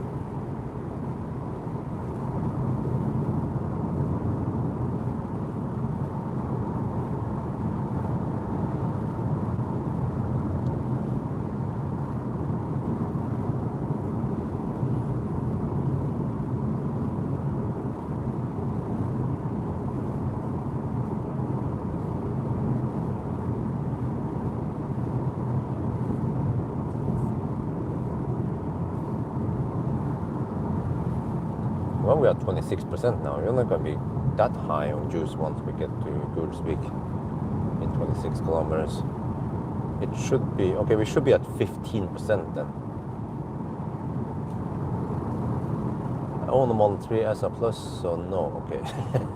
Well, even the SR Plus is so much better than this car. I mean, even compared to like versus and also just the way you use the car experience. You have app, you have big screen, lots of features there, keep clamp on, preheating, autopilot. But of course, if you cannot afford a surplus, then yeah. But I mean, if you want something cheap, how about just buying a second hand? I mean, what's wrong with that, right? It doesn't have to be that old. Like, you don't have to buy a 10-year-old car. How about just a 3-year-old car? Still get a lot of car for that price, and then you might still have some warranty on it.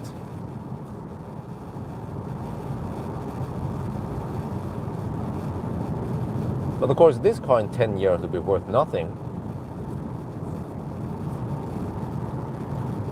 So then someone in 10 years can buy this for 5,000 euros.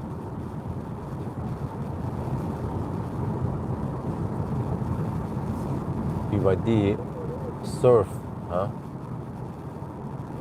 25k euros with 42 kilowatt hour battery.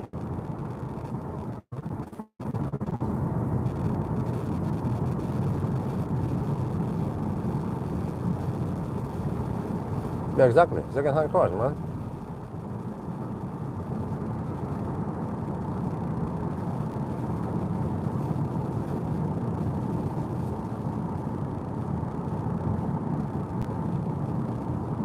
Some kind of like a 3-year-old poor man's car is probably worth. I mean, probably costs less than this brand spanking new,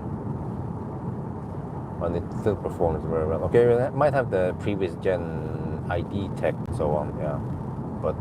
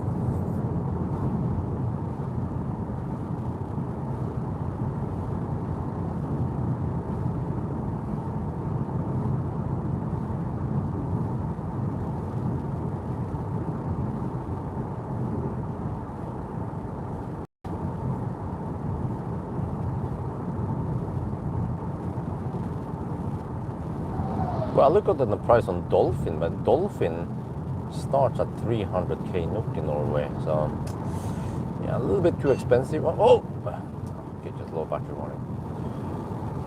300k. But then how is Dolphin? Dolphin is also actually even more weak sauce than this car.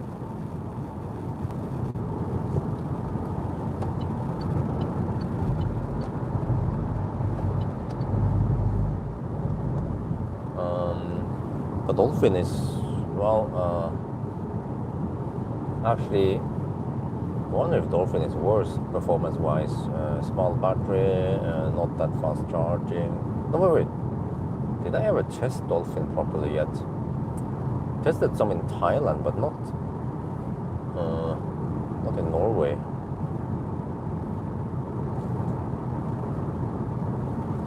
Well, I'm gonna test the MGS5. Well, maybe I can book Dolphin for that slot in June, then. Unless there's something else interesting that comes up that should be tested.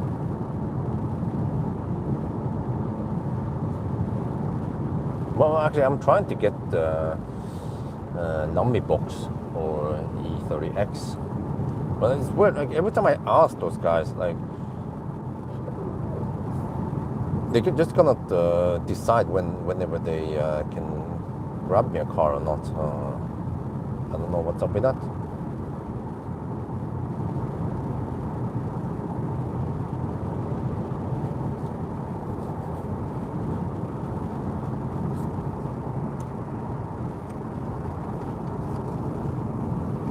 Two-year-old Mustang, even 6-year warranty, left battery. Oh, okay.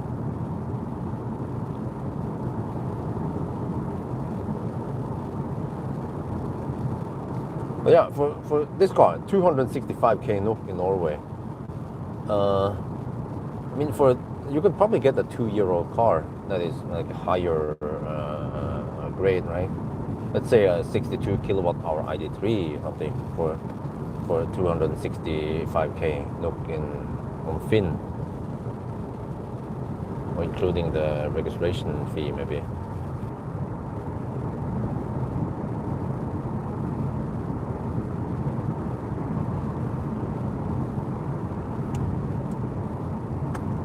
I'm almost dare to say that a 10-year-old classic Ioniq is better. Well, the classic Ioniq has auto steer and auto steer-ish and adaptive cruise control.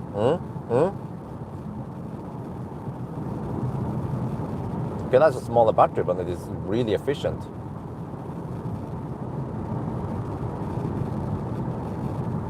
You know, I should just have a classic Ioniq laying around at home. So every time I get some shitty cars like this, I can do some race and side-by-side test, just to show you how a 10-year-old Ioniq can beat modern shitty cars. They could have done so much better. 45 kilowatt hour battery. They could have made it more efficient. That could be good. You know, you can imagine if classic Ioniq had 45 kilowatt hour battery, or 42.8 net capacity. That'd be heaven. Even with this charging speed, 100 kilowatt in the beginning and then 68 kilowatt until 58%. It's still decent, you know. If you could rip off the battery here and put it in the classic Ioniq. Yeah, it's liquid cooled.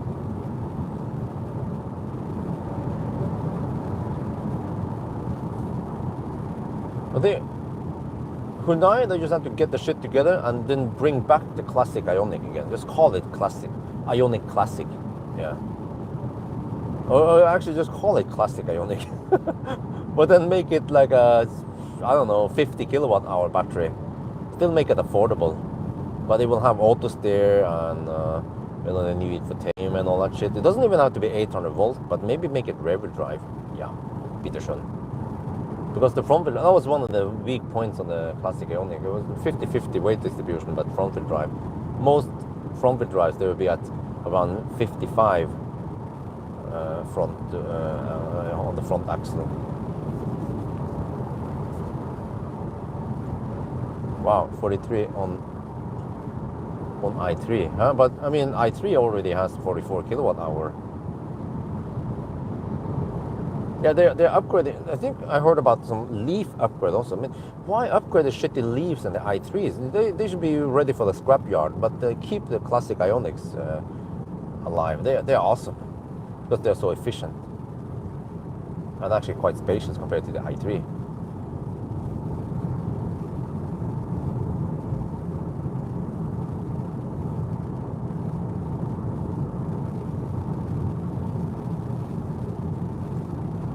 What, 2 kilometers away from Gulsvik now. All right. Yeah, 21% left. What is GOM saying?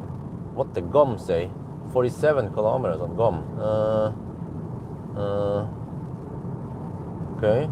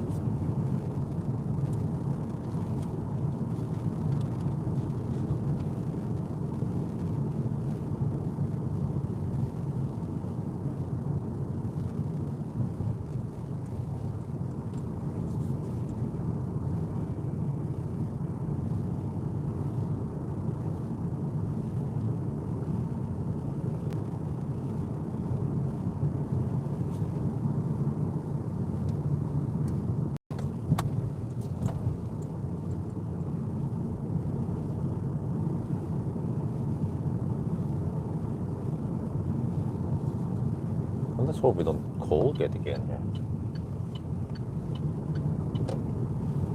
That would be interesting if we cold get it again.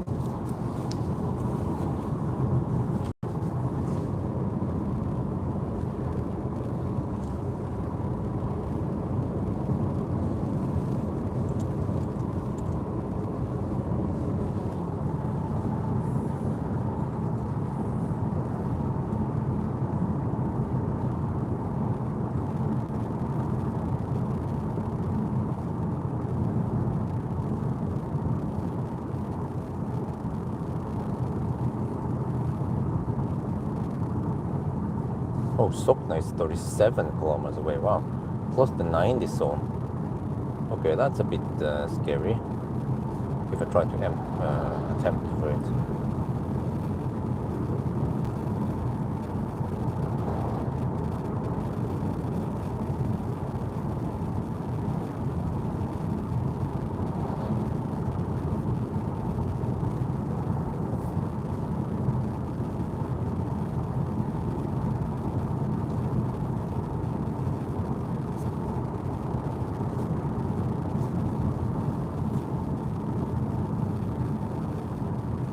i3 was 22 kilowatt hour. 22, 33, and 44.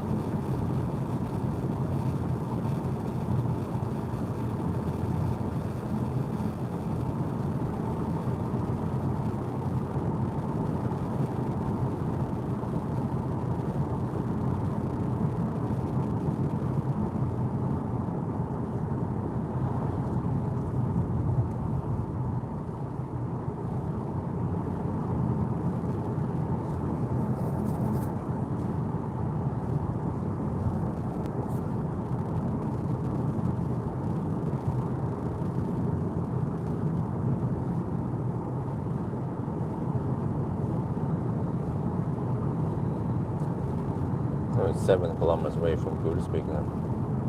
These are, it seems like these guys are going at okay speed. I have to hammer them. But the guy I hammered just now, he just disappeared behind me. He must have gone really slow.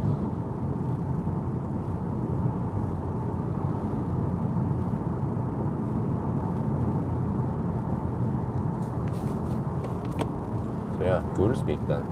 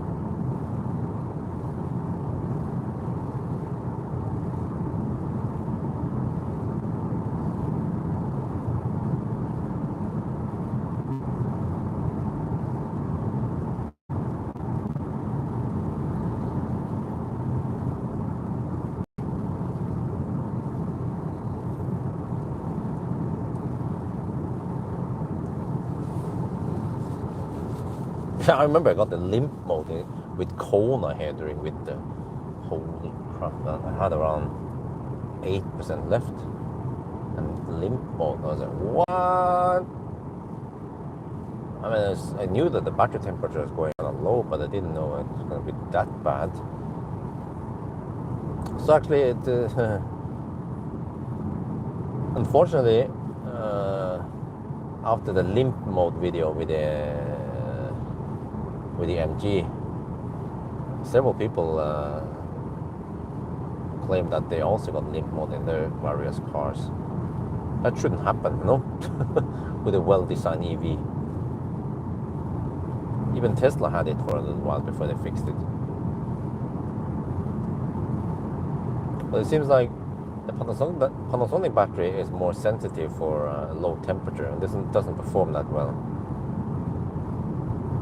Whereas the LG battery has better low temp performance, but not that great overall performance for charging and discharging, of course. Fiat Grande Panda, Frontera, EV, okay, the same. Well, but the same. They're all the same tech, infotainment, and so on. So I don't have to test those cars, right? It will just be the same annoying story again for me, you know.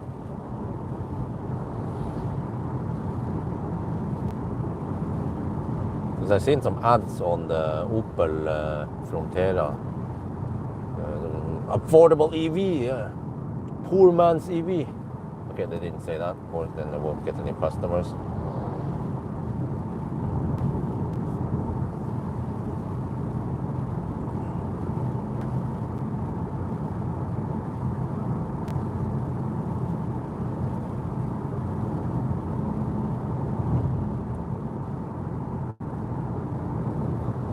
I could probably make it to Sopna. I barely make it there, but really no point. I'm just gonna charge here. It's 3 NOK per kilowatt hour at supercharger. The other places there it's around 5.5 or 6 NOK per kilowatt hour. So why bother paying double price on those places? We can just stop here, Gulsvik. It's a nice place with a gas station. Circle K.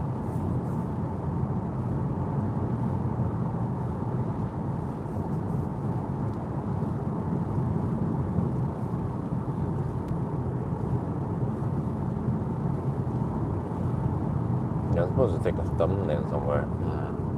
But that spot I always do it right after Gulsvik. Maybe I can just do it there. Yeah, how about that? After the charge.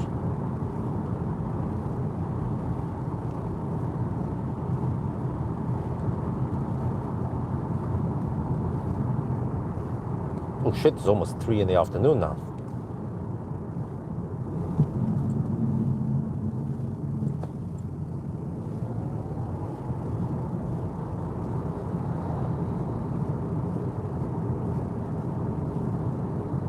And then we get to Jesho, 118 kilometers away. Okay.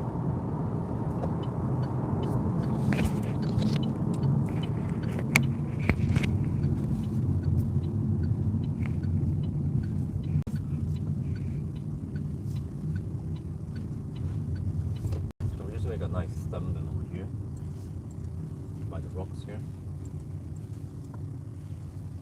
Like this. Does that work?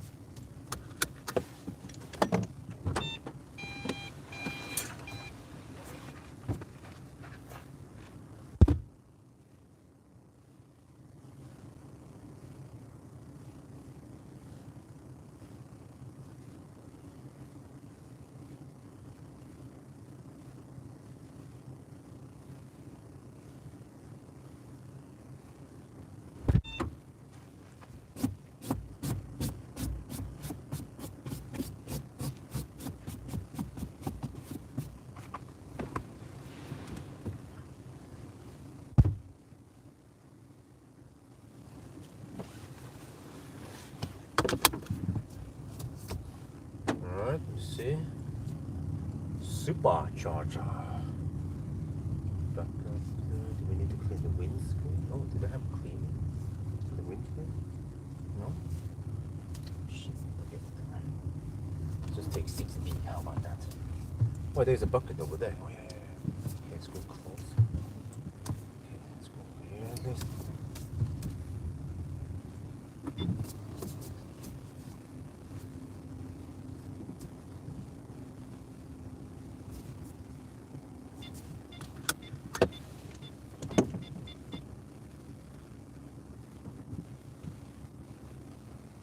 Write down the numbers. Fuel week 17%, and then 137.3 kilometers. Okay.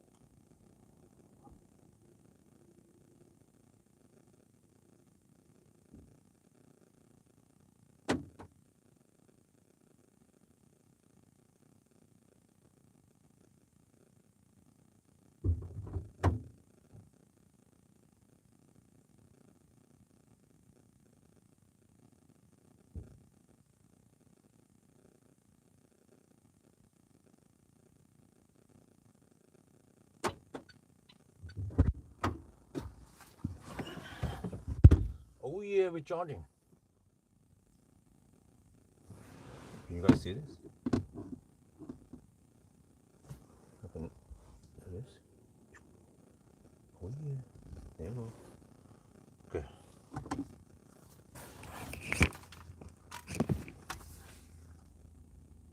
Wait, are we Colgating again? Really?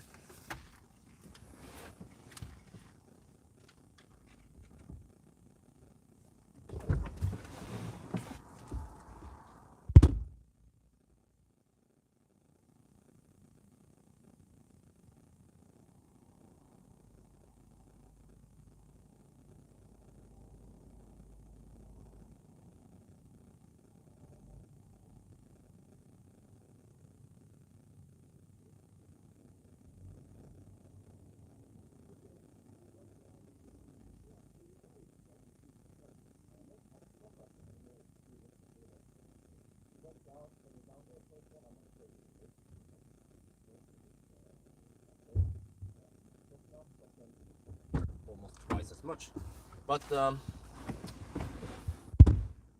we're only getting 64 kilowatt. It's Colgating again. Wow.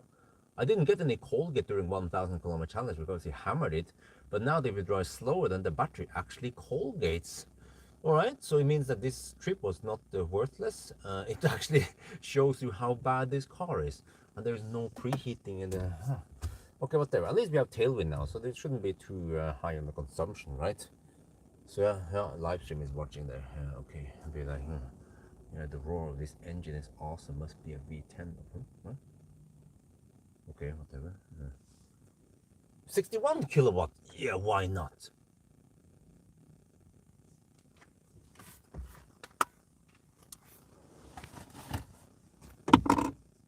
$45. What? Whoa.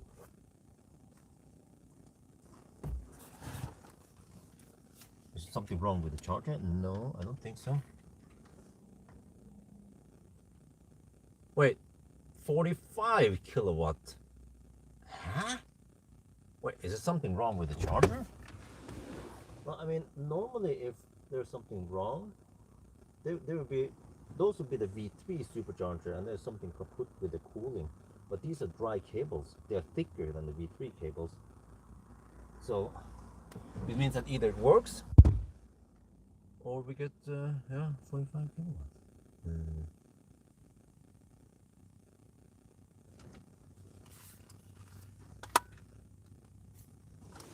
Wow. Okay, I'm gonna go clean the windscreen.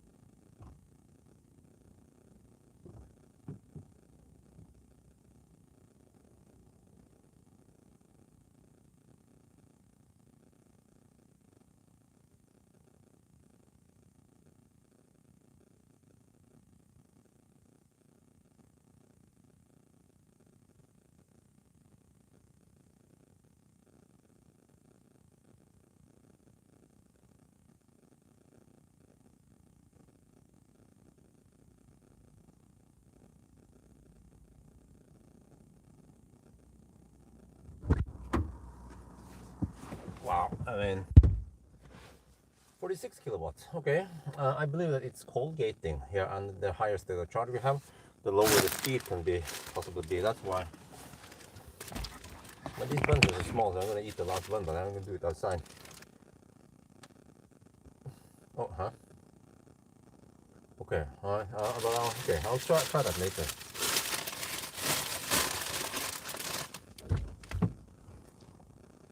Wait, I'll just sit on the other side or to get shade from the green.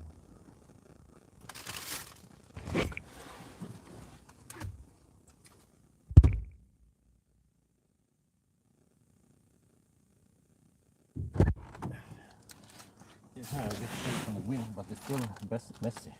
I have to go completely out.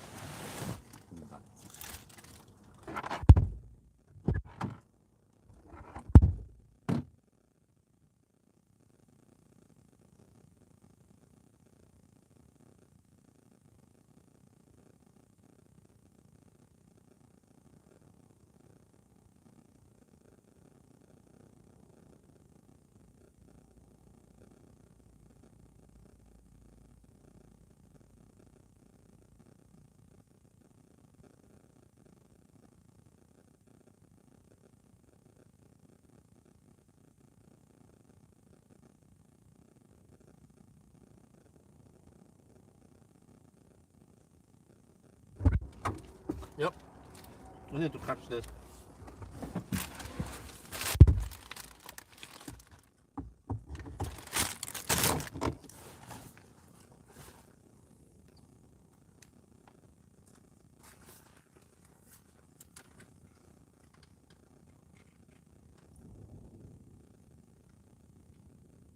Yeah, you see, I didn't change storm, and then suddenly we're getting 72 kilowatt. This is typical behavior for a cold gate, which is that you charge kind of slow in the beginning, probably no battery heating going on, but the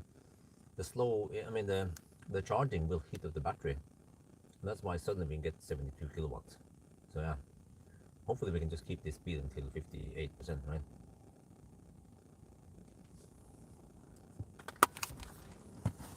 I'll have to touch the screen a bit until so it doesn't go into screensaver mode.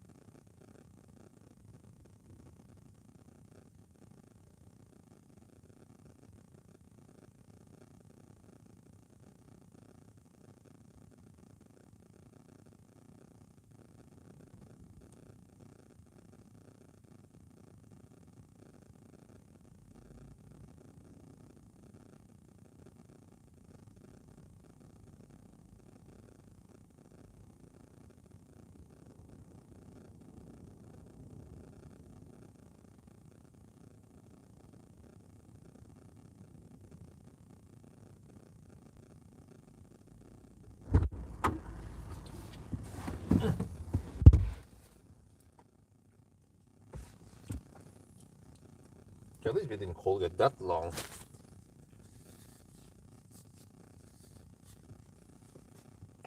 There was a time now. Oh, it's almost 3 in the afternoon. Oh shit, I better hurry.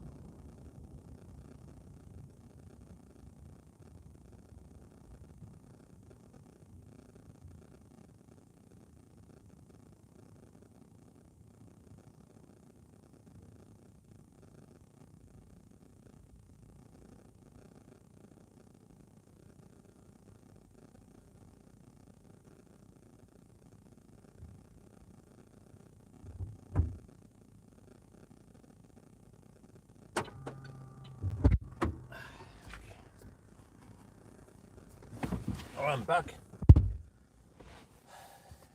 Overtaking EV uses this platform, huh? That's faster. Well, I mean, yeah. 100 kilowatt, right? I've never seen 100 kilowatt. I've seen 90 kilowatt.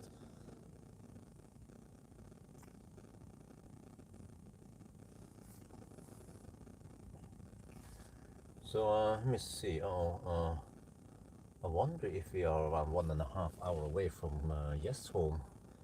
So I should leave soon. Maybe we want to get to 60% before we leave, but probably not 69% like the previous stop. Yeah, and that should be enough. Wait, do I have to go to Yemen? If I have to go to Yemen, I can always charge at Yemen also. Yeah, there was something I wrote down. Yeah, I need some butter and something else. I could take a quick Yemen trip and top up there so I have enough juice for tonight. Yeah.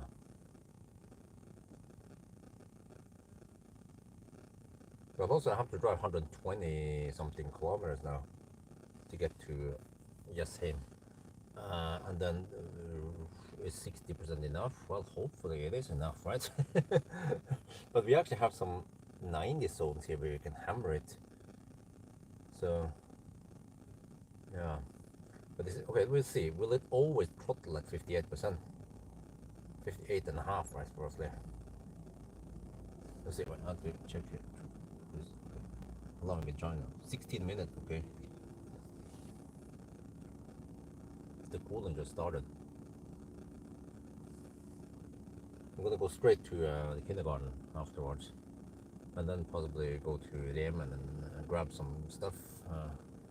Maybe I should ask wifey if she needs something with Yemen. Let me ask her.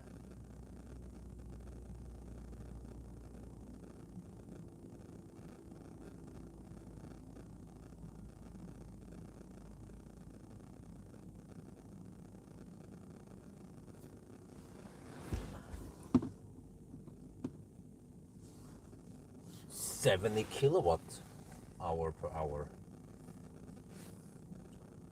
Not too bad. But okay, so it's slightly colgated on both sessions. The first session was actually... Oh yeah, of course, it makes sense, yeah. First session, it didn't colgate that long, and it was because we arrived at 6%. But second session with 17% on arrival, then it colgated, yeah. For a little bit longer before we recover, around 5 minutes colgate or something, yeah. Well, actually from 17 to around, was again around 30% to 25% by the time we recovered. But then, yeah, it's gonna throttle at 58%. I think regardless of how slow we start. Some cars will flatten out the curve a bit, but I think this is not that advanced. So how long have we been charging now? Oh shit, 17 minutes. Okay, so this is gonna be a roughly 20-minute stop then. But that's it, we should leave soon. Because it's now 5 minutes past 3. So, okay, I might arrive at Yesheim at 4:45, kind of late-ish. Wifey prefers that I pick up Isabel around 4:15, 4:30, yeah. Yeah, they claim 100 kilowatt, but I never seen it. And also on the 1,000 kilometer challenge, where the battery is obviously warmer, still haven't seen chart. Haven't seen it. I saw 90 kilowatt several times. You get 90 kilowatt until around 15%, I think. I don't remember.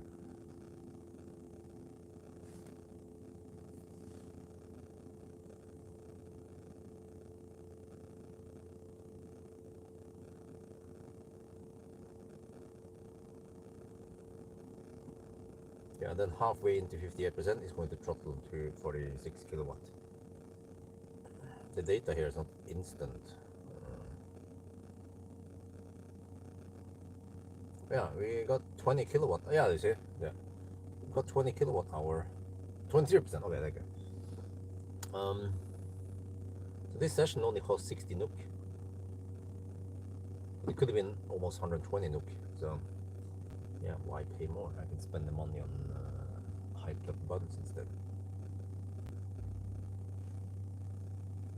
Well, so I asked wifey if she needs something for Rema, and I'll probably go there and buy a little bit of stuff. I have any eggs, egg milk. Let me see, what did I get?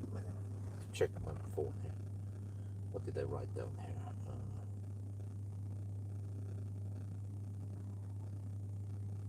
Oh yeah, I want to try to make some stuff. Butter, egg, flour, sugar, yeast. Okay, maybe I'll not buy one. I'll buy all that because I don't have space for it. Okay, anyway, let's get ready soon. 61% now. Alright, getting the camera ready. Combustion instant, okay. But you can get the fossil e-C3, right? Well, it's actually called C3. The fossil C3.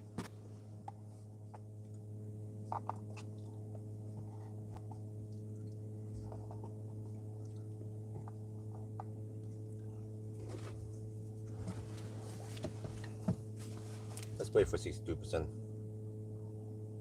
And I just twist on the ignition.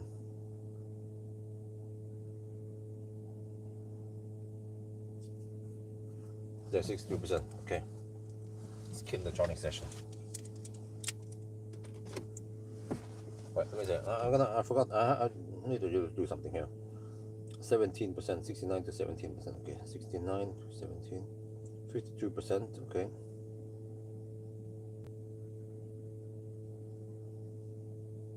I have to check on the previous leg. 137.3.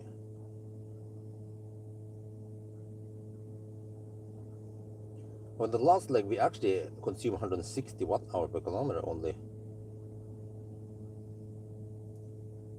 Wow. Okay. Let me record that.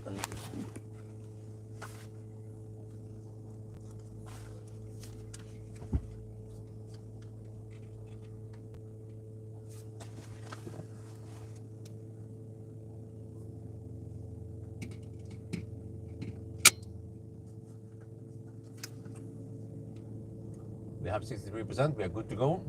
This took 22 minutes, taking 48 kilowatt. And also on the last leg, I calculated that we averaged only 160 watt hour per kilometer roughly. So, wait, how much was it? Man, forgot about the number. Yeah, 160.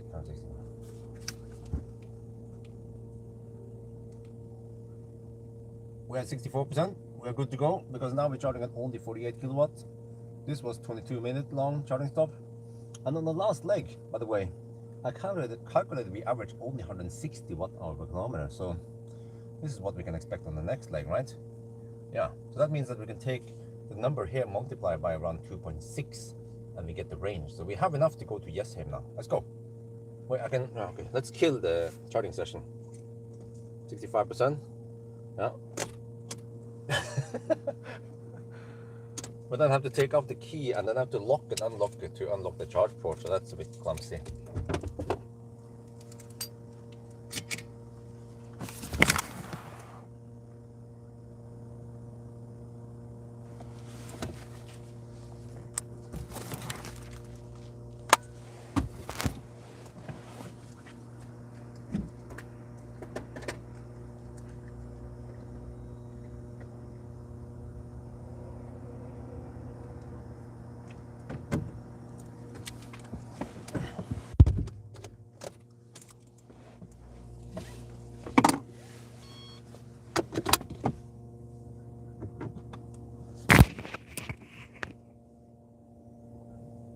And then, right after we unplug, we are down to 64%. Okay. Just like last time. We already spent 1%. Let's go. Let's hammer it more.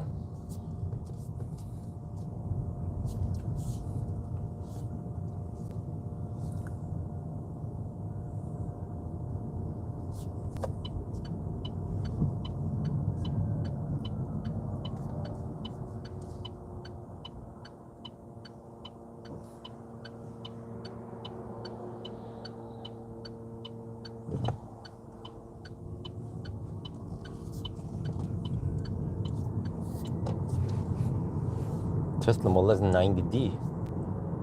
That's getting old.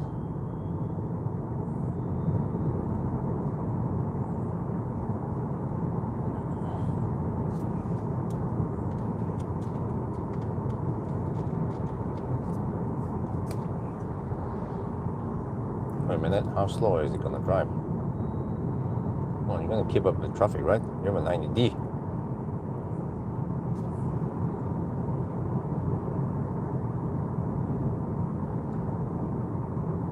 You're gonna keep driving 10 under the speed limit, bro?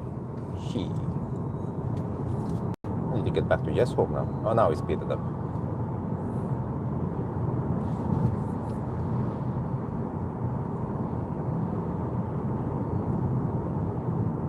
I mean, 90D has adaptive cruise control. Let me just tap it on and follow the traffic. It seems like he's eating in his Tesla. But 90D, oh yeah, I think back then you had to pay for optional autopilot, but adaptive cruise control comes with it standard. I don't remember how it was. That was almost 10 years ago. Yeah, I wonder if you can. I wonder if 90D goes for around 300k nowadays. Maybe the cheapest Model S nowadays goes for 200k. That's the classic 85 Rebel Drive. Maybe you can get a 60, but they are kind of crap. I want to stay away from them.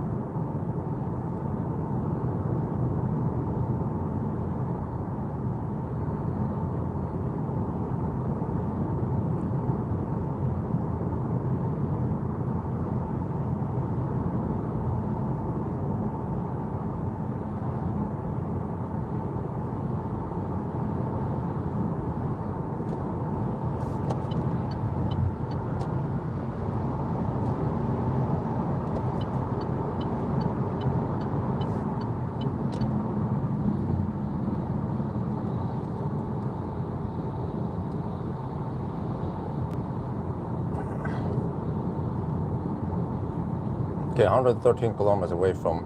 Oh, I forgot to reset the trip meter. Oh shit, okay, whatever. 113 kilometers away from Yes Home. Well, actually at the very end, yeah, okay, if you want to calculate stuff. I'll probably just mention the total consumption at Yes Home. Let me check GOM. 164 kilometers GOM, okay. Let's look at the total distance. 351 so far today.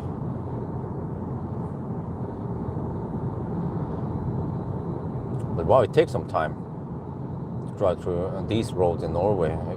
7 hours to drive 350. Oh, okay, well maybe now we're at 6 hours so far to drive 350 kilometers. So if this would be a 1,000 kilometer challenge, it would take 18 hours.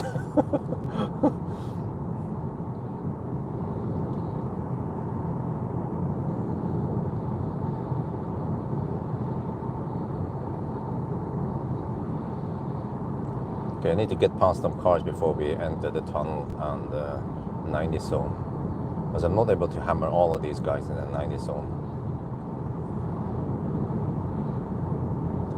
So that's why I need to pre-hammer them.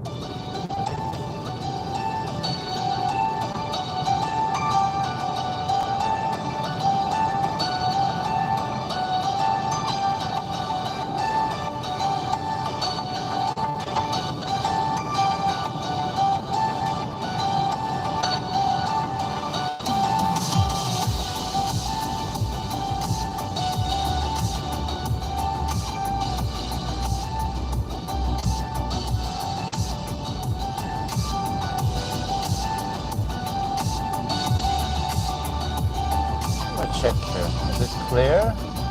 Yeah, it's clear. Go, go, go. Take the truck at least.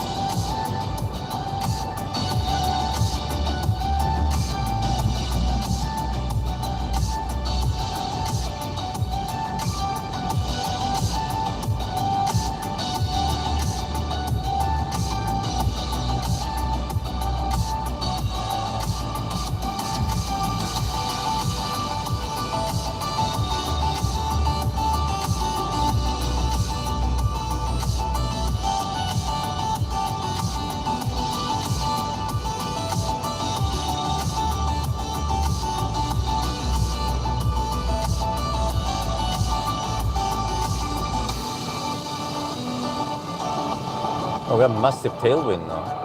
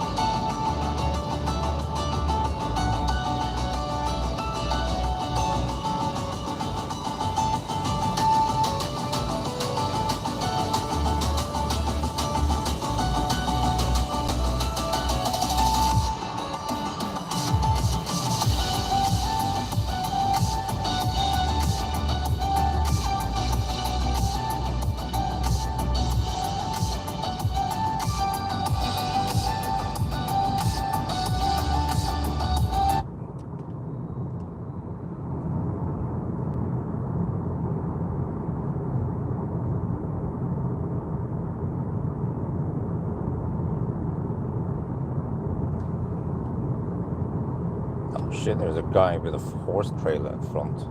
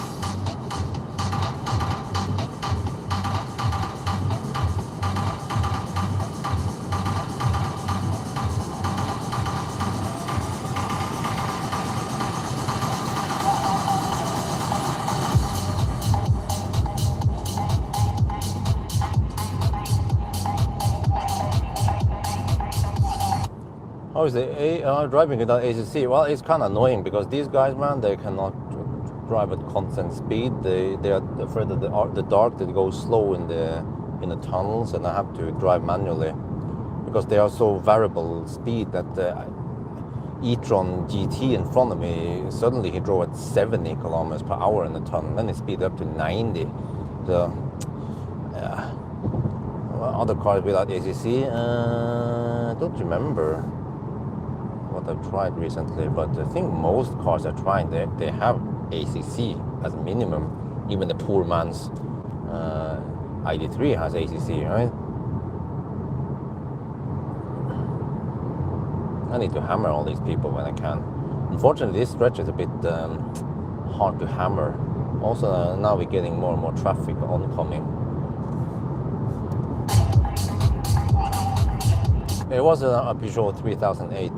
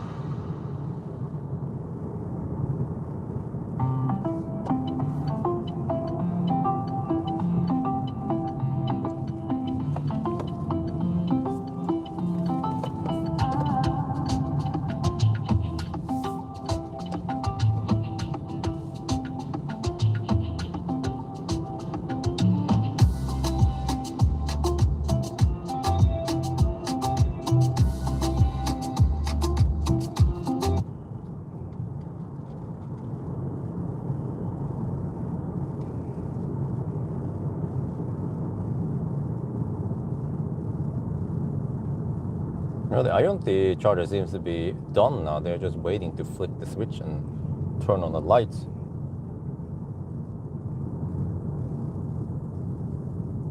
So that's going to be Ionity Sokna. New site.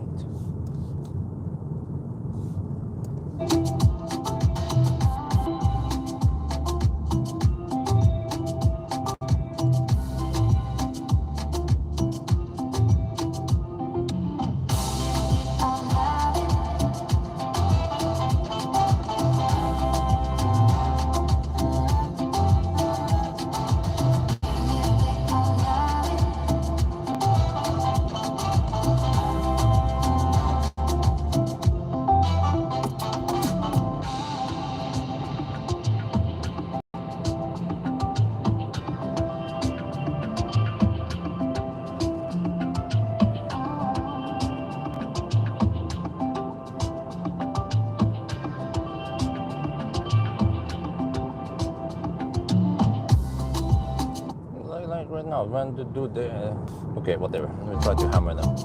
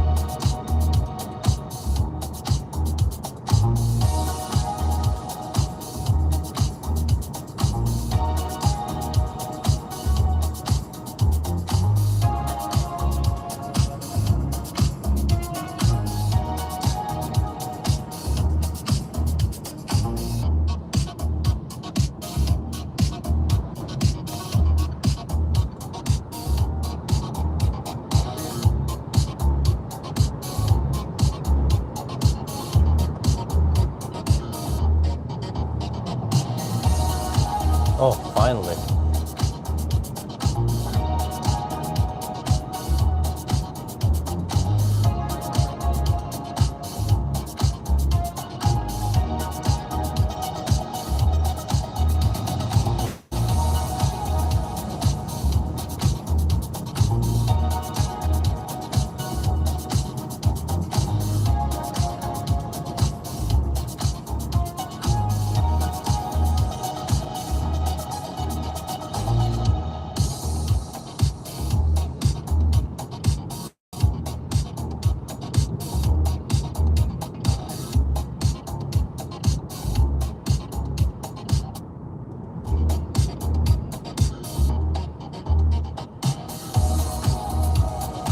Yeah, thank you.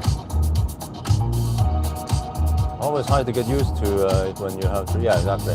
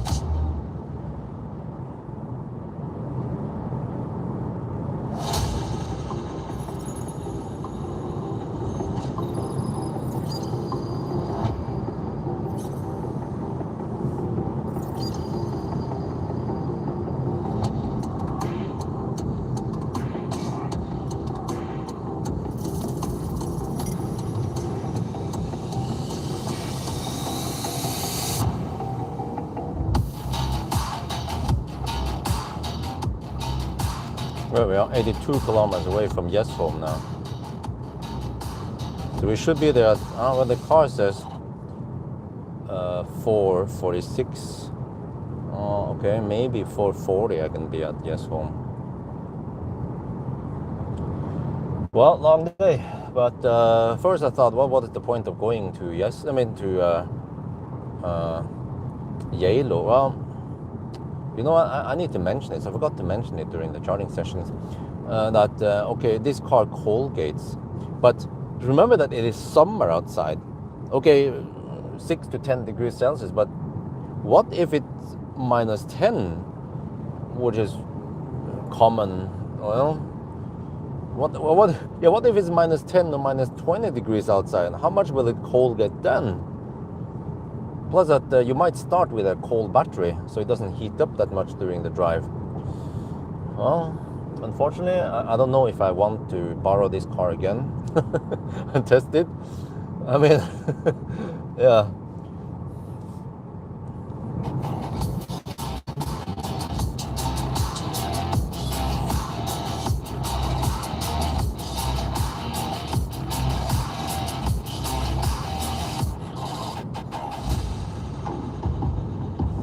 We have 51% now and 81 kilometers to go.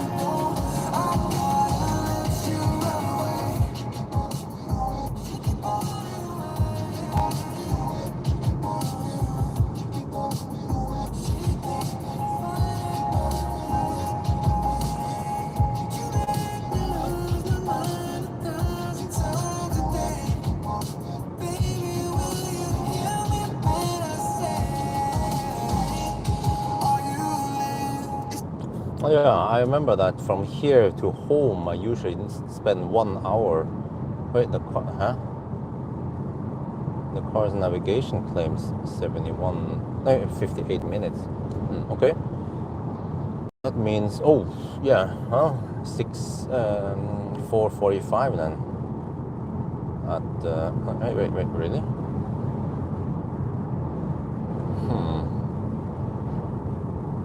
Not 4:45 then. A bit late today, but well.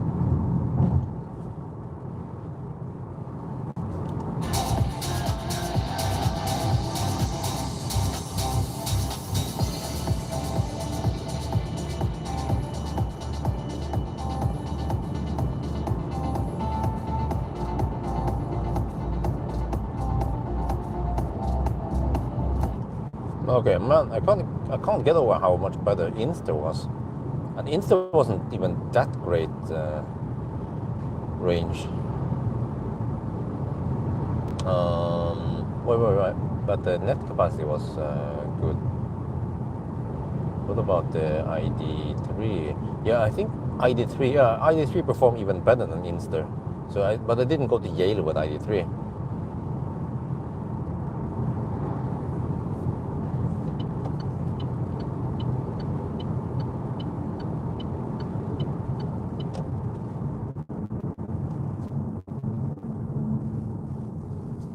Man, all the slow pokes go over here now. Shit. Guy with the trailer there. I noticed that it goes quite slow today. I'm not sure why. A lot more traffic than normal days when I go to Yale and back again.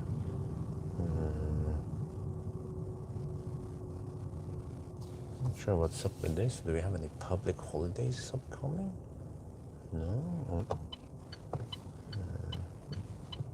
There's some pins next weekend.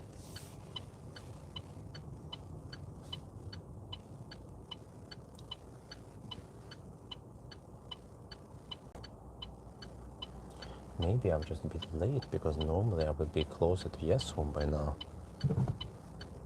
And that is a possibility.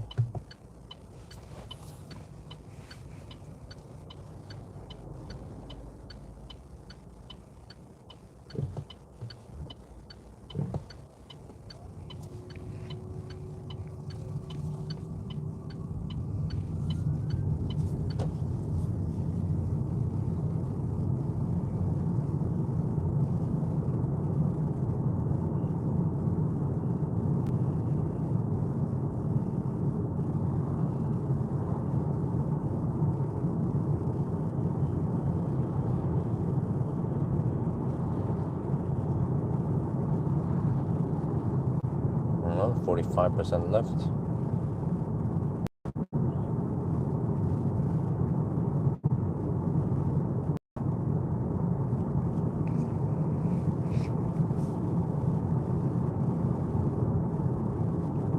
Yeah, I have to go to Yemen. So I'm parking in while I'm buying some stuff. So I have 10-15 minutes charging stop at Yemen. Then I have enough to choose to hammer it tonight.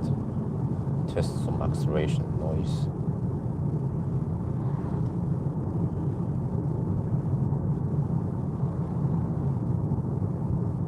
I mean, that test might drain, I don't know, 40% of the battery. I'm just going to test some headlights and then do the acceleration and then noise test and go home.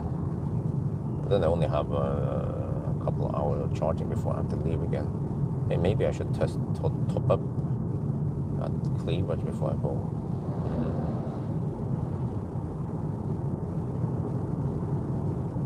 Yeah, maybe I should. But the problem is that topping up at high state charge is dog slow with this car.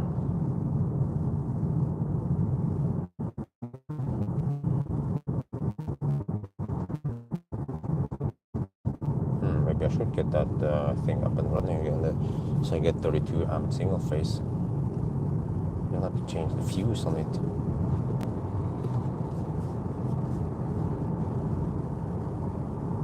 Well, hopefully it's just the fuse. The thing is kaput.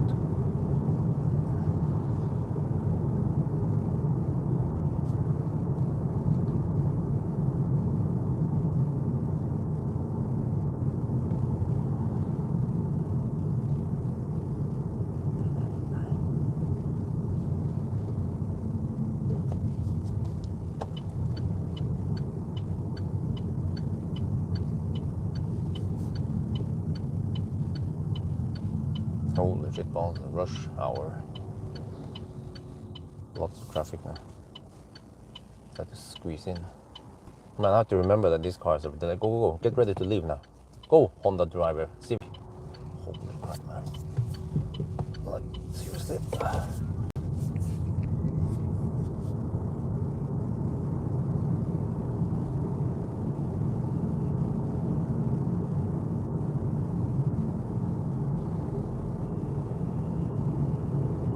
Wow, that is a long stau.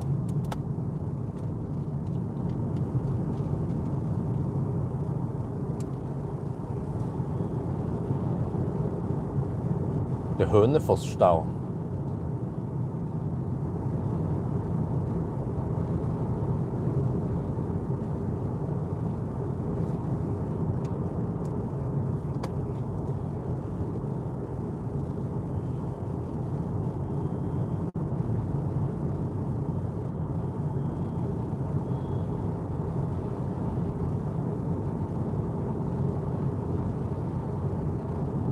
What? Is this normal? What? There seems to be more traffic than normal today. Stau is not supposed to be that long. The heck is happening this weekend? People seem to be leaving on... Well, this is just regular commuters, right? Unless they are going for some weekend trip already.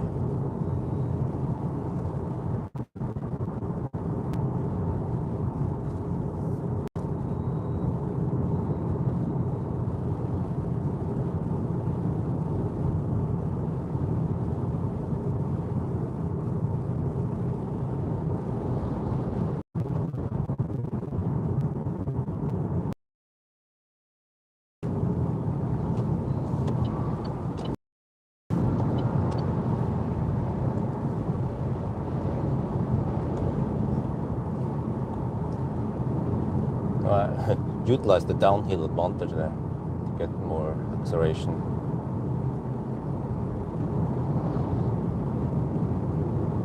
But man, I don't know why there's so many people driving slow today.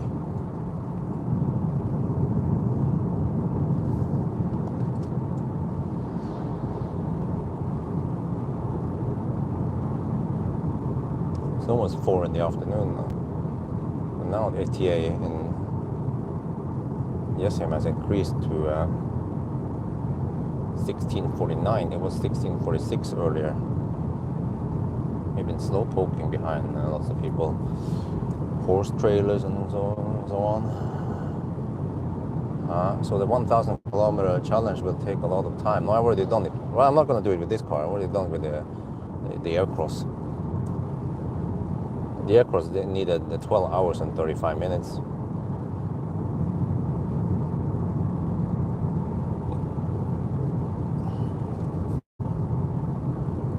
I have to return this car tomorrow. Done. I'm going to test something way better. Well, I'm not sure how much annoyance I will run into, but the MGS5, oh yeah. At least it should be similar to MG4, right? In many aspects.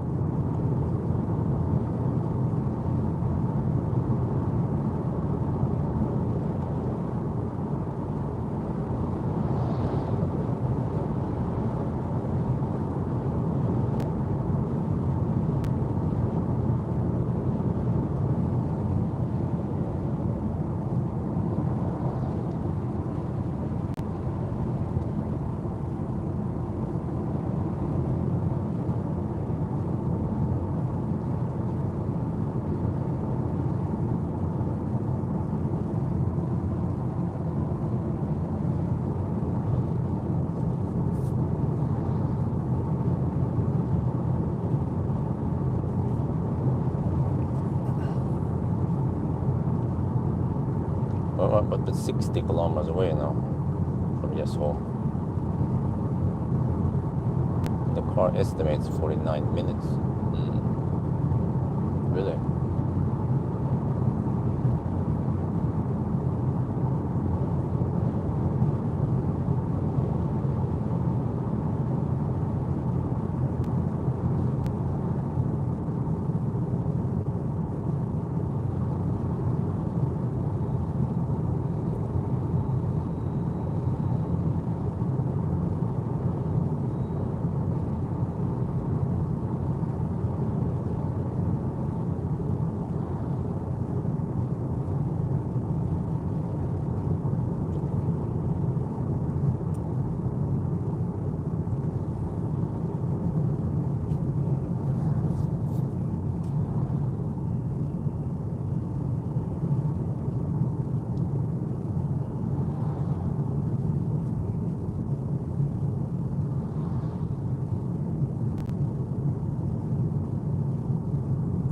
Well, it seems like fortunately most people go left towards Jevnaker.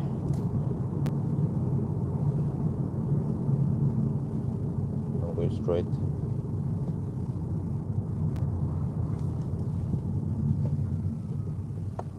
No, come on, dude, pay attention. Dude, you can go now. The other guys, they are shit. This Volvo guy not paying attention to traffic.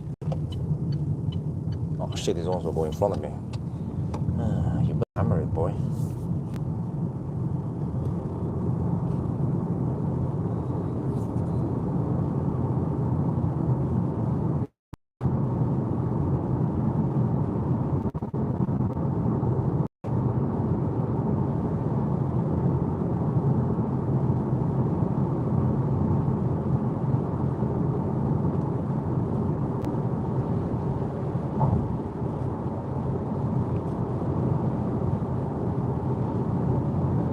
kilometers per minute.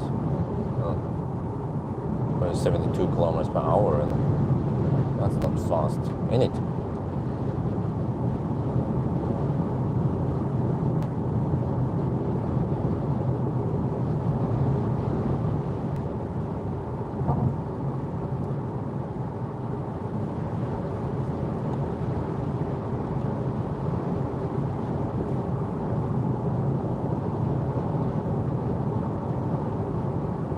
It suddenly seems like we have headwind.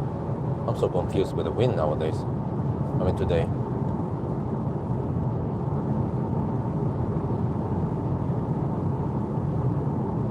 Yeah, like in these situations, or the adaptive cruise control will be really useful, because this guy, he uses between 90 and 100 kilometers per hour.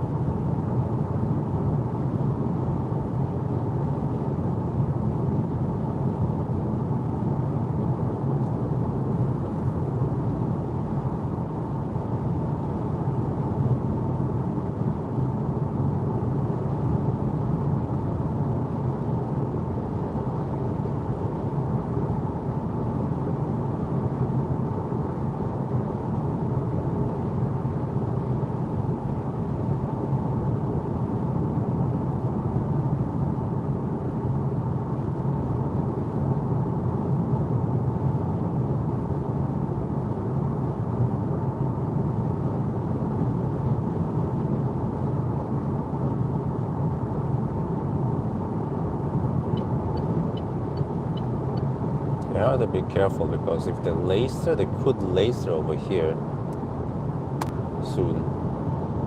But yeah, they might laser at the 80 zone. Yeah, that's where I saw them last time. Oh, this is dirty. Some diesel there. Okay, here. Let's see. I just want to get past this dude. Then slow down, slow down.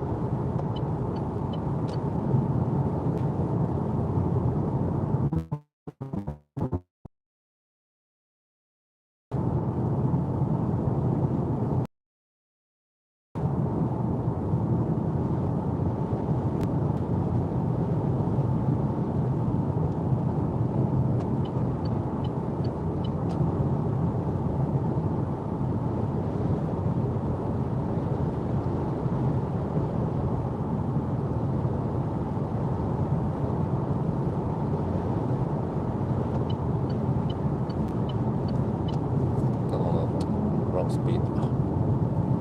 Well, cruise control things here. There.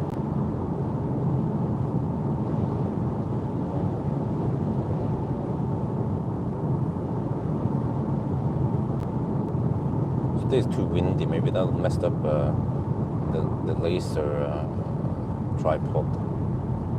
So it's clumsy to laser today. Rainy days also. Never see people laser.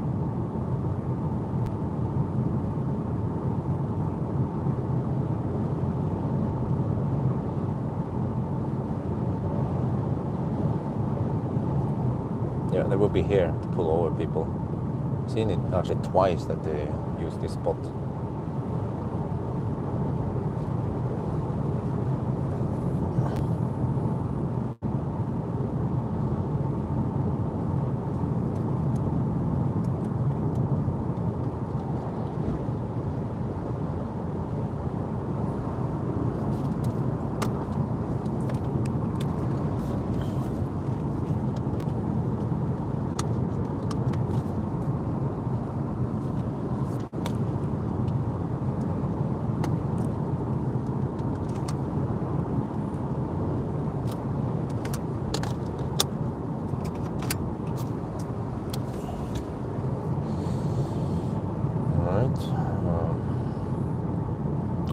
Good, right?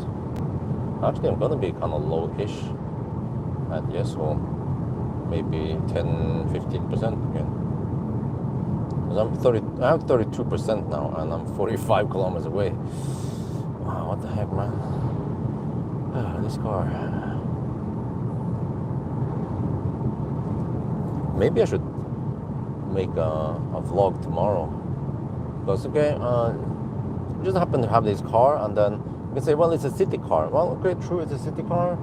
You're not supposed to drive 1,000 kilometer challenges or take it to the cabin, but there is a prime situation where I have to drive somewhere outside the city. I have to drive from Oslo to Grålum, Sarpsborg, right? With the family to renew the what they were permanent residence permit. But that means driving around 120 kilometers on the motorway.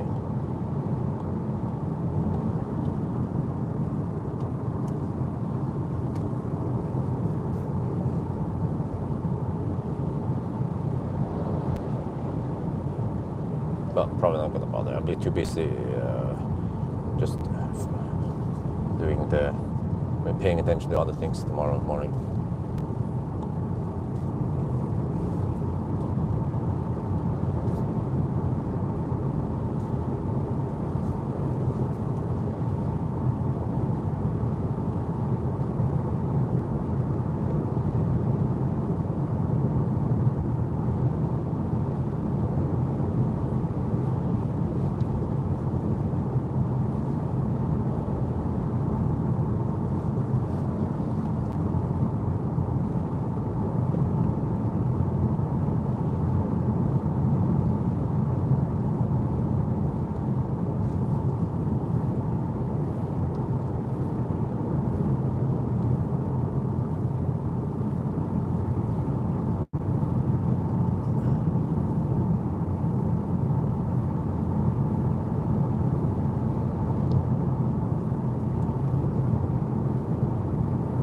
Where is the Baustelle over already? Oh, they're working on something here this morning. Yeah, it seems like they finished.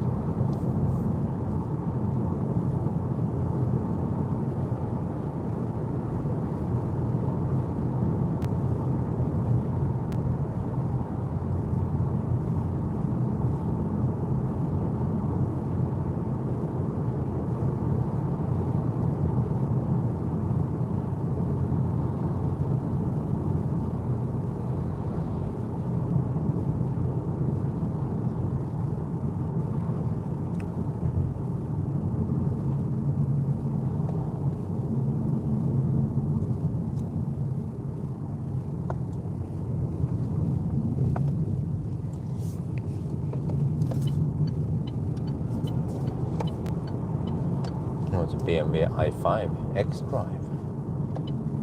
It's like 1 billion NOK. Well, it's e-Drive 40, yeah. Wait, is it X-Drive 40? It's called.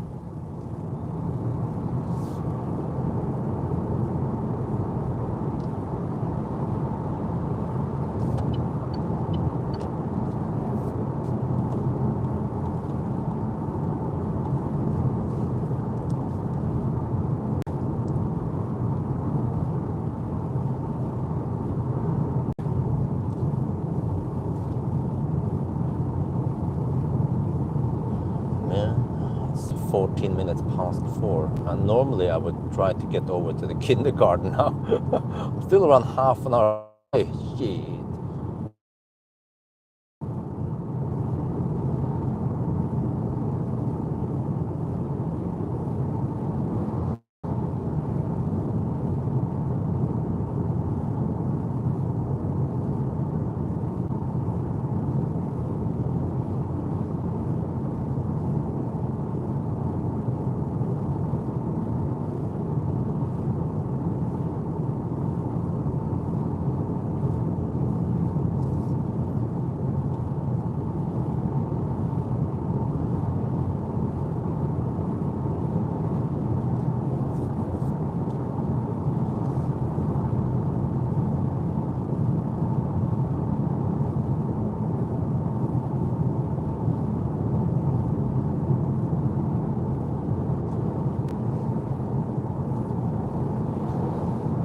Oh, but man, what a trip.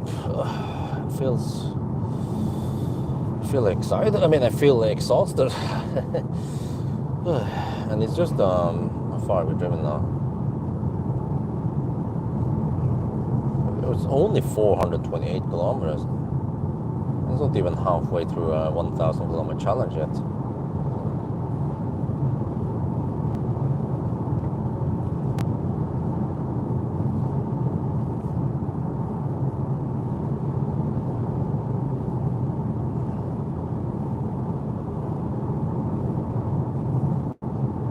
Okay, here also most people they go straight. I'll be one of the few ones.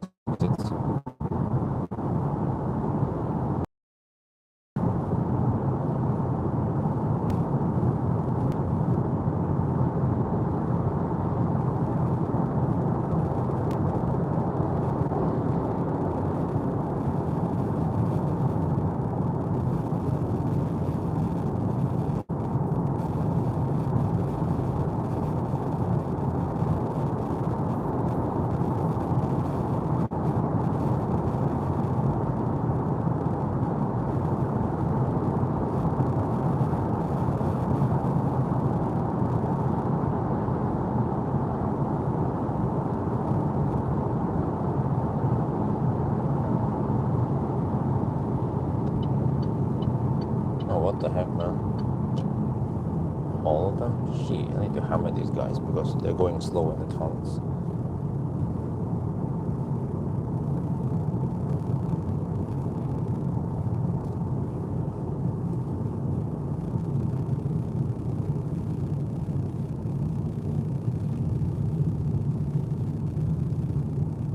Oh, the i5, he knows he's heavy. He goes slow in the curves.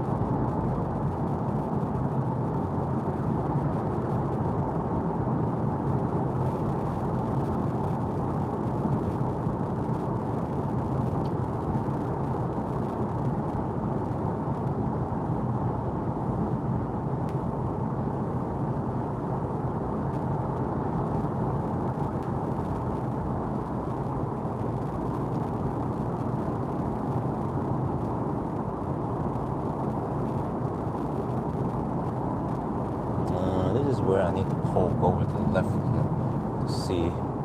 Oh, now there's cars coming. Okay.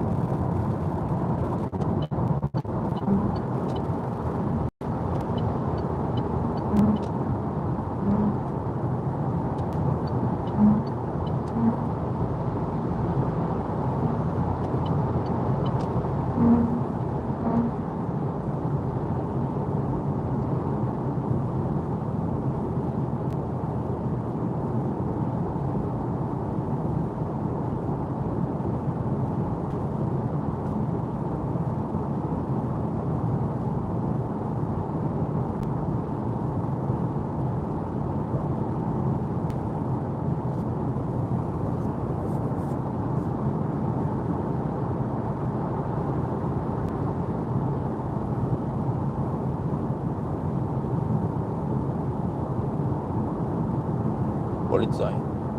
Looking for someone. Oh, it's ambulance. Wonder if they have a LED light over here still.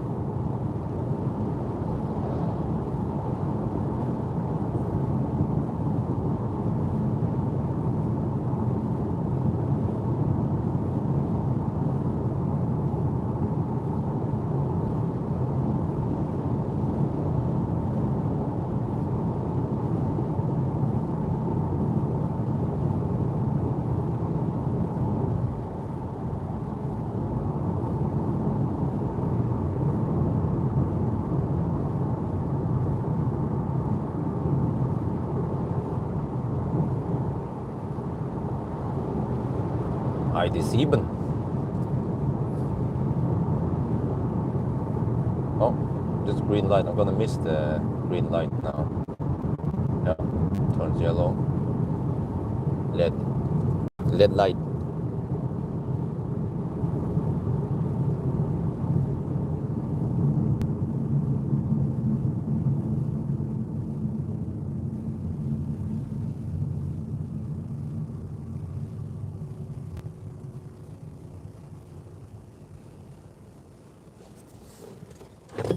Yeah, so it's still not done this part.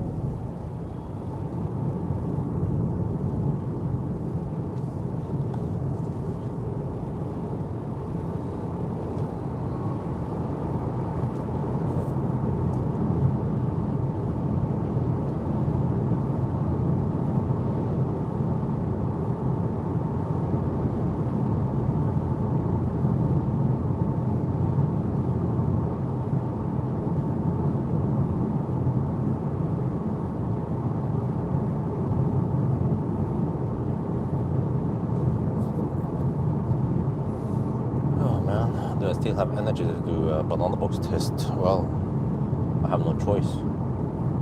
Must do it today. Didn't do it with the air cross.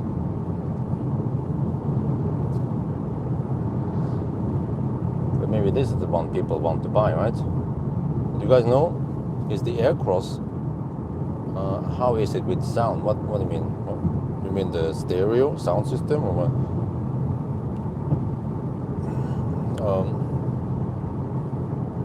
It's not that good. It's not that good. You will watch me, yeah, but it's it lacks bass. Also, the treble is unpleasant to listen to. And there's some rattling in the doors. But, I was going to say again. I forgot about it. Whatever.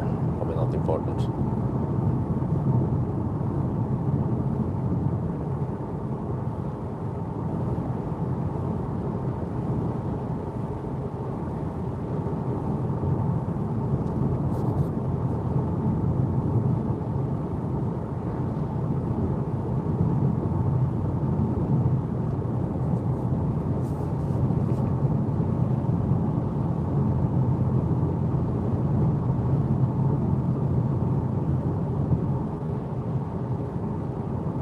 Oh, yeah, 25% left.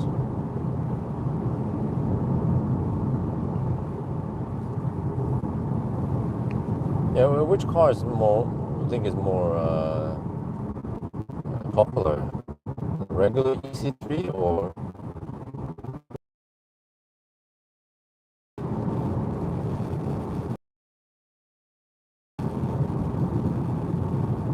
consumption? I'm not sure. They're both equally thirsty.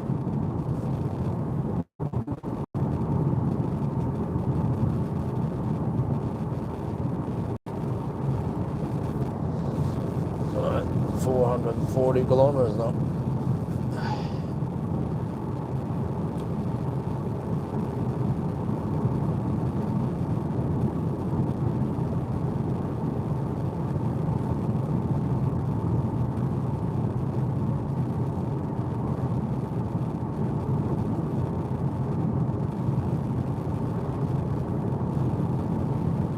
All shite, yes, correct.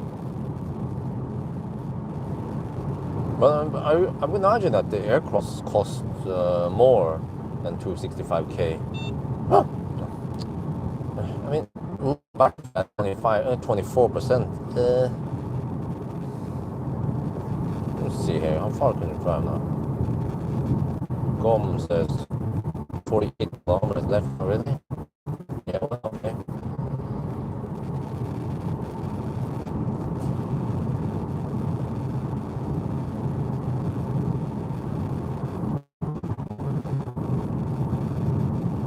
Well, you know, the Inster was actually a lot better. Also for 1,000 kilometer challenge, the Inster didn't have that high consumption. It's small. It was small. You would expect it to be efficient. No, it's not. This Inster is small and light. Just like this e-C3, it's light, 1,540 kilograms. And it's small. But I mean, it's thirstier than a Model Y, for example. Well, I wonder even a Model X, a way bigger, heavier car. We're gonna see eventually the average consumption for this trip. I mean, usually in summer it should be low. Let's say below 150 watt-hour per kilometer on efficient cars like a Model Y or ID7. Dolphin. Well, but the way I remember Dolphin was that at least it had some more features. Yeah, and I think it even charged at, was it 80 kilowatt? I don't remember. Well, I tried a 60 kilowatt hour Dolphin right, in Norway. The Dolphin, the Dolphin that I saw, the 300k NOK Dolphin, that was of course a 60 kilowatt hour. I'm not sure if they offer 51 kilowatt hour, whatever they have, LFP Dolphin in Norway.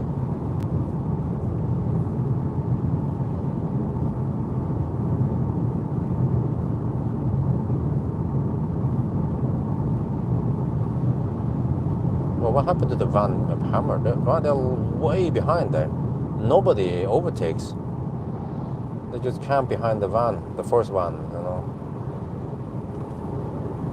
It's 61 kilowatt. Okay, the Norwegian, the Dolphin in Norway, yeah, 61 kilowatt hour. That means at least 55 net capacity. That's the one I tested in Norway. Well, I would get the Dolphin any day. It has more features like adaptive cruise control, even auto steer. It actually has an okay-ish infotainment, even though it's not the best from BYD. But BYD in general, they have kind of semi-crappy infotainment. But even that is better than this car, right? But then you have to pung out 35k more for that Dolphin.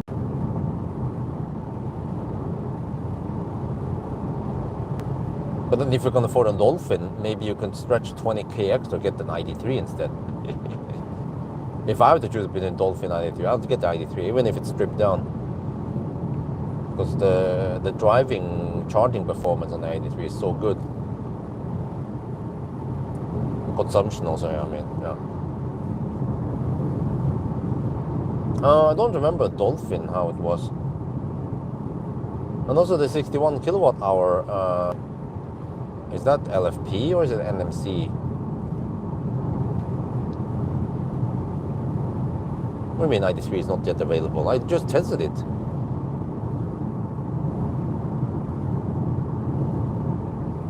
I think it's been out for a while. It came out last summer, last year.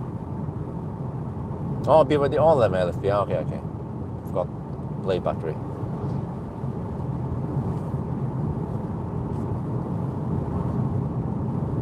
Well, I should have a charging test from the BYD, the Norwegian BYD, but not the 51 kilowatt hour or whatever, 50 something kilowatt hour in Thailand.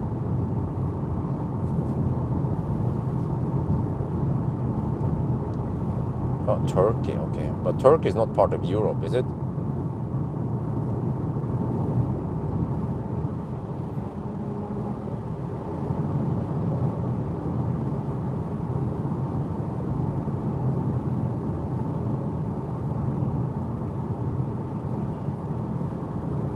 Time now. Shit. It's 4:31 already.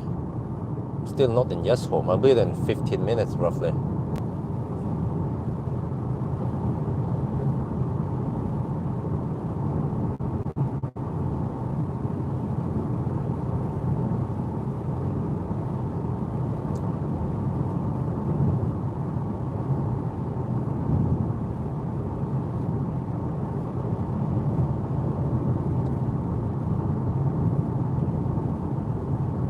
But yeah, I'm gonna end the live stream soon because I have to prepare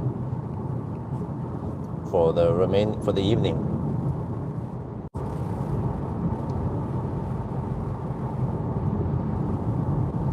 Ten to 80% for okay, that's slow, yeah. That's dog slow, man.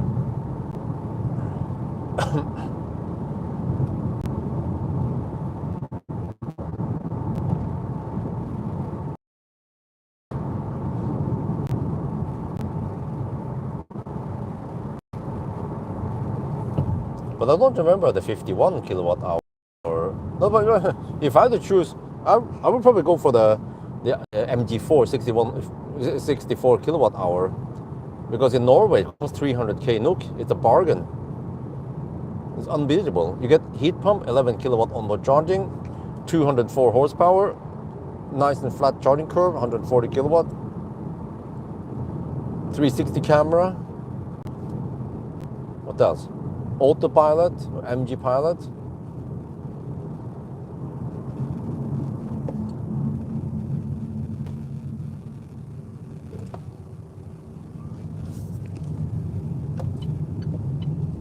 No, Tesla owner has no blinker. It's a 75D. It was when they only had Model X and Model Y wasn't out yet, so they had to just offer something cheaper, grab those customers. But nowadays, Model X has become way too expensive. There was even a 60D, the poor man's Model X.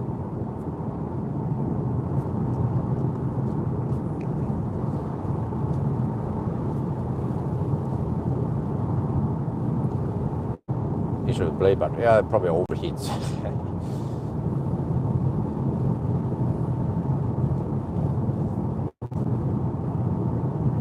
I wonder how the BYD C line is going if you charge at 230 kilowatts. Oh, or the Audi A6.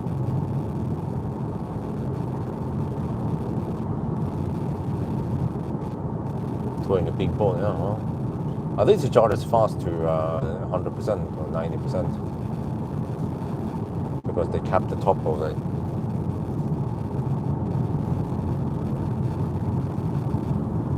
No, it is a poor man's car. What are you talking about?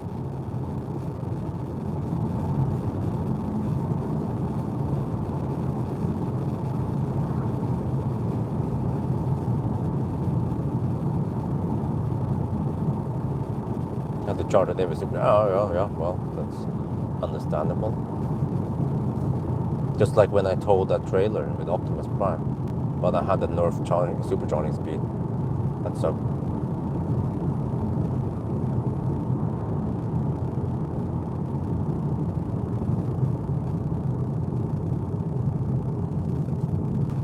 Well, really.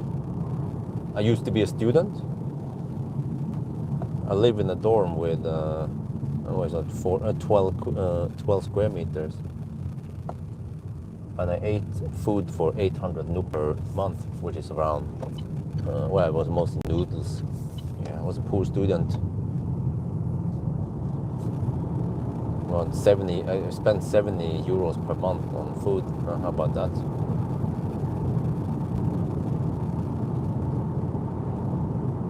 And I used to sell newspaper on the street at night when I was a teenager.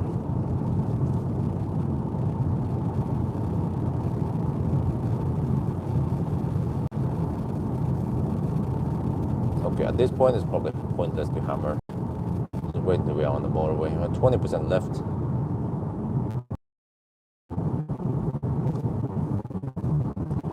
I don't know what.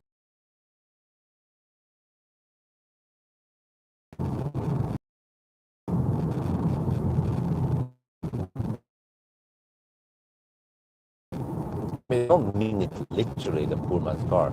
It's more like it's the lowest trim in that price range. Or even call what was again the poor man's EQS, which is the EQE.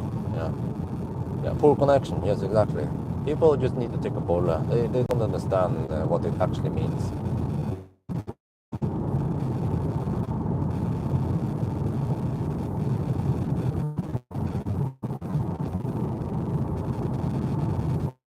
Oh, traffic. Shit.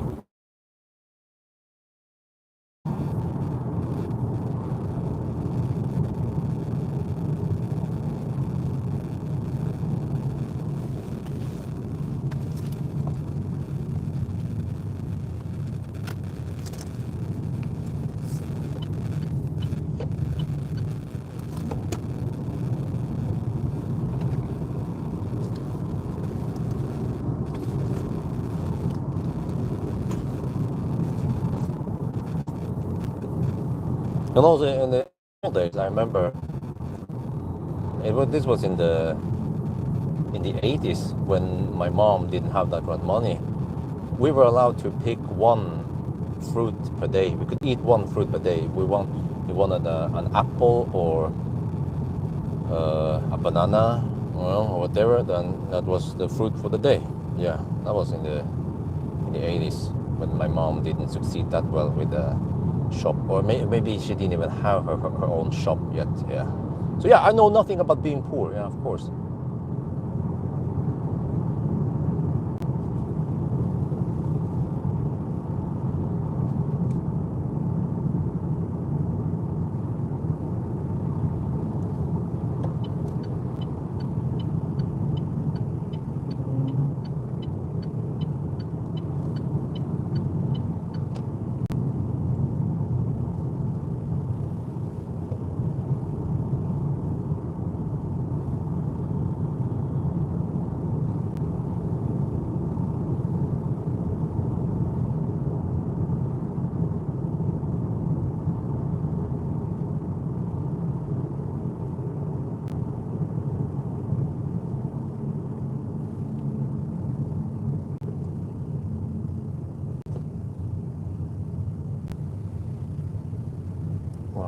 Going so slow now.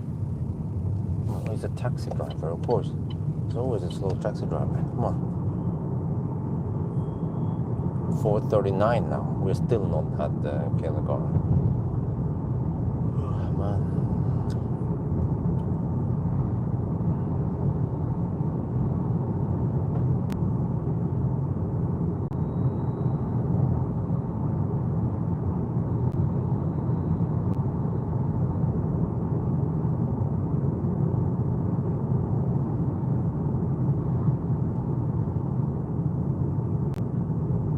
But it seems like if you want to buy a poor man's car for around 300k NOK, there are actually some good options out there. Like Inster, I mean, after testing some other cars, I found out, okay, Inster is okay. It's just a bit weak, but I mean, still okay. But then, if you want more power, you can always go for MG4. Yeah, speaking of MG4, there's one. And they're rear-wheel drive. Yeah, good shit. Just maybe not the most efficient car out there. Okay, yeah, fine. But if you want efficient car, you have to go for the poor man's ID3. And then just give up on pretty much every equipment out there. But at least you can pull from two faces, like this car cannot do.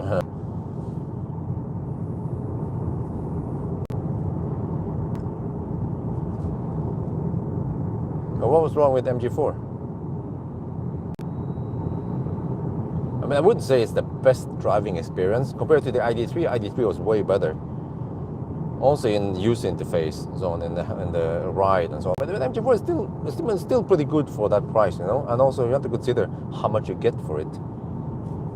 So if you go for the the smaller battery, then it'll be even cheaper than the ID3, for example. Yeah, noisy. Yeah, okay, it's not the quietest car out there. I agree. But again, we're talking about the poor man's car here. What can you get? You know, don't expect top notch from all the cars you test in this price range.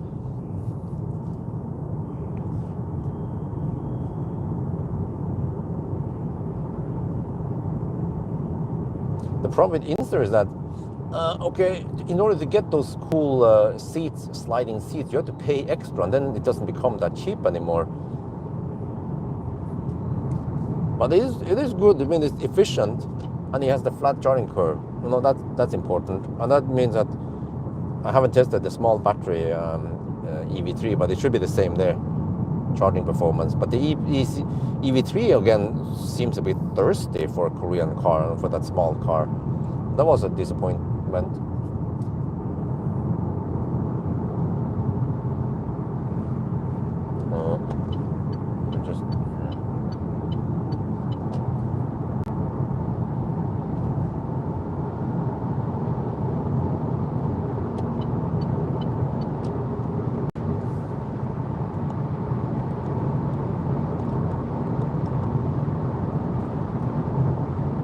Yeah, the oldest there was nervous, agree. Yeah.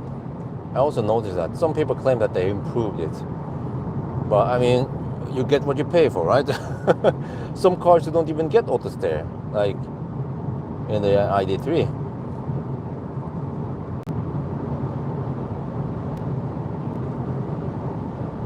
But you can't get can you get back then when the e-Golf was out, was it less than 300k though?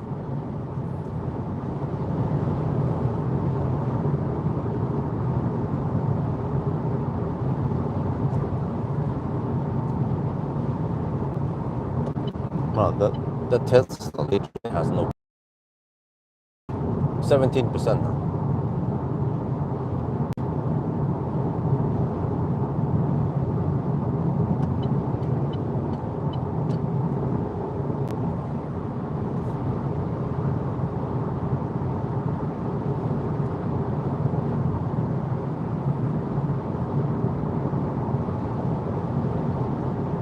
Whoa, that was a deer running over the road. Whoa.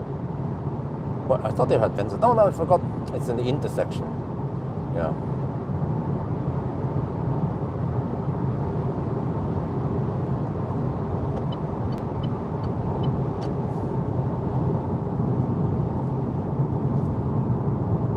$320K. Oh, that's actually not too bad, but that's almost 10 years ago. Today it would probably cost, I don't know, 350 maybe. Oh, Leaf, where is it really? Is that the stripped down the 40 Leaf? Are they still selling it? I remember they went for a poor man's Leaf, yeah. With slower onboard charger and stuff. But rapid gate included, of course.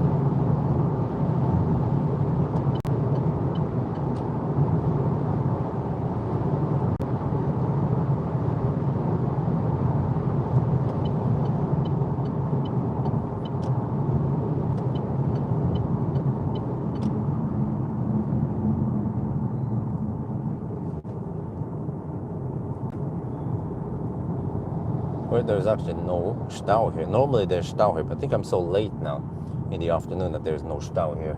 Wow. Okay, anyway, I need to get over to the kindergarten ASAP. So thank you guys for joining the live stream. And then I'll talk to you guys some other day, possibly this weekend for a 1,000 kilometer challenge with the MGS5. So yeah, that's gonna be for now. Hasta la vista.